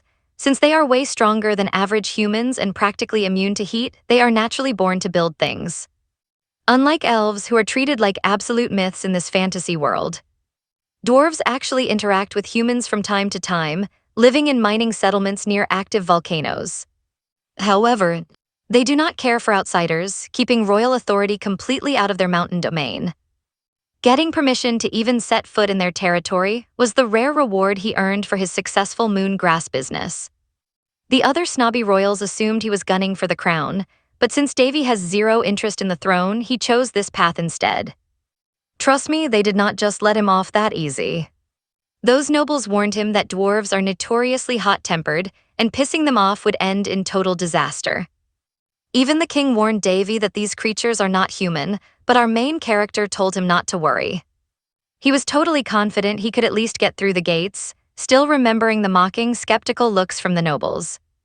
His assistant is riding right next to him, silently asking herself what on earth this crazy guy is planning now. They deployed a bunch of guards to keep a close eye on him, and honestly, Davy cannot even blame them, because he is absolutely planning to cause trouble. Arriving at the massive gates, Davy's guards announce they are from the Roan Kingdom and request entry into the Yellow Rock territory. But the grumpy dwarf guard Geralt says he has never heard of such a request, prompting our main character to dismount and mention a special offer. When the dwarf asks what he has brought, Davy proudly introduces himself as the first prince of the Roan Kingdom. He reveals a loaded carriage, and the dwarf admits that a formal promise must be respected. But there is a major crisis going on inside the tribe right now, meaning they cannot negotiate any deals, shocking Davy completely. Still, the dwarf guard decides to let them pass, instructing the group to leave their horses behind and proceed on foot. Stepping through the massive gates, they are stunned by the sheer size of the cavern as they head toward the elder's house, noticing a massive round table. Sitting right at the center is Golda, the 8th elder of the Yellow Rock tribe. And yeah, you and I both know he is totally exhausted. He wonders if this is the only elder around, knowing there must be tons of other dwarf leaders out there. So Davy decides to make the first move, introducing himself as Davy Alrone, wishing them the blessings of the Iron God. "Let's meet the H-Kingdom's prince," which totally shocks this dwarf. He says it is a total shocker because he never expected a human to know a dwarven greeting. Since that is super rare, he actually likes our guy, invites him to sit, and explains that the other elders are all busy right now. So he is representing the whole crew. Our boy thanks him but then asks a question that only Shrewd Prince would ask, checking if Davy is aware of their deals outside the village. Davy says yes, confirming that their regular trade with the kingdom is scheduled to happen in a few months. But he is actually here to make a few personal requests, offering a little gift he whipped up which happens to have meat beer inside. The dwarf gets hyped, saying he does not hate humans who show real respect, and plus he absolutely loves human beer. But he admits that unfortunately, the Yellow Rock tribe is in a tough spot right now and cannot handle his requests. And Davy asks what he means by that. But the dwarf says he cannot share secrets with outsiders. That is all he can reveal for now, but since our boy traveled from so far, he will let him crash here for a few days. Still, if they cause any trouble, they get kicked out instantly as the angry guards draw their swords. But our boy gestures for his crew to stand down and the dwarf walks past him, saying he is heading out. Watch closely as Davy pulls up the system to check Golgotta's info, showing he is 180 years old with no titles, feeling tired, annoyed, and doubtful. He is the youngest dwarf of the Yellow Rock tribe. His profile says that since it has been a hot minute since he last saw a human, he was actually pretty curious and secretly liked how much respect our boy showed their people. Still, dealing with humans is a pain, and his real dream is helping forge the Flame of Beginnings, the legendary holy sword of the dwarves. Which totally shocks our guy when he reads this. Davy suddenly flashes back to the past, remembering a chat with his old buddy, recalling a certain weapon he crafted with those dwarf guys back in the day, even though his smithing skills were not that great yet. So honestly, the quality was kind of mid. But they felt so proud they literally partied for days after finishing it. Suddenly, Persek asks him if this Flame of Beginnings is actually any good. Davy tells her that sure, maybe to your average, everyday warrior it is. You and I both know he is holding back some crazy secrets when he calls it the sword that cannot cut, leaving her totally confused. He explains that the Flame of Beginnings was actually a joint project between Surtur and the dwarves. He basically considers it the very first collaboration between humans and dwarves in history. Flashbacks of Surtur complaining about how much those dwarves drank cross his mind, but Davy notes this weapon holds Surtur's precious memories. And the coolest part, it was actually just a prototype. She asks him what he means by prototype, and our boy says it was basically their very first rough test forge. Even though they took a totally different approach, the core smithing process was still the same. It is a highly specialized forging technique fueled by mana, aiming to perfectly fuse the physical world with the spiritual world. A crazy unique method like this is exactly what a master blacksmith seeking legendary heights would dream of using. And there is no way these stubborn, old-school dwarves would ever think to try something so wild. Which is exactly why they are currently scratching their heads trying to figure out the recipe.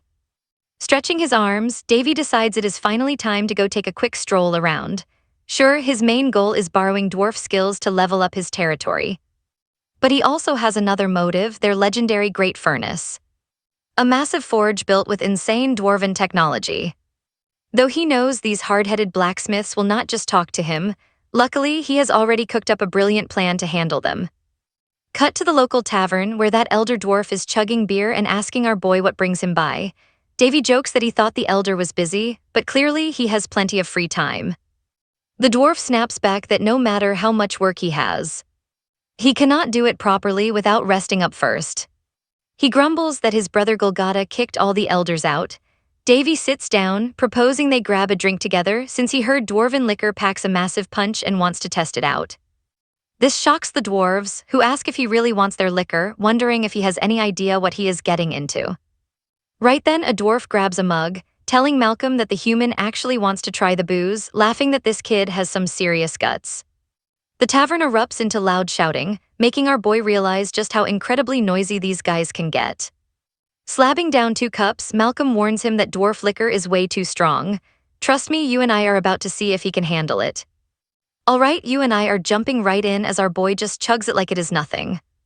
He calls it real booze and laughs, leaving the dwarves absolutely shook because he downed the entire mug in one single gulp. Purse asks if the liquor is any good, but our boy honestly says it is super strong and tastes absolutely nasty. This totally shocks Purse, but our boy knows dwarves live for betting and heavy drinking, so he steps up and challenges them to a drinking duel. The surrounding dwarves are stunned, and the elder says they are down for this challenge. Dwarves never disrespect a heavy drinker, so they start chugging like crazy while our girl only sips a few cups. Purse points out that this bet is totally necessary since it is the only way he can get what he wants. So the dwarf agrees, promising that if our boy actually wins, he will give him whatever he is looking for. But if the dwarf wins, the human has to pack up and leave immediately. Nothing personal, they just have their own private business to protect. Dave says he completely understands, secretly laughing because the dwarf took the bait. They clink their glasses and start the crazy showdown. Cut to the next morning, the 8th elder is completely defeated, and our boy asks him how he is feeling. Now pay attention here, because the proud dwarf is so humiliated he actually admits losing to a human is pure shame. Meanwhile, Dave is secretly laughing because his maxed out holy mana prevents him from ever getting drunk. Purse just calls him a total cheater. Honestly, it was a tough challenge, but even after winning, Dave just keeps partying and drinking with the rest of the clan.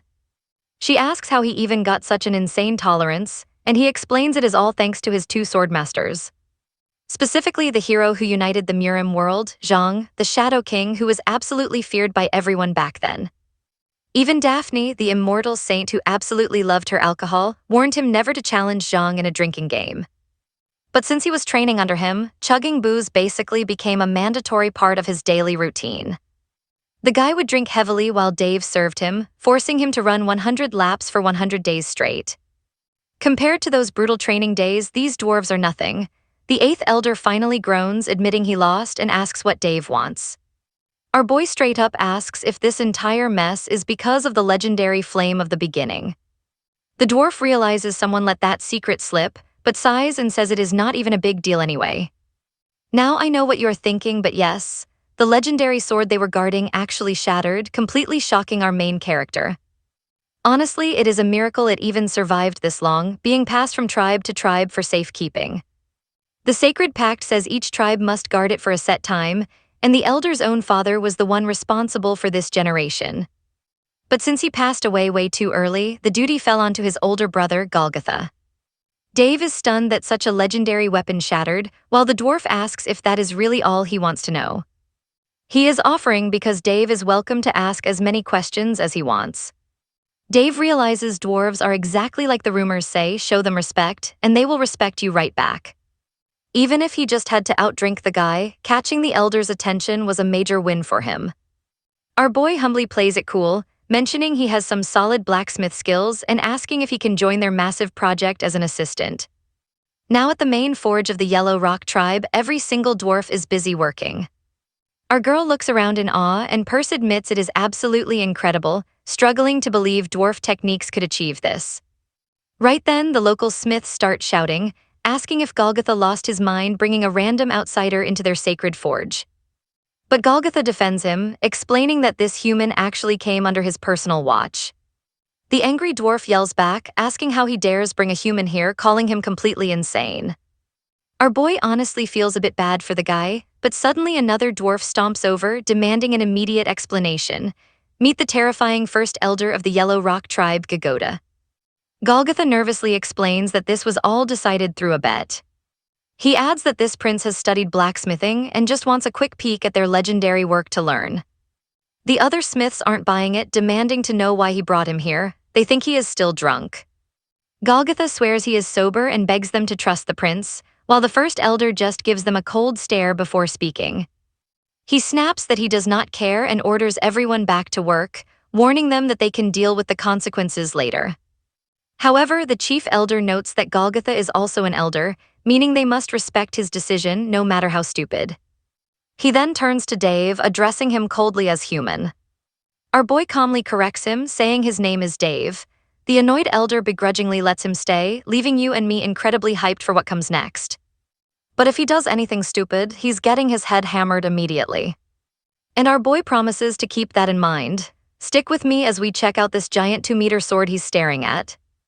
Honestly, calling it a sword is a stretch. It's basically a giant ornament. They even nickname it the blade that can't cut. Actually, it's more like it physically cannot cut rather than just choosing not to. Meanwhile, this forge is a total disaster zone, with dwarves screaming at each other like crazy. Screaming to hammer this junk right. Meanwhile, Perrick stares at our boy in surprise, wondering what on earth he is staring at so intensely. As he closely studies the giant blade, he realizes it can't be fixed, noting it was actually crafted using a process very similar to forging a legendary holy sword. But since it was never fully completed like a true holy weapon, it just couldn't last very long. And even though it's a major bummer, that's just how the cookie crumbles. Golgotha keeps hammering away, but his apprentice walks over and asks why he doesn't just take a quick break. Warning him that he'll burn out, but Golgotha doesn't care. Now pay attention, because our boy knows this forced repair is doomed to fail. But right at that moment, another group rolls up, the Black Rock tribes. And their leader Thors mocks them, claiming they're doing a pretty garbage job for a bunch of clowns who already ruined a sacred relic. He says he never liked leaving the blade in their hands anyway, and demands they hand it over to the Black Rock tribe since they are far superior blacksmiths who can actually handle it. This immediately triggers a massive shouting match. But Thors arrogantly asks who gave them the right to talk back. They've been at it for ages and haven't made a single bit of progress. He just demands that they stop completely destroying this precious sacred relic. In fact, the other dwarven clans already agreed that such a crucial treasure cannot be left in their incompetent hands to be ruined. He goes on bragging that things would be totally different if his father Gord were here. Hearing this, Golgotha stops hammering and lets his tool drop, while that arrogant jerk Thors snaps that there is nothing left to see here. Everything is set and they are officially taking the broken relic away. But as they grab it, our boy snatches up the hammer.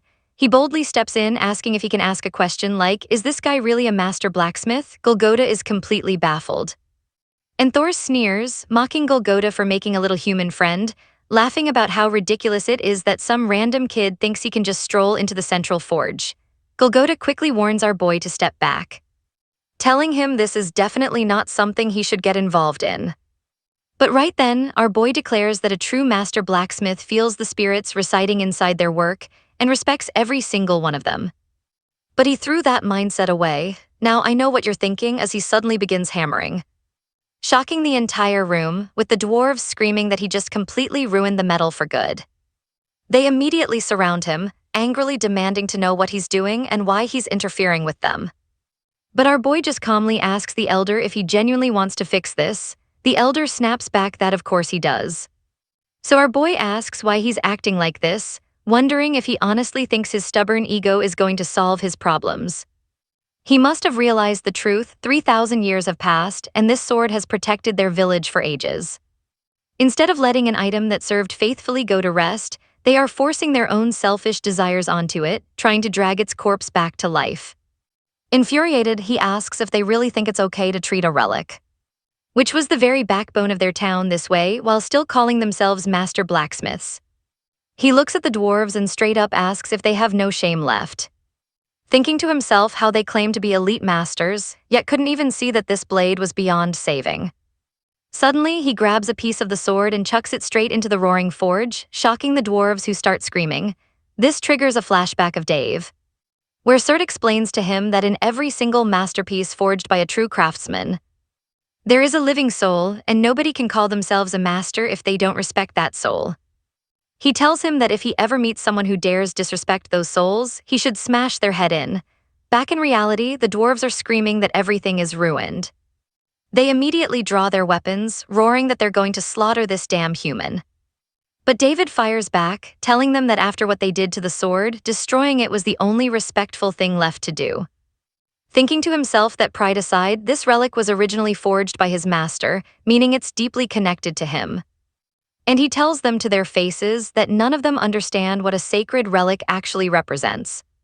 That sacred weapon died long ago, but you and I know they're just too scared to craft a new one. Alright, you and I are about to watch these so-called master craftsmen get totally roasted. They did not even try forging another one, and now they are mad, asking who he is. But right then, Gagunda slams the ground, telling them to shut up, and asks how much more pathetic they want to make themselves look.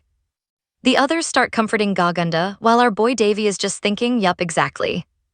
They probably already realized on their own that the Labyrinth of Beginnings was totally dead, making repairs useless, but recreating it with their current skills was basically impossible. They just refuse to admit it, which honestly is the absolute worst thing that could happen to their dwarf pride. And then there is that annoying guy from earlier. He claims Davy is taking this whole thing as a joke. Since it has nothing to do with his race, and not even the best craftsman can remake a legendary item, he asks who Davy thinks they are and tells him not to get cocky. Because there is no way he could recreate it either. Meanwhile, Persek asks if he is going to be okay, since she has never seen these stubborn folks so shaken up. But watch closely because Davy drops a massive bomb by asking who said he cannot do it, shocking every single dwarf, the elders, and Persek. They immediately call Cap, arguing that even they could not work with weird khakied metal, so there is no way a human could pull it off. Besides, this is the work of the legendary thousand-day blacksmith himself. Recreating it is totally impossible. But Davy is super confident. He tells them to shut up and learn, calling them a bunch of old geezers. With that, he grabs the hammer and strikes the forge. He thinks about how, out of all the skills he learned in the Hall of Heroes, this is the one where he almost matched his master. Whether it was magic, swordsmanship, alchemy, holy magic, or anything else, since Surtur was such a beast of a teacher, Davy's smithing skills leveled up fast. This means he has forged tons of items just like the Labrys of Beginnings, which was basically just a prototype. And as he begins to forge, the dwarves are completely losing their minds, wondering what on earth he is doing. He is mixing cadmium and mithril alloys together, proving he has absolutely zero common sense. But our boy Davy asks who decided they had to stick to common sense, whether it was their ancestors or the thousand-day blacksmith. They are just trapping themselves inside useless rules they created, while he knows deep down that there is no such thing as common sense. The possibilities are infinite as long as you change how you handle the materials. Even without traditional methods, blacksmiths can combine different processes to create entirely new, overpowered items. The dwarves are completely shocked by this, wondering how he actually used the reagent on the alloy without blowing things up. They watch in absolute awe as he handles the forge. After a short while, a sword is ready, and he asks them if that was not too easy. We both know they are speechless, asking how this is possible. Even if it looks a bit rough compared to the original work, it is nearly identical, and they can feel the power of a legendary weapon. Davy just smugly thinks, of course, who do they think my master is? Meanwhile, Persek admits she never expected him to pull this off without any mana crystals. But our boy says that as long as you throw common sense out the window, you can easily replicate what he did. He adds that the most important part of this is the texture. The dwarf asks what he means, and Davy explains this sword will absorb mana all by itself.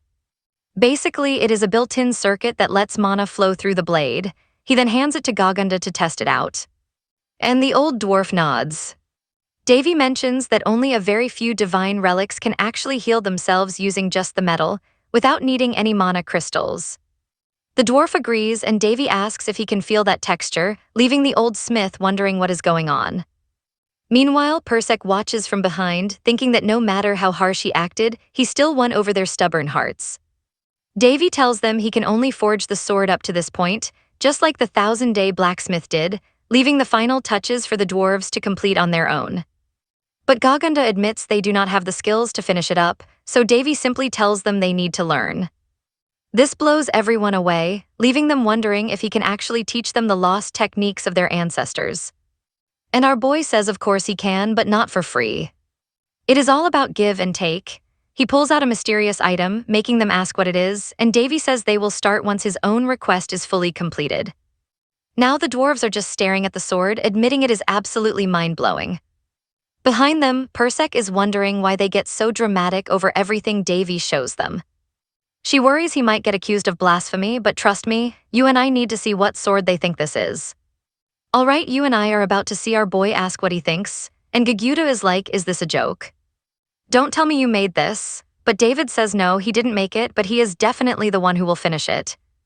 They wonder who actually forged the blade, but David cuts them off, saying the creator passed away a long, long time ago.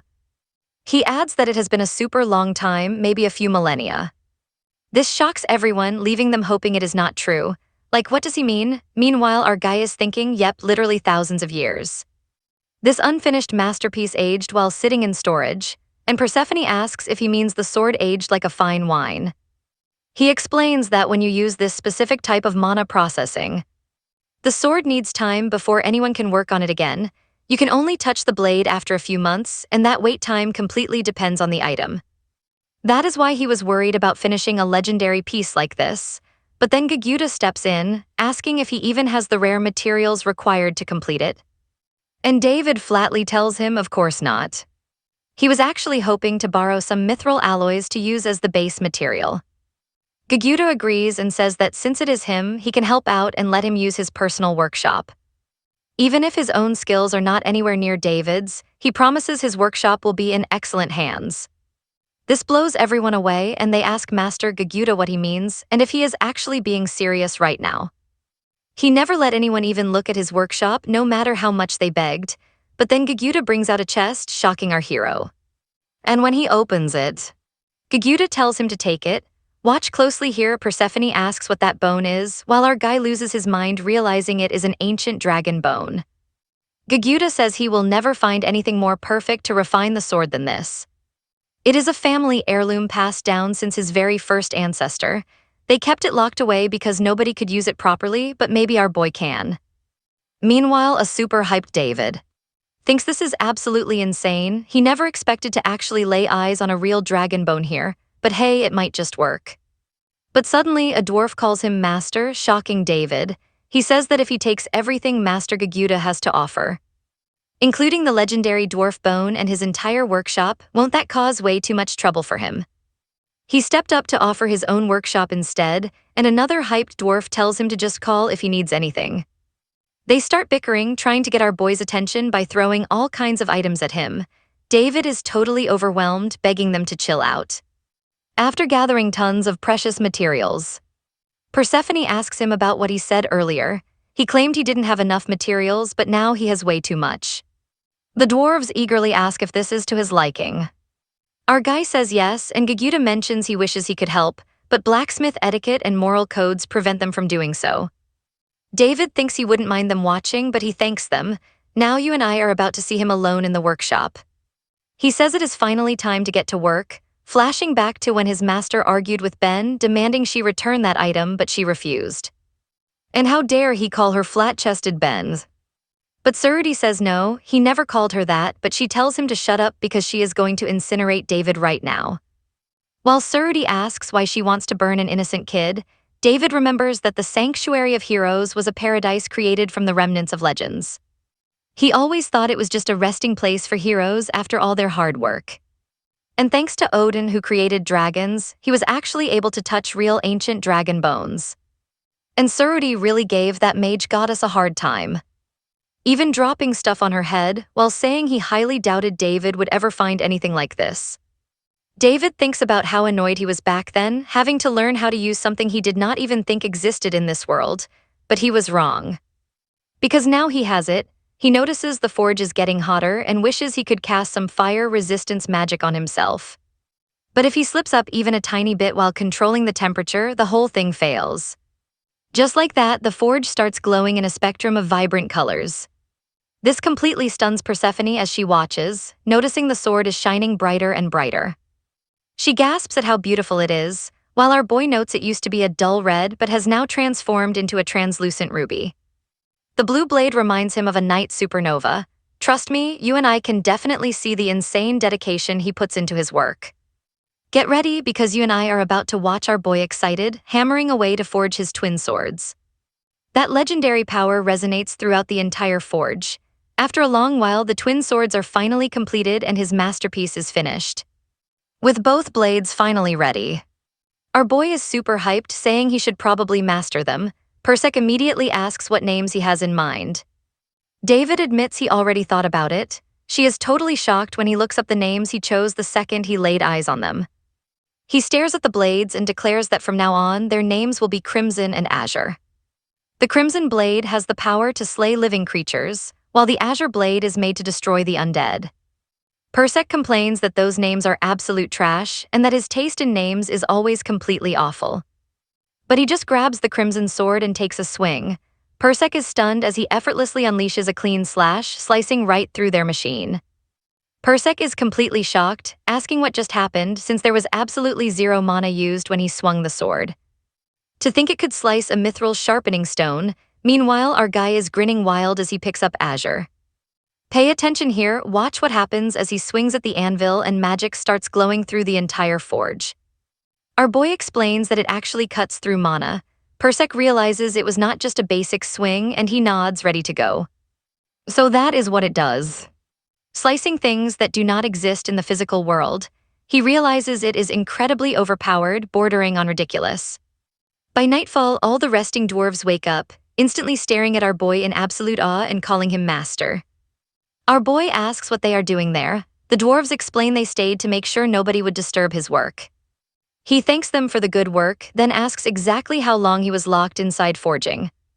All three of them reply it has been 4 whole days, completely shocking Dave.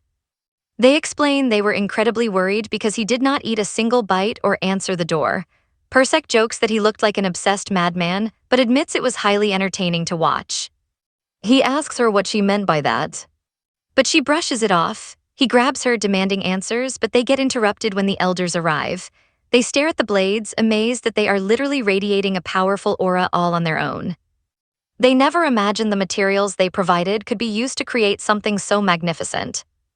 Our boy notices the dwarves look like devoted believers who just came face to face with a literal god. The second they see Crimson and Azure finished, they declare they can now die with 0 regrets. He decides to let them have their fun, and just like that, a whole week passes by. A dwarf asks Master Dave if the heat in this section is currently too low.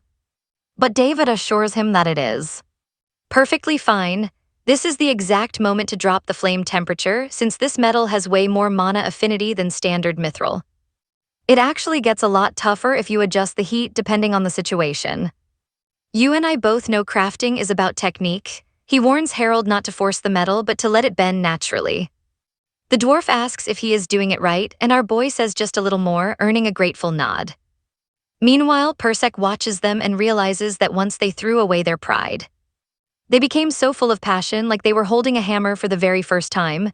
Days pass by like this. The dwarf says it is not bad at all and was totally worth it. In the back, Gaguta grabs a drink and hands it over. He mentions it is a legendary brew that his brother absolutely treasures. Our boy takes a sip, liking the sweet, mild aroma. The dwarf is relieved, saying that just because they are dwarves, it does not mean they only drink super strong liquor. But then he mentions he actually came to talk about something else entirely, making Persek ask what is going on. Gaguta admits he was trying to imagine what gets David excited, but he quickly catches himself and awkwardly backs off. He randomly apologizes to the whetstone. Gaguta is utterly confused, but a nervous David tells him to just ignore it. The dwarf explains he heard our boy came here not just to finish their legendary blacksmith's final masterpiece, but also because he needs their crafting strength for his own territory. Dave nods, confirming that is exactly his plan. Gaguta promises that the dwarves will never forget this massive favor. Even if their forging skills cannot match his godlike talents, they will gladly build absolutely anything he ever asks of them. Our boy asks if they are really okay with that, since it might take a very long time. But the dwarf insists they are deeply grateful, and the entire Yellow Rock tribe is ready to follow him. Swearing by the god of iron, they pledge their loyalty, and trust me, you and I can see how shocked he is. You and I are jumping right into a mess because one dwarf runs to the elder, warning him about a massive problem. There is an intruder hiding right in their sail.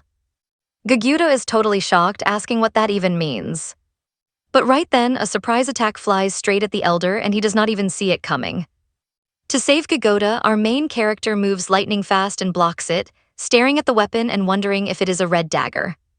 Cut to the castle, where a prince is absolutely smashing everything, screaming that Dave is a curse and it is all his fault. He is going totally ballistic with rage, shouting about how much this sucks. He is convinced Dave did something to him, especially with those annoying squeaky noises he makes every single time he walks.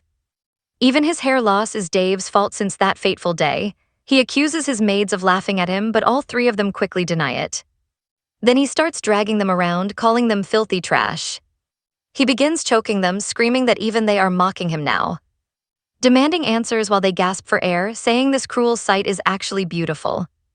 Right then, check this out. A mysterious guy suddenly appears at the window, and the prince demands to know who he is.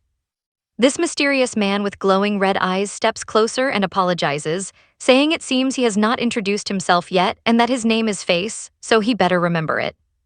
The maids scramble away, while Face mentions he heard the prince has been dealing with some serious disrespect lately. The prince is skeptical, but with a simple snap of his fingers, Face opens a dark rift, releasing a swarm of bats. He points toward the woman, and seeing this, the shocked prince asks who the hell he is while still sounding like a rooster. Face remarks that someone definitely cursed him. So he decides to lift the curse with another quick snap. Saying this one is on the house, the prince asks again who he is, but Face questions if that even matters. Getting straight to the point, he proposes a contract so they can deal with the human the prince hates so much. This completely shocks Carlos, who warns him that Dave has a holy stigma engraved on his body, plus a powerful guardian protecting him who is no ordinary guy. But Face says he is still just a mere human. Carlos tells him he speaks as if he is not human himself, but Face replies he will find out soon. He's sent his underlings to handle him. Shocking Carlos, who says they are probably done. Now we cut back to our boy, who just blocked that strike and stares at the blood-red blade. Wait, you and I both know this is no ordinary assassin weapon because Perk says it is. Made of pure blood, and our boy remembers a special skill that creates weapons like this, looking up at the top of the hill where a half-lion beast glares down. He realizes its power uses multiple blood arts, which are signature vampire abilities. Wait, blood magic. They ask if he is doing okay, but then they point over there, completely terrified by the magical beast. Perk warns that this monster is insanely strong, and our boy nods along. Confirming it is a magical beast loaded with blood skills. Suddenly, the creature glares at our boy and howls, shocking all three of them. That sound wave is incredibly powerful, blasting toward our boy and tearing up a chunk of the mountain. But to the dwarf's surprise, our hero uses magic to shield them from falling rocks while the beast charges right at Dave with a creepy grin. Once the monster leaves the two dwarfs conscious, it walks straight toward our boy, locking eyes with Dave. Dave gets seriously ticked off, asking if it is really that hyped up, thinking it is some top-tier predator. That vampire lion unleashes its heavy aura right at our boy, while Dave notes that this is blood aura, a rare skill that only extremely high-tier vampires are actually capable of using. It must be super strong, and if he is not careful, this beast is on a completely different level than normal magical monsters. Dave admits that is true. But it does not matter how strong it is. With a massive leap, he appears right before the monster, calling it a mere wild beast acting on pure instinct, before delivering a brutal punch that sends it flying into the air.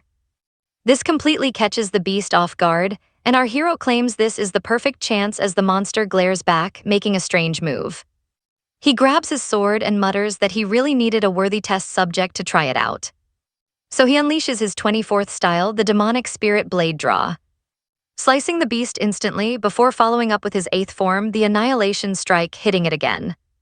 Our boy remembers that during the golden age of the central plains of Murim, high-ranking faction leaders were corrupt, starving the people and suppressing martial artists, and that is the dark history his master once taught him. Mind-blowing, right? Alright, you and I are about to watch how this legendary drunkard united the entire Murim with just one sword and 88 insane styles. Every single style he created was ridiculously overpowered, even against the world's absolute strongest swordsmen. Combine that with his brutal training under the sword god, it was the perfect power-up, even if it nearly killed him. And right after slicing that beast, our boy Davy sighs in relief, flicking the blood off his blade while hoping it's enough to satisfy Red Ribbon. Purser quickly warns him that the beast is still breathing.